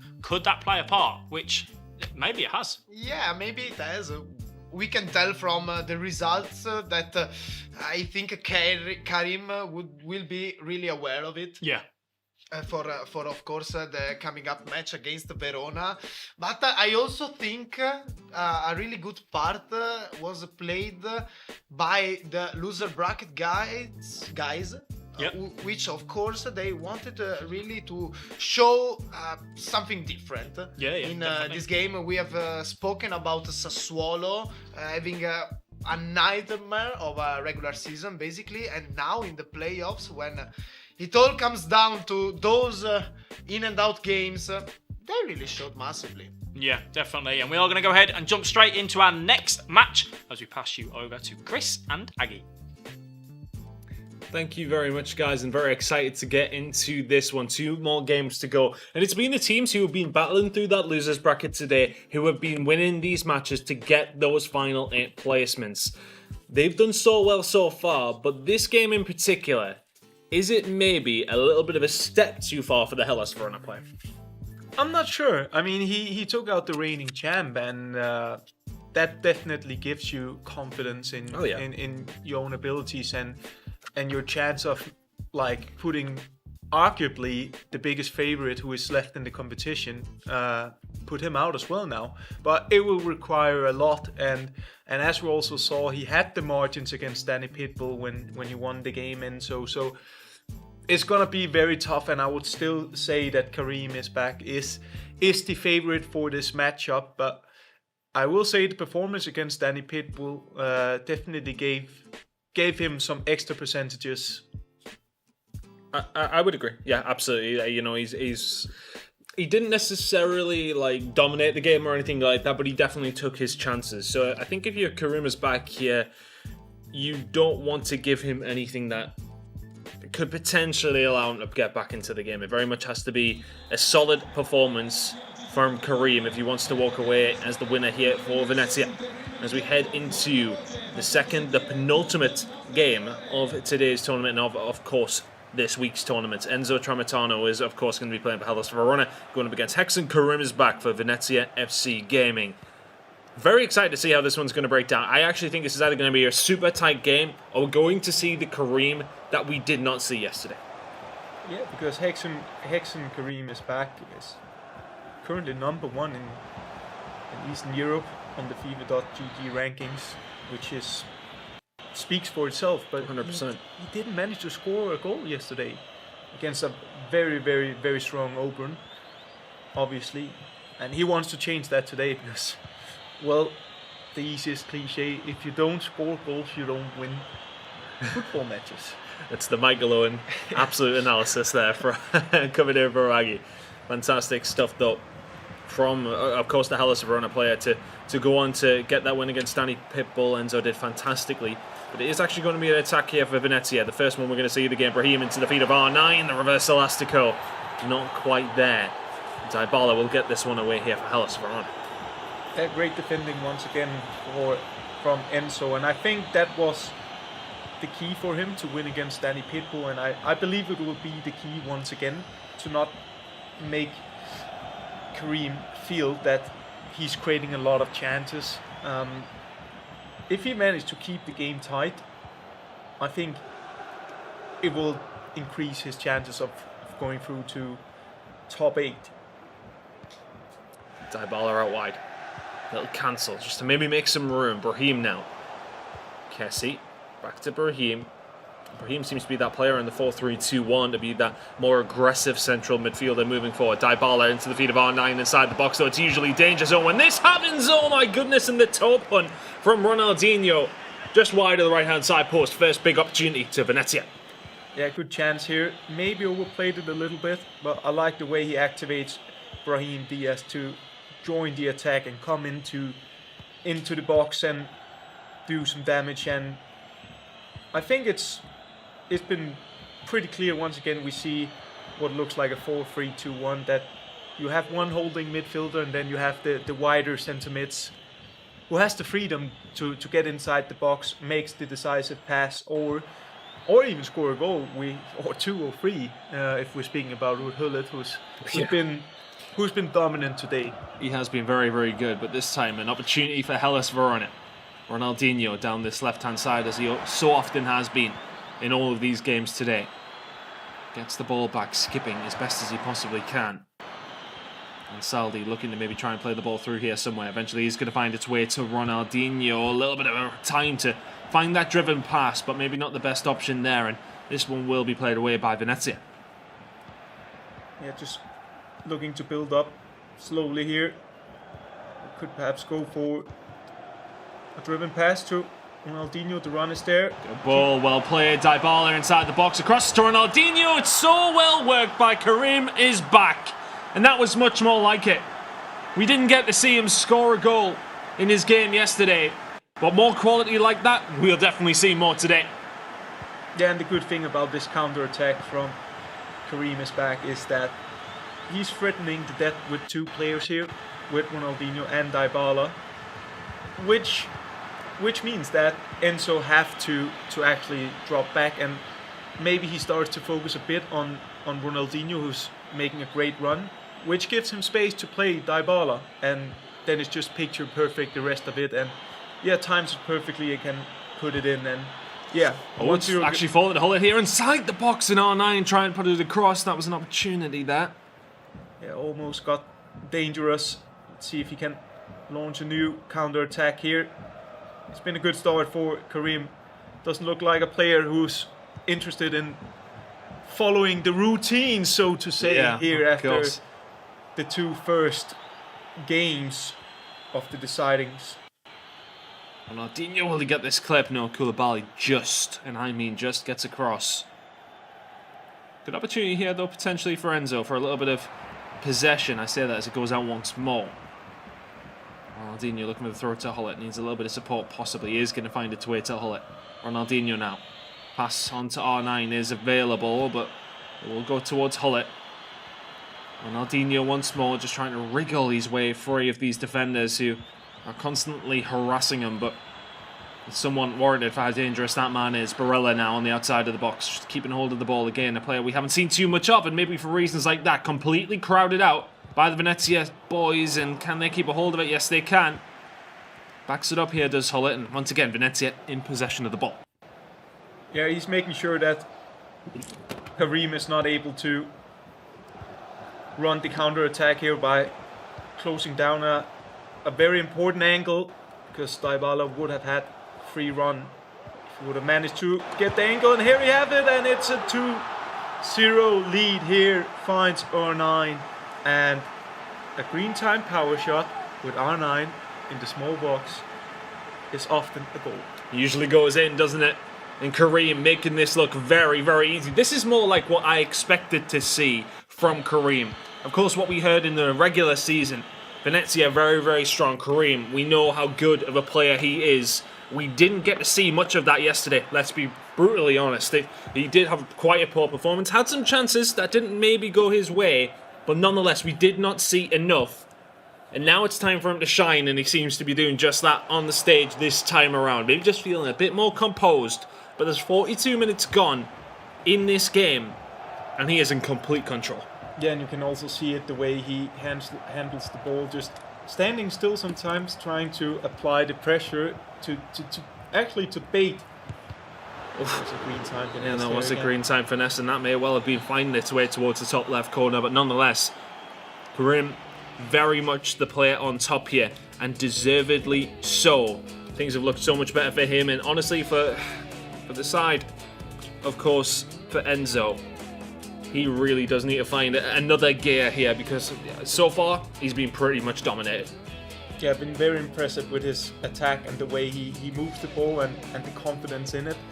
Like when you, and I talked about this before, but when you're standing still with your player and not doing anything, that can be one of the best moves, just because you're waiting for your opponent to make a move, and you can counter that. And it can be so hard to defend, because you really need to be disciplined with how far you push up with your center mids, because the primary function for the center mids or the CDMs is to cover and protect the back line. And if you put them too much out of position, you will be punished on this level. So he's doing very well. Karim is back with just trying to bait all the time and then accelerate the gameplay, finding R9 or Ronaldinho or Dybala, and it's been a success so far. But I think it's fair to say as Karim now moves himself forward for Enzo Tramontano in this scenario. Only 2-0 down. Look, it's not the end of the world. It's not done and dusted yet. Karim has been dominant, but really, for him, I think if he can get into the second leg without conceding another goal, he still does have a chance here. So let's see what kind of tactics he does employ. I think we probably won't see too much change up, but I tell you what, that's a run from R9 that you cannot just pass up this opportunity. R9, edge of the box, actually managed to nutmeg one of the players through there, and Hullet just can't quite squeeze his way through himself. And that was an opportunity there for Enzo to try and take, and now he may well be counter-attacked. Dybala now, moving forward. Pass across towards Kessie, recycles it to Hullet now. May well be heading back out towards Brahim and over towards Dybala. Kessie just waiting for the moment, just waiting for Enzo to maybe make a mistake. And have you done that by allowing R9 a little bit of space inside the box? Was looking for the pass across. Brahim can't get there. Hellas Verona just about survive. Well, he looks so dangerous when he's attacking Karim. He always has this triangle of players where he can pass it to or find the angles, and they're just waiting to receive the ball, the free strikers, the free attacking players from the free center mids that's there, and he's just waiting for the right opportunity. Looks dangerous every time he has the ball Enzo's pitch, but maybe he could counter it right now. No, nine just crowded out once more. Really good defensive work from Venezia and from Kareem, and it's actually going to be able to send R9 on his way. Ronaldinho now just gliding into the box as he so often does. He just ice skating and all the red timed. A mistake from Kareem, who curses himself in the top left corner. He knows that was an opportunity. I think it would have been difficult for Ronaldinho to convert from there, but the red time never going to work out. Yeah, he was looking for the driven pass for a tap in potentially, but Enzo did well to just cover the angle. Started to doubt a little bit because he was covering the ankle and not the actual man. So he started to attack the small space there was, but yeah, didn't manage to execute it and ended up panicking maybe a little bit with a red timed. But at the end of the day, it's getting dangerous every time he attacks. You sit with the feeling that something can happen very fast if you just stringle three, 4 passes together. So convincing performance so far from Kareem is back and for Enzo. Struggling a little bit at the moment, but as you also mentioned, Chris, loads of time left and the basics has been quite decent. Just need to ask a few more questions to Kareem's defense. When is he going to start asking those questions? That's what you have to pose if you're a Hellas Verona fan. Pull it now, in the middle. Out to Theo Hernandez. Got to pass on to R9 in the middle if you wanted it.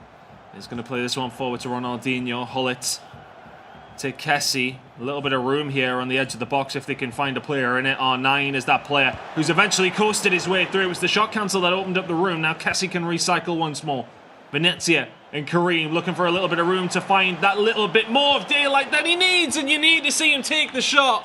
He has to take the shot there, does not choose to do it. And just that one step too far that sometimes you see some of these FIFA pros do. Sometimes it is about creating that 110% chance, but sometimes you have to take the 90% ones. Yeah, I think he got a bit overwhelmed with how much space he actually had. Was 100% chance, but decided to go for that extra touch, which eventually, overplayed it.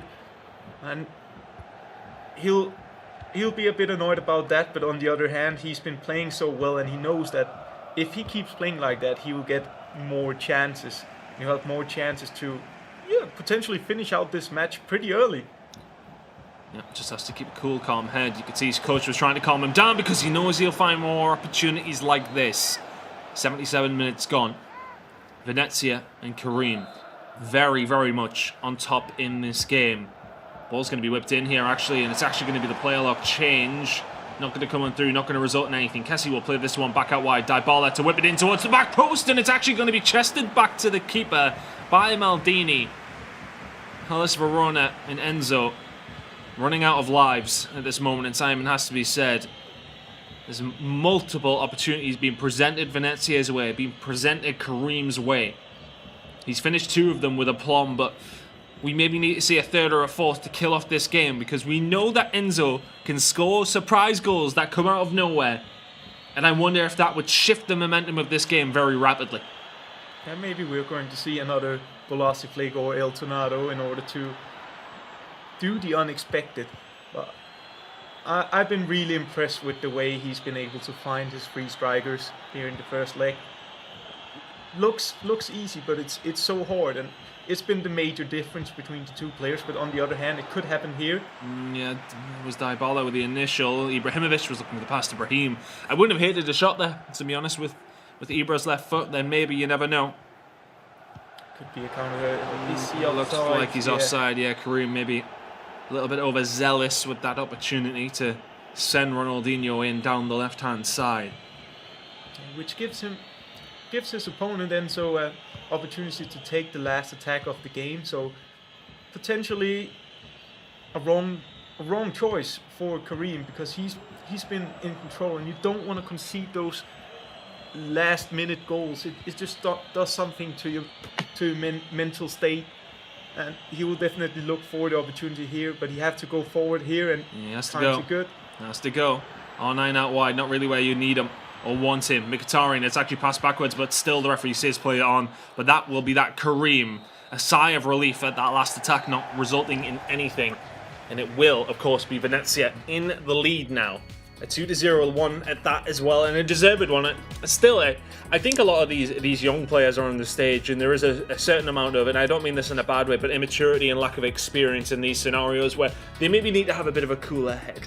Yeah, because they constantly look annoyed. Yeah, but they're also constantly looking for attacking opportunities, which describes this so talented new generation coming forward, and they rather try to go for that third goal instead of just, maybe putting the slowing down the game a little bit and just think, okay, I have a two goal lead. I might just make sure that keeps that way going into the second leg. And at one time it's pretty admirable, but on the other side, it's on the highest level. You'll have to be super clinical at times and maybe not doing the entertaining stuff, and just think about, okay, I have to slow the game down. Let's just do what's necessary. Yeah, absolutely. It's about that little bit of game management that we maybe don't see from these younger players, getting to that point of where maybe slow their game down a little bit, maybe just make this time tick by a little bit slower for the other side and just make it a little bit more difficult. But, I mean, look, they're entertaining to watch, though, it has to be said. But I think for me, I would just like to see him calm down. There was opportunities there. You can see how frustrated he's getting with himself if he isn't converting them. But not all of them go in. That's FIFA. That's just kind of how it works. I don't think it matters what level you're at. You understand that not every single one of your chances, it doesn't matter how well you create it, it doesn't matter how good you do in the game. Some of them just don't go in. That's just football. So I think I would like to see him maybe settle into it a little bit as we come back in the next 2 weeks. I would hope that he would maybe just calm it down. He's 2-0 up. He's looking fine. I think he wants that third goal, and we'll maybe see him relax as we're going to head into the second leg momentarily. Yeah, it's a prime example of how confident he is in his offensive abilities. Always looking for that extra goal, and it's a positive trait for sure. But it's also a risky move. It's a bold move, and hopefully for Karim, it's not going to haunt him.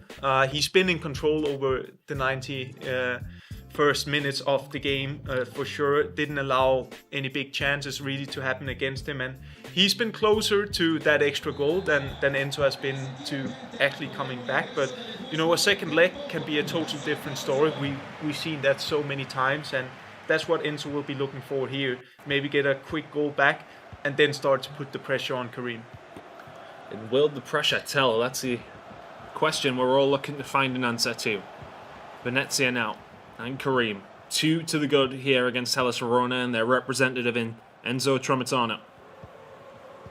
Yeah, looking forward here, using the speed boost with fullbacks to get the ball up on the last third of the pitch. It's quickly taken by Karim. We'll try to replicate that. Just possession football here for Karim.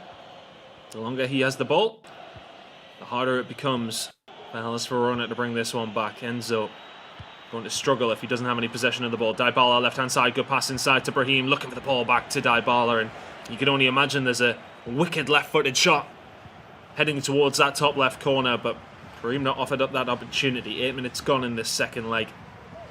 Hellas Verona still have a lot of time here with Enzo. Not done and dusted just yet. Yeah, the angle was there, and you'll see after what we have witnessed the last 2 days that if you get into the angle to Brahim Diaz's left foot or the Dybala's left foot, you should go after that finesse if you time it green. I mean, there's been many goals of them, and we see it here once again with R9 times it green. You have to chase those margins, and eventually they'll try to do that as many times as possible for them. Luckily for Karim, he blocked the angle and blocked the shot, and will try to find something here using the player lock a bit as a bait. Create some space for him to move forward up on the pitch.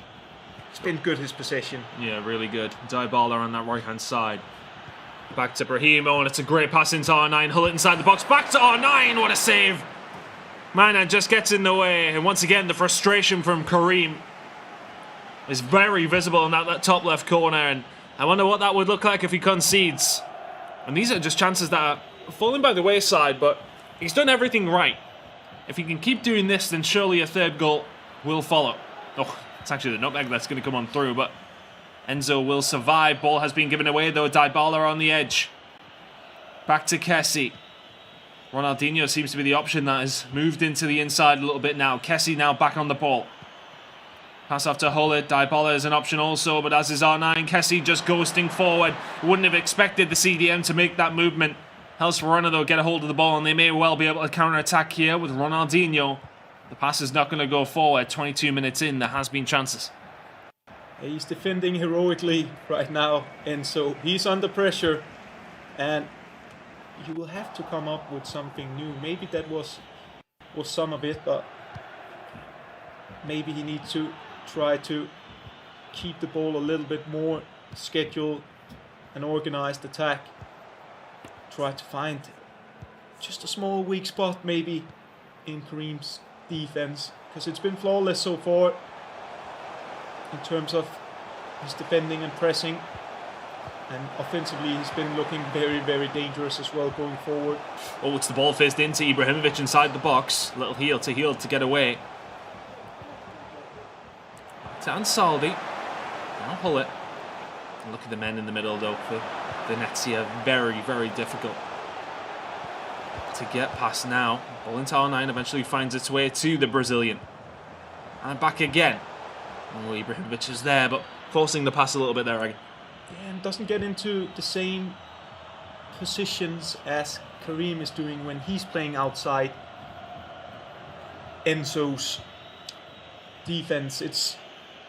He's having the ball a bit more centrally, which allows him to have more passing opportunities because he's having the possession with his central mids, as we've seen here.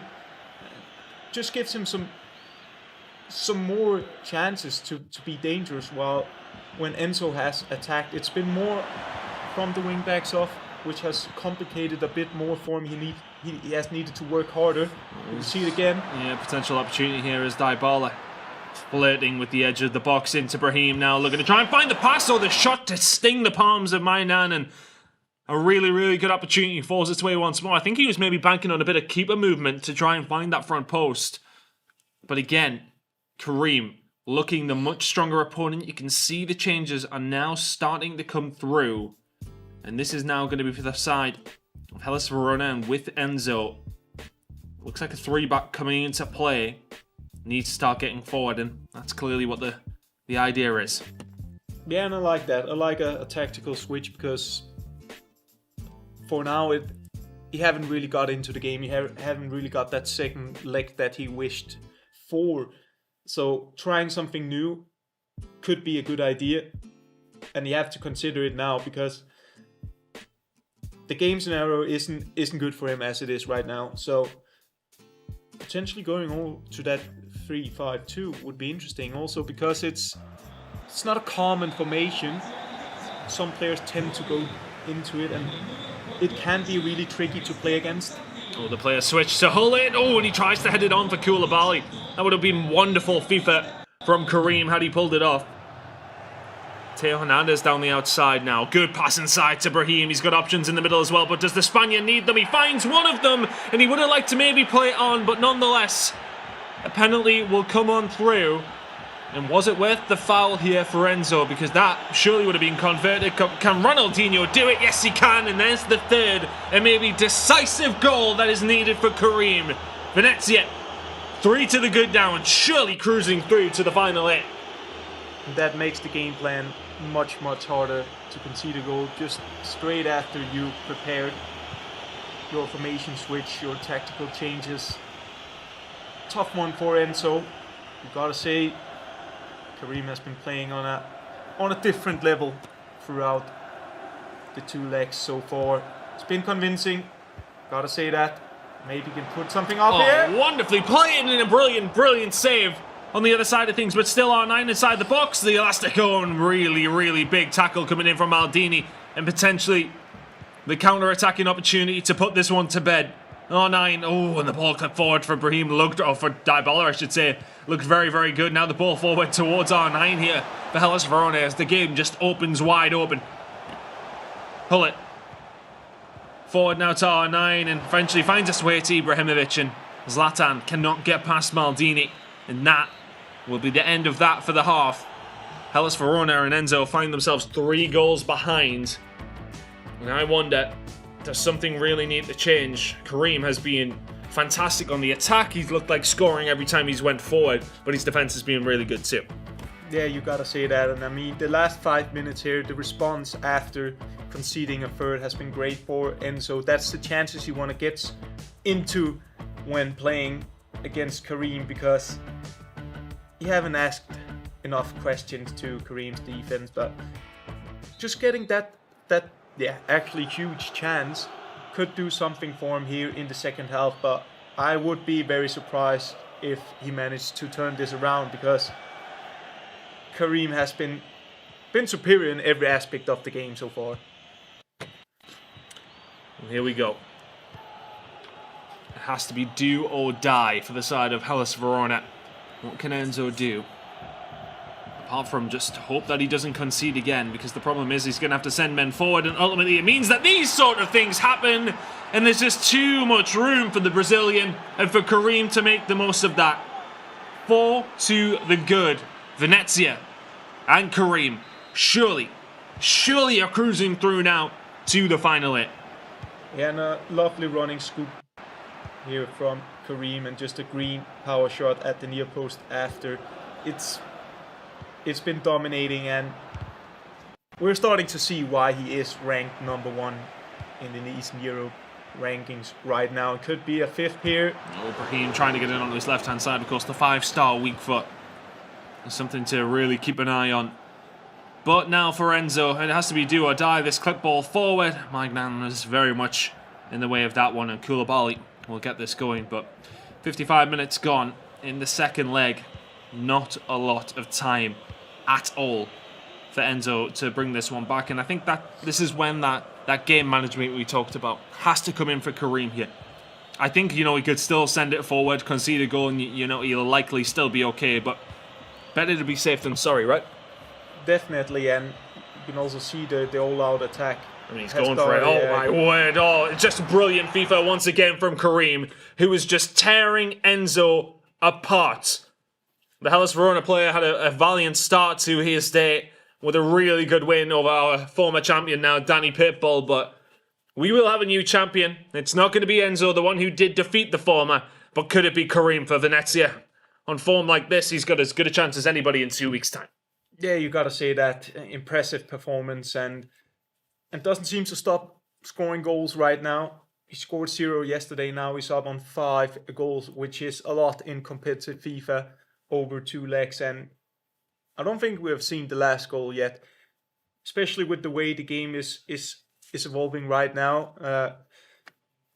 The 3-5-2 was a risky move, just because when you have 3 strikers who are pretty central, you really need to be disciplined with your 2 CDMs, and he took them quite a lot out of position, because he is chasing the game, and he needs to take those risks. And yeah, he just exploited that pretty much, Karim, and found his strikers. And then he had like 1v1 situation, 2v2 situations, 3v3 situation, and that's just very hard to defend against inside your own box on this level. Ibrahimovic plays it out wide to Mkhitaryan. We maybe even see a consolation goal. It's not looking likely. Ronaldinho will get this one away, and it just feels like the rest of this game is all but a formality, as Karim will try and get a hold of the ball. And it did look like it should have went Venezia's way, but nonetheless, Hellas Verona will get this one back. Just feels like a bit of a walk in the park, this game for Karim. When it was 2, there were still opportunities here for Hellas Verona and for Enzo to bring this one back, and there may well be one here. Could this be the start of a wonderful comeback? And well, no, not quite. Koulibaly, an absolute rock at the back of the defence. The poor pass, and Karim's reaction kind of gives you his emotions on that one, but the ball played into Ibrahimovic once again. It's just not as clinical from the side of Hellas Verona and Enzo, but maybe an opportunity here, and there you go. A goal back, and somewhat of a fortunate one. And again, Kareem just looking so frustrated. And I think that would be one thing I would look at in this game for Kareem is just a little bit more composure. I think in these scenarios, and look, I'm not a player who's playing on the biggest of stages, but I've seen plenty of esports in my time. I've seen plenty of competitors in my time, and having that kind of attitude isn't going to help you. You just need to chill. You're 5-1 up. You're good, bro. It's fine. Exactly. And we'll try to respond here, just making sure there's a lot of space to attack right now and keeping the ball very well here. Just making the right choice after right choice. And of course the curse of the commentator comes straight after. We are well aware of that, but nevertheless looks comfortable for Kareem, and he impressed me a lot today with the way he's been handling the game, especially offensively. Have so many good solutions in order to break down a defense, and especially the way he moves the ball outside the box really shows for me why we must consider him as one of the big favorites to win this competition. He may well get a 6th here if it wasn't for Barella really doing fantastically well to get across. Then he may well have found it. Darmian now here for the Hellas Verona side. 15 in-game minutes to go. And it is just passion from Kareem, I will say that as well. It's just, wanting to do well, wanting to have that perfect game. But we all know when it comes down to FIFA, it's very hard to have that perfect game, isn't it? And he just wants to be dominant. He just wants to win cleanly. He doesn't want anything to potentially come back and bite him. He knows he doesn't have any more chances. This is from the loser's bracket to get into that final 8. He's looking like he has basically one hand through on that placement. Could get a second hand on it with another goal here as Ibrahimovic is able to bring it back. Ronaldinho now inside to hold it. There's just acres and acres of space for Dybala. There's actually Ronaldinho getting back for the side of Hellas Verona. Yeah, now he's missing up front. Maybe he could still get something here. R9 is in a good position. Could he maybe cross this in? Dybala, not going to work. I think it's actually Mkhitaryan out there. Not working out. Really, time is very much not on Enzo's side. A valiant performance in his first game today, it has to be said. Really did well to defeat Danny Pitbull, but I tell you what, he may well get another consolation goal here, but Ibrahimovic, at his tender age, very much knackered, to be honest with you, I would imagine. With all the sprinting around they've had to do, it's going to be difficult to get these attackers enthused about sprinting forward to try and find 4 more goals. Yeah, he did mention in an interview as well recently that he's getting too old to play 90 minutes, and that was maybe a pretty good example for King Ibra, but also been playing with the constant pressure, so obviously the player's stamina is low, and even if he would have scored, it wouldn't have made an impact to the game, because we have our next competitor who is ready for the final 8 at the eSerie A team 2022. Kareem is back for Venezia, gets the job done in magnificent style, and a celebration to the camera, and telling maybe the haters, well, not myself included, to shut up, but that's a lot better from Kareem. He gets the job done in devastating fashion. A really, really good game from him, and very good sportsmanship from the boys. And Enzo, his day is done, and that will be it for him in the 22 season here for the Serie A team. And honestly, look, Enzo had a good performance, but just come up against somebody a lot stronger today. Yeah, commiserations to him. I think knocking out the reigning champion in the way he did, obviously a very tight match, but big respect to him. I think he did well. I think he was very strong in the defense, especially. But when he started to open up, he was just the better player, Kareem. 100%. Well, I'm actually curious to see what the studio think of that one, because an impressive performance for Kareem, who gets himself into that final 8. Impressive indeed. Kareem showing us why he is ranked number 1 at the minute in Italy, being a phenomenal player and performance. And I think in comparison to yesterday, we saw a more aggressive player wanting to take the game to the opponent and getting into that next gear, really, into the final third, and being the player that we know who can dominate. And Chris mentioned, actually, which I found interesting, that Karim, a little bit reactive. He's very emotional when he plays. He is. And I almost think, that can work against you at times, and we mentioned that yesterday. But also, that shows the level that he wants to be at, that even when he's got a 4-5-0 lead, if he concedes a goal, he's frustrated with himself, he's angry with himself, I should have done better there. And that's something good that a player could use. Yeah, I think only the greatest player has have this kind of mentality. Yeah. And by the way, in this match, for both the first and the second leg, Karim really took no prisoners in this game. And in this Veneto derby, of course, a very big joy for all the Venezia fans to get past the rival Hellas Verona. But on the Enzo side, I can't complain really much about his performance, because I think he was solid. But as our colleagues already mentioned it, I think of course, Karim was really the best player on the pitch today. Well, you let us know what you thought at home. What did you make of the performance of Karim? Was it exceptional, as we've said? But also, commiserations to Enzo. Unfortunately, doesn't make it through to the final 8 of the Serie A. I think, we played against Danny Pitbull and knocked out the reigning champion and put in a very good performance there, taking his chances when they did come. Do you think that game maybe took it out of him and that was always going to be a difficult one? Or do you think, what do you think happened there? Well, I think Enzo knew that today was going to be probably the hardest day of his FIFA career. And of course, already beating the reigning champion Danny Pitbull and his Cagliari esports was a really good result for Hellas Verona, because I think no one would predict that result in that specific game. Of course, now facing up the number 1 guy, Italian guy on the ladder, is always gonna be difficult. I think Enzo tried his best, honestly, but Karim was unstoppable today. Yeah, definitely. Really did take it to that next gear as well. And a little birdie told us that apparently Karim didn't do any warm-ups before this game. Is that correct? Yeah, actually, I had an insider telling me this new.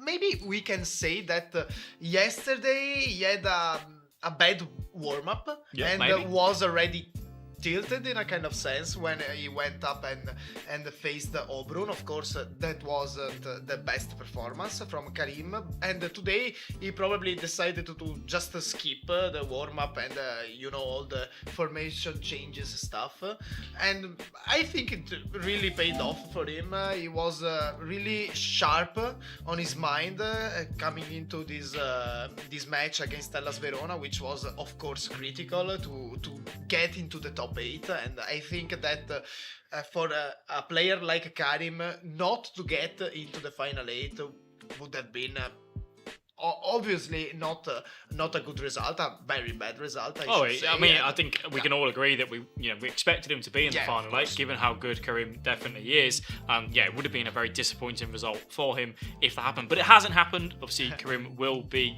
in that top 8. Just take a look through some of the highlights there. Aggie mentioned it at the time. R9 inside the 18-yard box, getting it on that left foot, the power shot, but also timing it. And I think when a player's on their day, on their game, when you're getting into the 18-yard box and they're going, you know what, I'm not taking any chances here, I'm going to time this finish and just say, keeper, it's either a goal or keeper's making a fantastic save, which obviously was nowhere near on it. Yeah, and of course, giving up this penalty to start the second leg was really hard for Enzo, because of course, when you are still losing by 2 goals, you still have that hope on your mind that maybe with a little bit of luck you can come back into the game.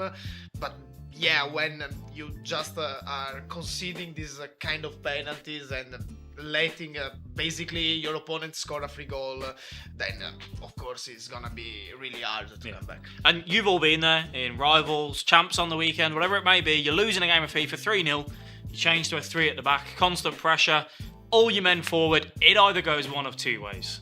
You get a goal and you do that comeback like we saw Neto do yesterday, made that comeback and clawing back those 2-3 goals, or you concede more. And that's kind of what happened there, wasn't it? Yeah, I think, of course, Enzo had to try anything in order to come back at least some of these goals. Of course, he had to put 3 on the back to get a more offensive style going on. I think it hasn't really worked pretty well for him, but at the same time, very big credit must be sent to Enzo, because of course the result of taking out the best player of last edition's tournament of this eSerie A team is already kind of something you can tell in the future to your kids, you know. We say that, but also with professional FIFA players, they're always going to be disappointed, obviously, if they haven't made it through, which although you can take out Danny Pitbull, but you can still be very frustrated that you haven't made it all the way. But saying all this, we have got a game coming up very shortly. We've got Inter Esports with Neto, which we saw yesterday, which, you know, unfortunately didn't make it through straight away. He's come dropped down into the loser bracket, but the comeback was absolutely crucial. It gave him a lot of motivation to obviously go through onto the penalties, but he didn't put a single penalty in the back of the net, did he?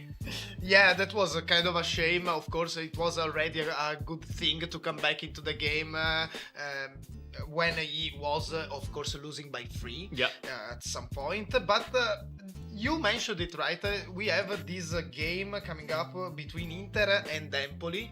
And those were actually two teams in the same group, the Group C of the regular season. And if you guys are wondering at home which were the result in the two legs of the regular season between those teams, well, I'm gonna tell you that Empoli lost 1-3 in the first leg. But the second leg went even worse for Empoli, because they lost 5-0. Really? Yeah. Wow. So Inter scored 8 goals and only conceded 1 in this matchup in the regular season. So I think it's gonna be really hard for the Empoli esports player. But pressure is on. Obviously, Empoli have already played one game today and won to come through into that. So maybe the hands are warm, the head's there. And it'll be very interesting to see if Neto can take it all the way and advance through to the final 8. But we're going to send you over back to Chris and Aggie to bring us the final game. Well, here we go then. Yes, the final game of these 2 days, the final opportunity to find yourself in that final 8 for a chance, of course, to that €50,000 prize pool. Nelly said dollars, not the right place. Euros, of course, on the line here for all of these players, but they need to get the spot where they can compete for that first, and the final opportunity is here right now in between Inter and Empoli, and it should be a very, very good game. We just looked at that. We had a little chat about it. This should be an absolute banger. Definitely two offensive-minded players, which we have seen are very, very good at accelerating the game, playing with a high-paced game, creating chances, being creative, and we saw Neto struggling a lot yesterday, but suddenly out of nowhere started to play amazing offensive FIFA and really applying the pressure to one of the most experienced players in Italy. And then we have Artixel, who we saw earlier on today, showing very, very good stuff as well in the attack. So I think we're in for a treat. I think we're in for a very offensive match, much back and forward. The two players have been waiting for quite a while, since it is the last game of the day. So they're really excited to kick off now and show their abilities. Well, we'll be getting to see those abilities very, very shortly. You can see the referees on stage just getting things figured out, and we'll be heading directly into this game. I've seen a thumbs up there, and that sounds like it's a thumbs up for the final game of the day.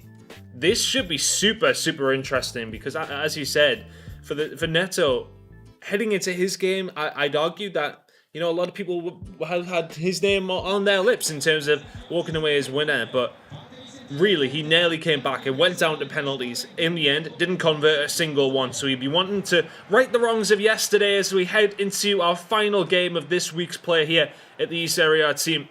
And we are very excited to see the conclusion of these last 2 days and get ready for those final 8 in 2 weeks' time.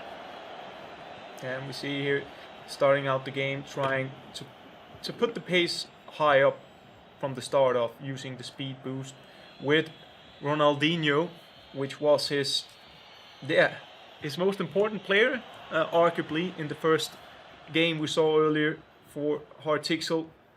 So, going to be interesting to see, because they both strike me as very flow-based players who likes to do, you know, the delicious stuff with the ball, making the fancy plays. Oh, an opportunity there for Inter. Ronaldinho in the middle from the side of Inter Esports. And of course, Neto representing his club there.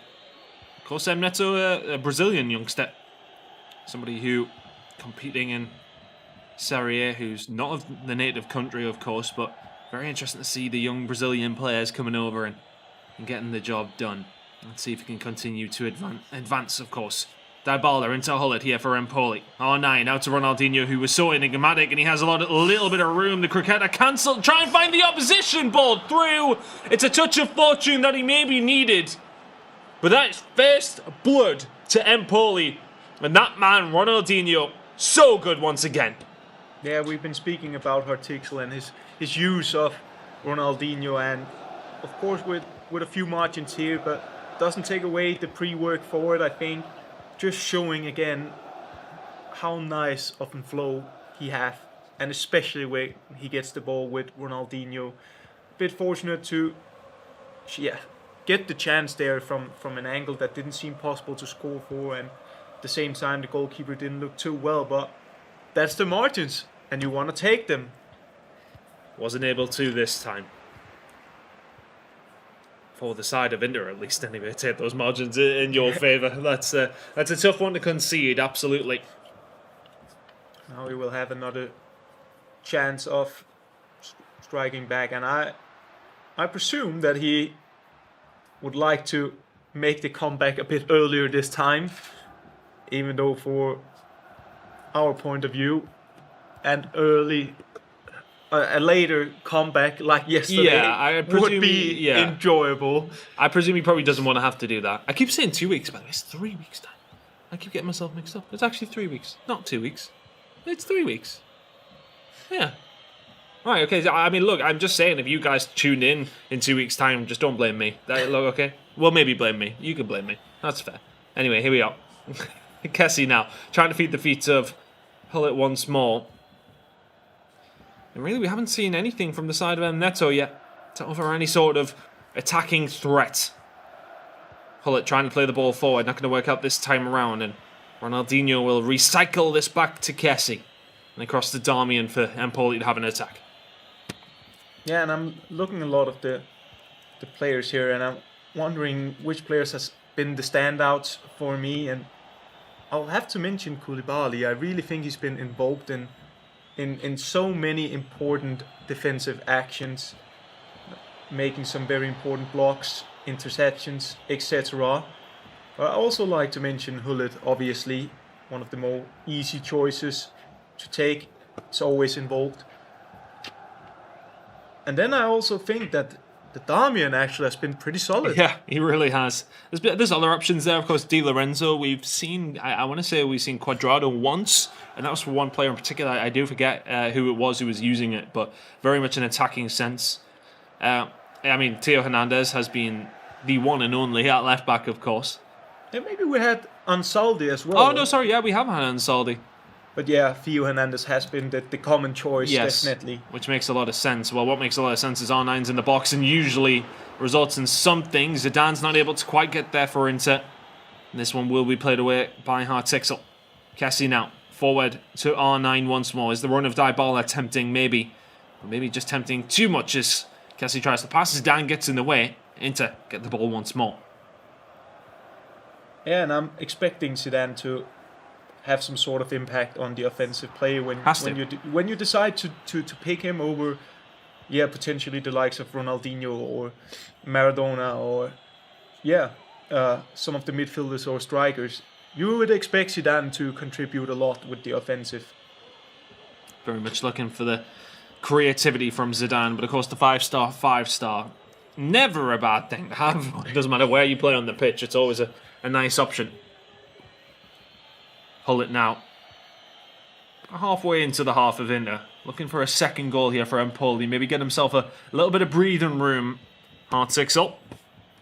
Hullet forward to Ronaldinho. And just trying to get him off the ball with Ronaldinho as much as possible because we've seen how much damage he's been doing. Look at this run from Ibra. It's tempting for maybe just a moment. Will eventually find its way there. R9 now moving forward with the ball. Getting the opportunity to sprint. The little ball roll gets him that little bit of room. Ibrahimovic doing exactly the same. The sliding tackle was maybe a little bit risky, but it's opened up a little bit of room for Ruud Hullet. Oh, it's not far off. It really is not far off for the side of Inter. And that was a potential goal on the cards. The first time we've seen him really threaten here, Neto. We need to see more of it. Yeah, that was a good sequence of FIFA for Neto. I like the way that he kept possession of the ball. We saw Hartixel coming down with a sliding tackle and just made the ball roll to protect the ball and keep the ball in his own favor. And that eventually resulted in a good finesse chance, but it wasn't timed, and that could potentially have made the difference here. But nevertheless, Hartixel is on the ball now and will potentially try to launch the last attack of the first half. In the 44th minute, and of course when you hear us saying that, if you guys at home are wondering what we mean, it means they want that final moment. They want that final opportunity. They want to be able to have a shot, and whichever way it works out, well, you're not going to have the opponent have a shot back at you. And Ronaldinho, usually it works out for the side of Hartixel. He is going to get himself a corner ball out of that. A little bit of room once more in the reverse elastico. Just so much room for the Brazilian. Onto the edge for R9. The shot cancel. Oh my goodness me. The cricketer as well. Hartixel plays very, very nice FIFA. But that time around, it doesn't work out in a goal. But it would have been worthy of one for just those couple of moments. Yeah, it's a very nice flow. It's so fluent the way that he dribbles, especially with the La Croquetas and the skill cancels. You really see what he's capable of doing in the offensive side of the game. And defensively, he's been looking pretty solid as well. I mean, allowing one long shot on the finesse so far, but otherwise than that, Neto haven't really been creating a lot. And I wonder, we've seen already out of 3 games we've seen complete. It has, of course, been the player who's won in the losers bracket, who's went on to win again in their second game. And I wonder if momentum really plays a part, having a moment to have that moment on the stage and win a game on the stage today, to then go on to then have another. And I'm curious if that is maybe playing a factor in some of these games, because obviously already Hartixel nice and warmed up, already played a game, a very good game as well. But in there, maybe slowly growing back into this one with Hullet. Goes for the shot, the defender always in the way of that one. But starting to knock on the door just a little bit, and that's actually going to be a player switch over. Oh my word, that would have been unbelievable. It goes over, but that would have been probably the best goal we've seen so far this weekend. And I know we say that a scorpion kick always looks good, but the technique in terms of the FIFA ability for Neto to pull that kind of thing off from the corner, quite astonishing at times. Is it too harsh to expect that he would have greened it as well? Maybe. No, I mean, we saw Neto using this corner combination yesterday with mixed success. I mean, he got some pretty big chances, and obviously you want another player than Koulibaly just on that chance, but it would have been spectacular if he would have scored there. And we see there as well when Hartixel is running down the wing, he starts moving the goalkeeper instantly just to prevent those potential crosses in, just to make sure that he's not going to have a cross he can head it into. Oh, that always looked like it was going over. Sorry to interrupt you there, Argy, but yeah, if anybody but Koulibaly, I mean, I'm quite impressed that Koulibaly tried the scorpion kick, to be frank. I didn't know he was that athletic, to be frank. Yeah, one of those, and in those moments, you see somebody else on the end of that, usually that's in, but I mean, he really wasn't far out either, was he? Yeah, it was a spectacular move, and yeah, we love a scorpion kick. And it doesn't matter. Who doesn't? Yeah, and it doesn't matter which player is pulling it off. It could be Koulibaly, it can be Magnon. It doesn't really matter for me. I just want to see it. It gives something. As we can see here, an early substitute has been made. Ibrahimovic is taken out, and well, then we won't see the scorpion kicks. Probably he's one of the players who really knows about that. Yeah, every time I'm playing with it, if I got Ibra in a draft or something like that, every shot I have, I'm holding L2. Yeah. You best believe it. Here we go with Zidane. Kessie now forward to hold that really good play. Zidane may be able to unlock this defence. Not quite. Definitely feels as if, though, Neto is growing into this game a little bit more. And maybe that's true to form on the talk that we just had about maybe having that little bit of momentum for the players who've already played today. It's that little bit of experience. You'll feel a little bit more warmed up. And it is sometimes a factor with some of these lower bracket runs that these players who are further down start further in. They have more time to get comfortable in that environment up there. And it shows in the scoreline right now as Empoli do have the lead. Hartixel, the beneficiary, obviously. Oh, and he actually has given away the ball here, Neto for Inter Milan. The ball's going to be clipped forward. That sliding tackle was maybe a little bit dangerous. I think it was supposed to be a clearance. I think it would have been a little disappointed if that resulted in a penalty. Yeah, I definitely think you have a point in terms of like the momentum and. Did you ever kind of suffer that kind of thing? Is it? Yeah, because I always felt like as a player that and I've been repeating this over the last 2 days here that the first game of the day was for me the hardest one, just because you need to get used to the settings, the circumstances, the environment, and build on that confidence. And for the players who lost yesterday, they didn't got introduced to the environment with a positive experience, while the guys who's coming from the loser bracket, they won their first match, so they had a positive debut, so to speak, at this stage of the competition, which can do something, and confidence is everything, and potentially we can see some more confidence here from Hartixel. Oh, every time that little cancel of the croqueta comes on through. We were discussing it as well. It's very difficult to pull off in this game in particular. I mean, I could do them in the last game, so that tells you a lot. But this one, haven't even attempted it because I thought you couldn't, to be honest with you. But nonetheless, we're really getting a showing of high-level FIFA here from both these two players. Is there an opportunity here for Neto to maybe find a goal for Inter? Look at the run here from Ibrahimovic. Chooses not to do it. It's maybe just a bit. The switch back to Zidane is not on, and Empoli will survive. So far, so good for Hartixel, but I definitely think he would like to have a goal more, as he got in his previous game, where he got that 2-3 goal lead pretty early at the second leg, which we'll jump into in just about 9 minutes. And that really took off a lot of pressure for him, because obviously these players would have analyzed as well on each other, and he would have watched the game yesterday and say, okay, if there's 15 minutes left and I'm only leading with 1, or with only 2 for that matter, I'm not safe yet. No. I just witnessed that yesterday, and that plays a huge part as well. Obviously, all the players here knows each other and have studied each other to the full end, just to make sure they're aware of everything. It's so well played. The skill moves from Ronaldinho is what opens it up, and the chance comes out of nothing. That is sublime FIFA from Hartixel. And it's the turn with Ronaldinho. I think it's a McGeady spin cancel by the looks of things, and it just opens up the largest of doors, and even a smile from the player's face there. A well-worked goal, and you'll want to see that one again. Yeah, the good stuff comes from Ronaldinho. At Again. the moment, it seems, for Hartixel. What a goal, and it is the McGeady cancel, as we have seen Hartixel use a lot of times with great effect, and a hard one to take for Neto.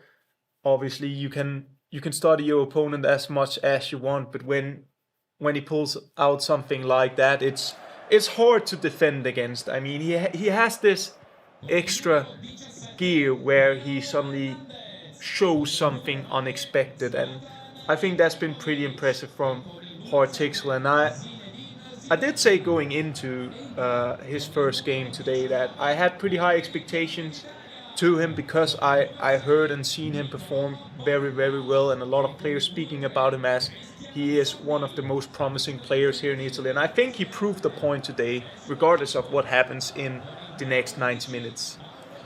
Well, those next 90 minutes are going to be coming up very, very shortly. But yes, for Hartixel, that is a goal that will put a nice little stamp on this performance in the first 90 minutes.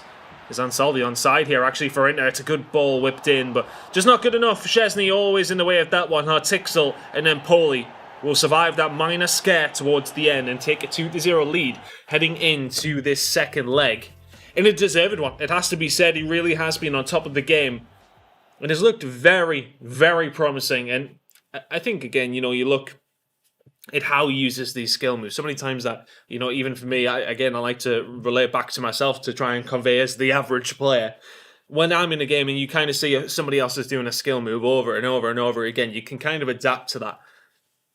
He has so many. Yeah, he has so many and he has so many things in his locker that he can use to try and break you down. We hadn't seen that in this game specifically. That in particular move from Ronaldinho coming out with the McGeady spin cancel perfectly nails it, because there's so many times you can do that. You can come out left, right, but he does the perfect 180, pass the player, pass it across, and a really good finish from R9 is obviously needed, but is very much expected. A fantastic goal there from the youngster. And now he just needs to hold on, because defensively he has looked sound as well, really. The Inter player in Neto hasn't really had much to write home about. No, I think you nailed it there by saying that he just had those extra moves in his toolbox. I mean, that's been the major difference for me, like to just do the unexpected against a defense that haven't been bad at all from M Neto. It's just been two really good plays offensively from Hartixel, and he would like to keep that up. And for M Neto, he want to start creating some more chances, and not necessarily only just on corners. He wants to do it in open play as well, just to gain some more confidence. But it's looking tough. I think Hartixel is looking like a player who wants to get the third and potentially bury this game. Yeah, you feel like the third would probably do it, but you can never count out M Neto after yesterday, so who knows. But of course, just to remind you guys at home, it's the Empoli blue kit for the side of, Empoli, and that's just going to be an opportunity that's straight at Chesney. And he has to score and he kind of has to score that. Sorry, I get caught up in explaining the kits, and there's an immediate chance, but that's one that has to be dead and buried. Yeah, and he had the time to just watch the goalkeeper movements, and he even greens it. I mean, he had all the time in the world to just wait for the goalkeeper movement, and he ended up, shooting in the middle, just in the hands of the goalkeeper, and he'll not be satisfied about that. But on the other hand, it did also show him that I can create these chances. I can make potentially a major comeback once again. Ronaldinho now turning it around to Theo Hernandez. Hullet trying to play the one forward, can't quite get it there.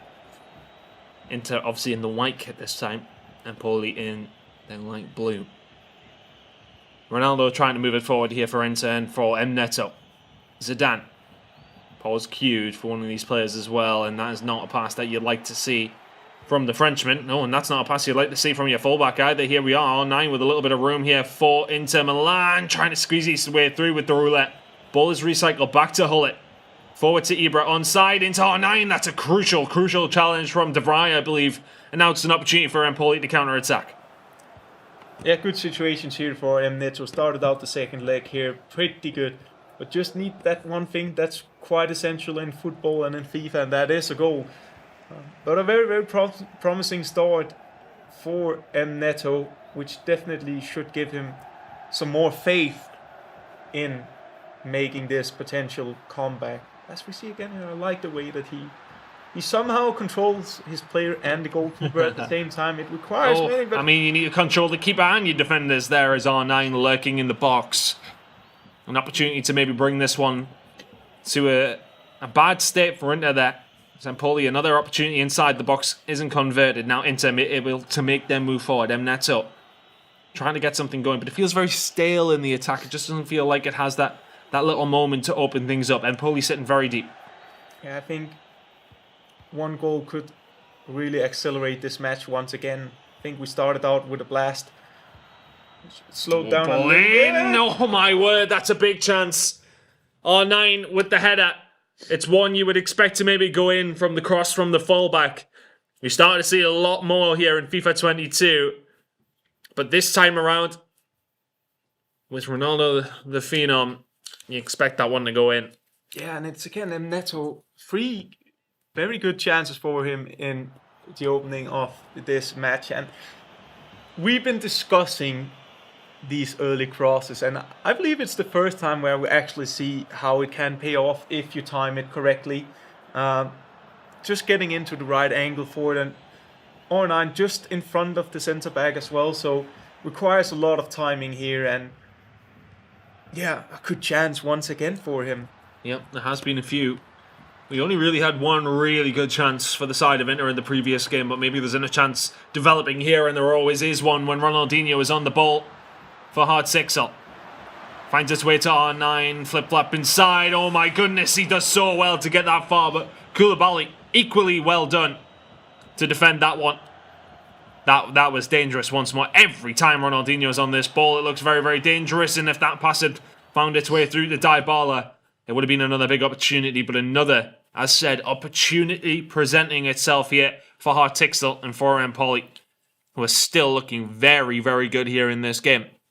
Yeah, it seems like if he get past the first man with some dribblings, Just it looks opens like it he wide can. open, Yeah, it looks like he can dribble the entire team in a telephone box, pretty much. It's that kind of flow we see from Hartixel. Very impressive, and also important for him mentally just to reply back and say, "Yeah, you might got 3 big chances, but I'm still gonna create chances as well. It's not gonna be that easy for you. I'm not just gonna sit back here and defend this game out. I'm also going to try to score more goals." That's exactly what he's going to try to do here. I think he knows a third would probably kill it off. You would think so, at least anyway. With the way that, the chances, yes, they presented themselves here for Inter in this first 30 minutes of in-game time, at least anyway. But they haven't been converted. If Hartixel can find another goal, he'll absolutely believe that he can advance on through. Just wasting the time down. Good game management from Hartixel here. Just waiting for the right opportunity. Know that the clock is with him, but loses possession here. And is he going for a more direct opportunity? Seems like gets the ball with R9 back to Zidane. We need to see something from him. That's a good dribbling pass. Well played. Hernandez looking for the pass into Ronaldinho. Just played early, but can't play that one through the defender. Ball played all the way out to Hernandez, and maybe we see Hartixel try and keep hold of the ball, but he is going to lose it once more. Hullet in the middle of the park. Really good ball forward towards Ronaldinho here for Inter, trying to skip inside. That ball roll not quite timed as well as you would have liked if you are Neto. And this ball's going to be played away to Dybala, room to run into as well. Turns this one around, looking for a pass. I think Hullet may be on, but as is Ibra, could the knockdown be there for R9? Not quite. 39 minutes, and I think if you are on the side of Inter, you maybe need to make the most of this opportunity. Is the ball going to be on there for R9? The chest down is a little bit strong from the Brazilian, and that may well be the final opportunity for him in this half. But like the body language from Neto, he's not too frustrated. It's just in the moment, just shows a bit feelings, but then he's back into the zone, very focused. He knows this is still doable. With just 2 perfect actions, he could potentially come back. But as we speak about, clock is ticking, and Hartixel will take the last attack here of the first half. Oh, Willie. He's going to give the one away, but Safe not going to by the work goal. out there. And in the end, Neto would not get another opportunity, but neither will the Empoli side. Fantastic stuff by Hartixel once again. Just has looked the more likely all the way through in defending that 2-goal lead that he found in that first leg. Yeah, he seems to have shaken off the not the best start here in the second leg, and started to create chances himself as well. At the same time, shutting down Neto slightly more. But I think he's also aware of what is going to happen if the result stands as it is, and we're getting closer to the end of the game. Then we will see the massive pressing play, the all-out attack, everything from Neto. Ronaldinho moving forward here from Neto. It's going to be the finesse, and it hits the post. It's another opportunity. One that he didn't really construct, but nonetheless he takes the chance. And, as Alex said in the previous commentary, if you don't buy a ticket, you can't win the raffle.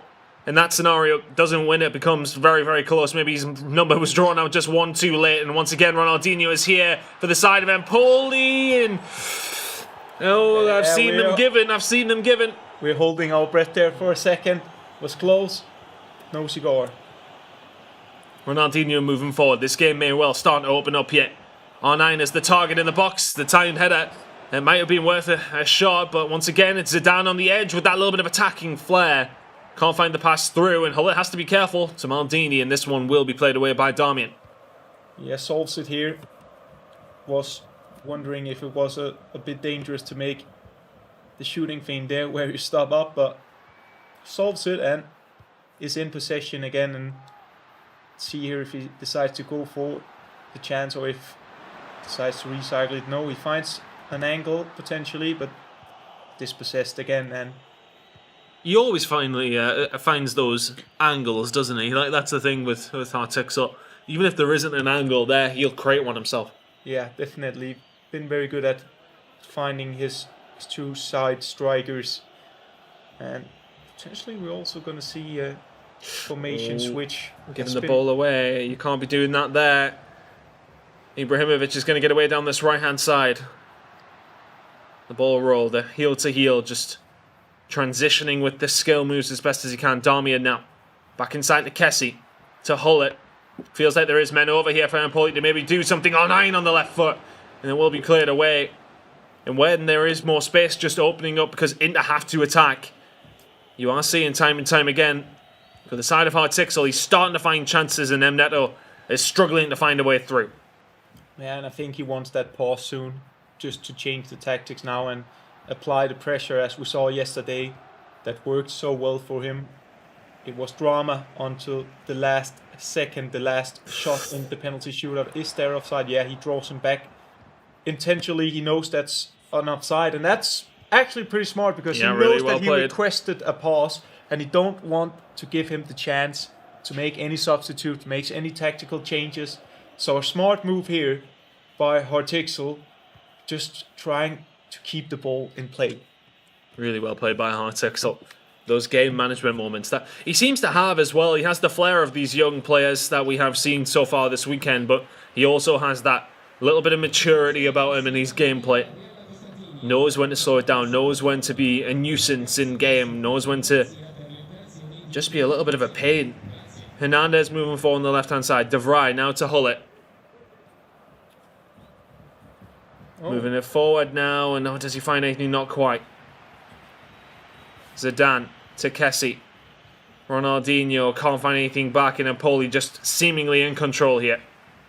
Yeah, and as we also can see, let's just follow this before. We'll touch on it in a second. Let's see what Ibra can do from here.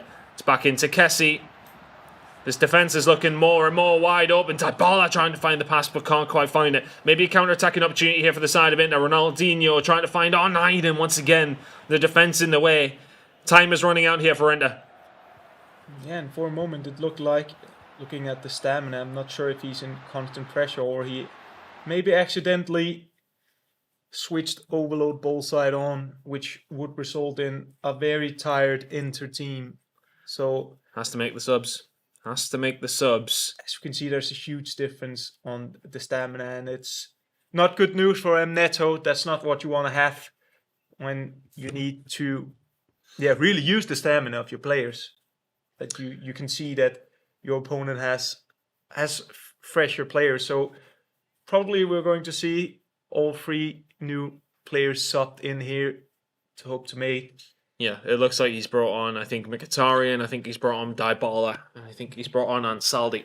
Yeah, look, Mkhitaryan, Dybala, and Ansaldi all on, but look at the stamina of the rest of his players. Doesn't look good for the side of Neto, but at this point in the game, in his previous game, it really didn't look good either. And what happened there? He ended up forcing penalties, and yes, okay, he did lose that, but the composure to try and bring this one back. Just so well played, and he's really going to have to play around these players who have that fitness, but that pass is not going to find its way forward. Brahim here for Empoli. Hartixel, it has to be said, has played a wonderful, wonderful game of FIFA. Kessie, ball forward, R9, could this be the final nail in the coffin? R9's going to have a wide open net because he moves the keeper over, and that has got to be game over.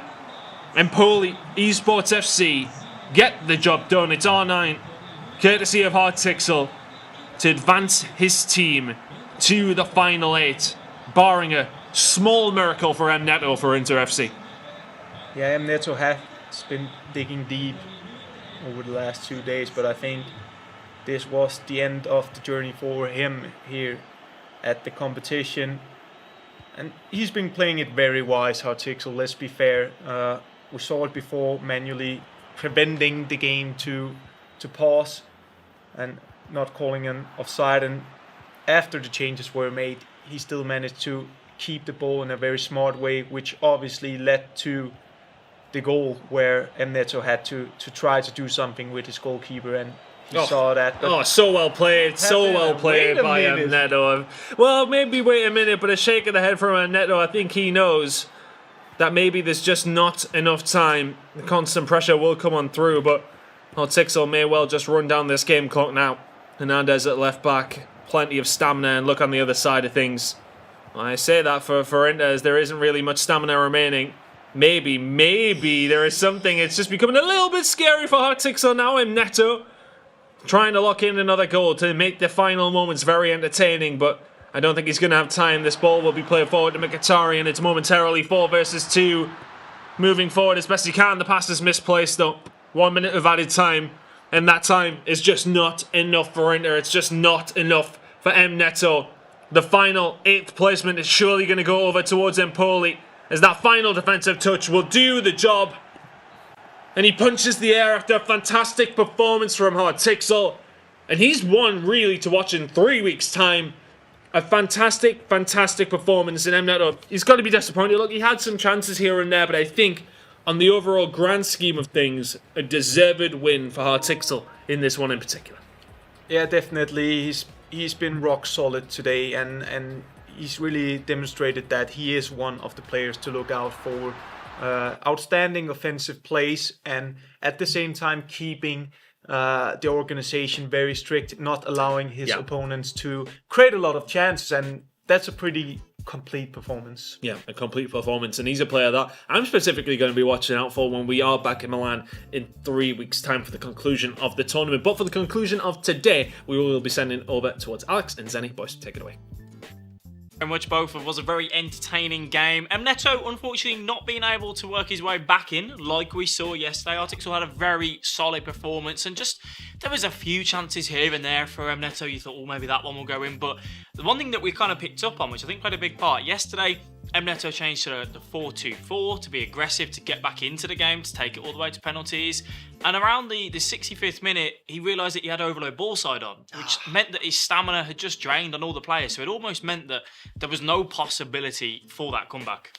Yeah, and if the FIFA analyst himself tells you this story, it's probably true. And I think, though, we gotta give it some credit to Tixel, one of the biggest surprises of today's matches. And of course, Neto never really gave up.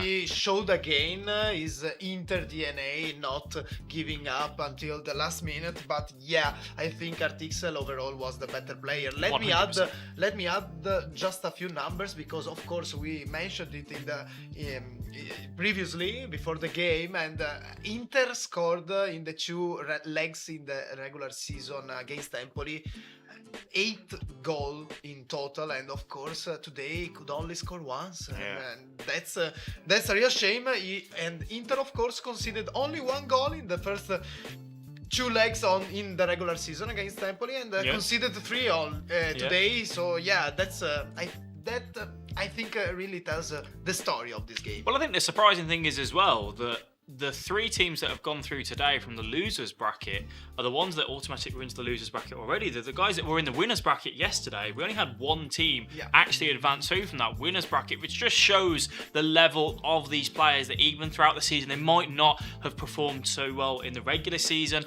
You know, into there being 3rd and coming into that obviously originally into the winner bracket and then dropping down into the losers. It just shows the level of these players, that regardless of whether you're in the losers or the winners bracket, anyone can beat anyone. Yeah, they are all really close matches. I think we have probably the best 8 players who showed in this playoff why they are getting into the top 8 in 3 weeks' time. But at the same time, of course, also the players who are going home after these days can have something positive to take away from this experience, from this tournament, in order to improve themselves and their FIFA skills. Yeah, definitely. I mean, it's always something that players will be disappointed to be going home, but being back at LAN events now and whatnot, they can go home, they can analyse, they can work on it, and then for the next season of eSerie, I'm sure they'll all be wanting to come back and obviously have another shot at it next year. Yeah. I mean, do you have any particular players that you think, you know what, this is who I think is going to win? Well, that's a tricky question because, of course, our colleagues, the casters, already mentioned it. We have like this power of cursing our favorite players from the caster desk, so that's very, very hard to tell if I have a favorite because probably I'm cursing them right now. But if I have to choose 2 players out of the top 8, I would probably choose Obrun and Karim. Not only because they are the top in the top 5 of the ladder. Of course, we have Karim number 1, but also Obrum is number 5, if I can remember correctly. And I think they are pretty much my favorites for the final win. But honestly, I will keep an eye also on Artixel because his performance today was basically unstoppable. He played honestly, basically a perfect FIFA. Yeah, he did this season. He was definitely. really good today. Yeah, and not to, try away, obviously there's lots of players. Montax are another one as well. Of course. That played very well yesterday. Big win over Lone Wolf on that, so definitely one to look out for. But you let us know, who do you think is going to be crowned the eSerie A champion in 3 weeks' time? As we have just got the highlights up from the game that we just saw between Empoli and Inter, which obviously is Empoli that have gone through and advanced through the top 8, and it is Inter that unfortunately do leave us as Hullet doing what Hullet does best inside that 18. You give them those chances, but by that point it was just a little bit too late for Neto to kind of come through, and I'll let you take it away with the bracket. Yeah, because Empoli winning this last match is going to the top 8, and of course together with Venezia, Sassuolo and Fiorentina Esports, who really showed why they deserved the spot into the top 8, and of course they reach also the 4 teams who qualified yesterday,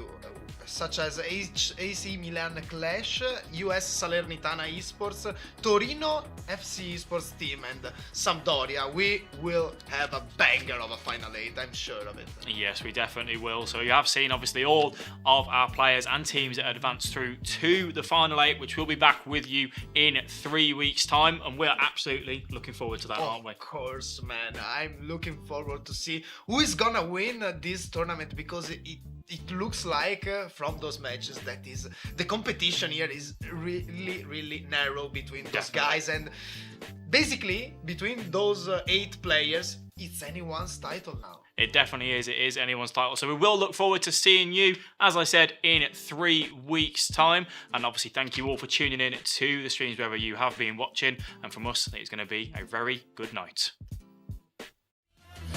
Cold-hearted warrior, I never rest on my laurels. No matter the battle, I come back like I'm immortal. Undefeated, yeah, been this way since I was born. Exhibiting the true mark of the champion. One thing I know, no practice against that foe, and then we'll be coming back to sound winning. Roll, but when it gets down, when we don't stop, time to break through. Come on, free, inside a new world front. We're gonna be a champion like me. I'm a champion. I'm a champion. I'm a champion. Heart of a champion. You're a champion. Heart of a champion. You're a champion. And stop. Don't stop. Come on, friend. Keep it going. Champion, no when it gets down, no when it gets down, time to break through and come on, free. Thanks, I know we'll find we're part of a champion.